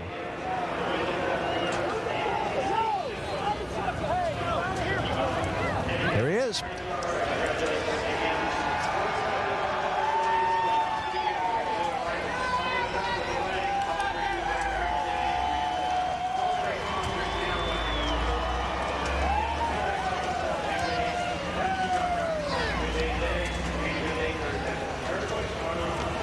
Well, Denny, congratulations. How would you describe your race? Pretty uneventful for once. It was really great to come here to Pocono and do this again. And man, our car was just so strong. You know, we did just quarter turns and this, that, and the other all day, and yeah, it was a pretty good day for us. This is supposed to be a tough track for rookies to learn. You've won twice here. How come? You know, it's just a great race car. You know, this is more about the team than it is about anything else. And you know, it's just I'm proud to be with the people I'm with Joe Gibbs Racing, and I can't help that Mike is such a great crew chief. He prepares the car perfect every single week, and it's up to me to get the job done. When you were out front late in the race and guys began pitting and so on, were you aware of any of that in the car, and did you begin to wonder about strategy in your head? Well, yeah, our FedEx Chevy was so good that it was like, no matter what we did, you know, it was 2 tires, 4 tires, no tires, that, you know, were the best car on the racetrack. You know, at times, cars started to catch up to us a little bit and tune in on us, but, you know, in the long run, we were good. And looking ahead, you're up to 8th in the championship now. Thoughts there? Well, we're just keep plugging away. That's all we can do, and, you know, fate's going to decide this chase. You know, it's going to happen. Someone's got to have bad luck, and, you know, we're in right now. We're just trying to stay there. Congratulations. Thank you. Denny Hamlin started the day telling us how glad he is to be a Nextel Cup driver. He's a 2-time Nextel Cup winner now, Bill. Thanks, Alan. 2 wins for Denny Hamlin in the top 10 in the championship standings. Those guys were right when they said he's got some talent. A moment ago, Marty Snyder talked to Jeff Gordon. Well, Jeff Gordon, a hard-fought top 5 for you today. Take me through your day, and I know at the end you wanted to get around those guys, but you didn't have the tires that they had. Well, I think we're all pretty much on equal tires. It's just, you know, that we didn't need that last caution. We were looking really good there in second. Kurt was a little bit better than me, and I knew Denny was as well. And you know, I was happy to get up there in the second. I tried to hold Kurt off, but his car was just a little bit better than mine. We were really a third-place car for a good part of the day. And you know, Steve Letard, all the guys on DuPont Chevrolet just did a fantastic job in the pits, from the strategy, the pit stops. We had some trouble with a lug nut hanging up there early in the race, and come from behind a little bit, and to come up to third, I couldn't be happier. This is a great way to go into our off weekend and really just hit the summer with this kind of a stride right now. It's fantastic. You talk about that stride. This team has really had the momentum at the right time, Jeff. Do you feel like you're not locked in the chase, but you have a better shot now? Well, and I still don't think we've reached our full potential. You know, I felt like we were going to really start hitting on some things during the summer. We have, and I think, you know, we only have, you know, as far as, you know, getting better, we can. We know we can, and that's where we're headed, and looking forward to making that all happen when we come back from vacation. Now the top 5 for the 2014, they finished 3rd here at Pocono. And he heads to Indianapolis, and he knows the way to victory lane there. And he did tell me at the Indy test that he really believes the team is getting stronger, ready to go. Let's go back down to pit road. with Tony Stewart now. And Smoke, people had a lot to ask you today at the end of this race. You apologized to your crew for what happened on track, said you'd make it up to them. Finishing 7th, do you feel like you did? Yeah, I think this was as good as we were all day. I mean, we never really got above this in track position, but awesome job with Zippy and I working together, and the guys having awesome stops all day, getting us back to the front there. Just wish we wouldn't have had to have to race that hard that early in the race to have to get ourselves in a position to do that. So talk about that with the 07 racing hard. Racing too hard at the beginning of a 500-mile race. I mean, the problem is they don't learn give and take in the Busch Series, and they run the Busch Series on Saturday, and they came from Martinsville yesterday, and they come here to Pocono today, and they're still racing like they're at Martinsville in the Busch Series. This is not the Busch Series. This is the Nextel Cup Series. So if they would all learn a little give and take, none of us would have been in this position. I mean, Carl ended up with a bad day because of it. The 5 car ended up with a bad day. I ended up with a bad day. So 4 cars ended up with a bad day because one guy couldn't be a little bit patient at the beginning and use a little give and take like they talk about in a driver's meeting every week. And you worked yourself, I believe, unofficially back into the top 10 now for the chase. What's the outlook? I never doubted we'd be back in the top 10. So, this is just 1 week after we got out. So, I'm not worried about it. Everybody else seems to be more worried about the top 10 than we are because we know we're a top 10 team. We know if we just do what we did today and keep digging, we'll be where we need to be at the end of this. Bottom line, Tony, at the end of the day, should you have been more patient? Should I have been more patient? Yep. I don't think so. I mean, I think if the 3 car was here, I don't think we'd have as many problems in this series as we have because he always had a way of letting the drivers know where they stood and, when to be patient, when to move and when not to move. So it's not saying that everybody's got to get out of everybody's way, but when it's a 500-mile race and a guy behind you comes up behind you and it's faster, Mark Martin and the rest of those guys let everybody go. It's just the first-year and second-year drivers that can't seem to get it into their head to do a little give and take. And you are becoming one of those veterans now. I guess maybe put it on yourself to help school them. I guess interviews like this help you get the message out, right? I mean, I sat and talked with Ryan Newman last week. I mean, Ryan and I, got in the wreck last week, and that cost us being in the top 10. And, Ryan gets it. I mean, Kyle Busch gets it. I mean, there's only a handful of these guys that don't get it, but the problem is they're in good race cars, and they run up front. They don't run up front enough to learn from the rest of the veterans, to learn how to race and how they race up front. So, we ran like that when we got up front with everybody that we're used to running up front with, we never had a problem. Like we normally don't have a problem. It's only when we get around the guys that we don't normally race with. Great. Thanks, Tony. Finish 7th today, guys. Matt? Dave, the mission today for Kevin Harvick was consistency in a top 5 finish. How big is this finish for you and this team? It's pretty big. Our GM Goodwin Chevrolet was good all day long, and coming to Pocono, we always wonder what's going to happen. So today we had a really good car all day long, and we're able to run up front and keep the brakes underneath the car and make good adjustments all day. So a great day for us, and hopefully we can do 6 more just like that. Is this a good omen for the race that lays ahead 2 weeks from now, the Brickyard? I think so. I mean, our test went really well there. I think, everybody's still got a question in their mind about the tires is, are they going to run far enough and are they going to wear out? So our cars seem to be pretty good compared to others, but looking forward to the Brickyard and only 1 race next week, so that'll be fun. Obviously, you can't ease up, but unofficially, your team has moved up to 4th in the championship standings. Again, you can just feel that momentum starting to continue to climb there, Kev? Well, I think, we've been consistent performance-wise all year. We've had a lot of things go wrong, just crazy things happen, rock through the radiator at Darlington and just a few things like that. But all in all, the performance has been there week in and week out, and that's what we have to keep doing. Kevin Harvick comes home with a top 5 finish at Pocono, the first one in his career here at PIR. Marty? Well, Matt, a consistent day for Brian Vickers, stayed in the top 5 for most of the afternoon. It seemed like at times you hit the setup, but never really hit it the way you wanted. Is that the way the day shook out for you? Yeah, for the most part. I mean, we were, second to third place car all day, ran the top 10 all day. We lost track position at the time. That hurt us. It was real important today. There was times when we had the balance spot on, but we still didn't have, we were still lacking about a half a tenth to a tenth on the 11. He was just dominant all day, and that's the kind of speed that you got to find in practice. You can't find during the race. The guys made good calls. We had a good solid day. It moved us up in the points, so that was a good day for us. Did not having practice hurt you guys, being able to catch that 11 car? Potentially, I felt like we had obviously a good base setup to start with. We ran well here in the past. We ran it well here the first race, but obviously the 11 had a better starting point than we did. So practice probably would have helped us, but I think we were still okay. What does a finish like this mean for your race team? And you have struggled lately. You've had fast race cars, never had the finishes to show for it. Just your second top 10 in the last 11 races. What does it mean to the race team to finally get one under the belt? Well, it means really good. You know, we had a really good car last weekend. Been off on pit strategy and different things kind of hurt us, getting caught in some wrecks. But, we've had some good cars here lately, and to finally get some really good, solid runs to show for it, move us up in the points. Mr. Stewart? Yeah, Mr. Stewart. That always, helps us. That makes you feel good when you go home. Brian Vickers consistent at Pocono this year, finishing 4th in June and 4th here in July. Bill? Thanks, Marty. Let's check in with Dave as we continue our sprint post-race report here from the Pocono Raceway in Pennsylvania. Dave? And with Carl Edwards now, who is at the trailer here, having evaluated your day, a little contact with the 20 out there today. What was going on? Yeah.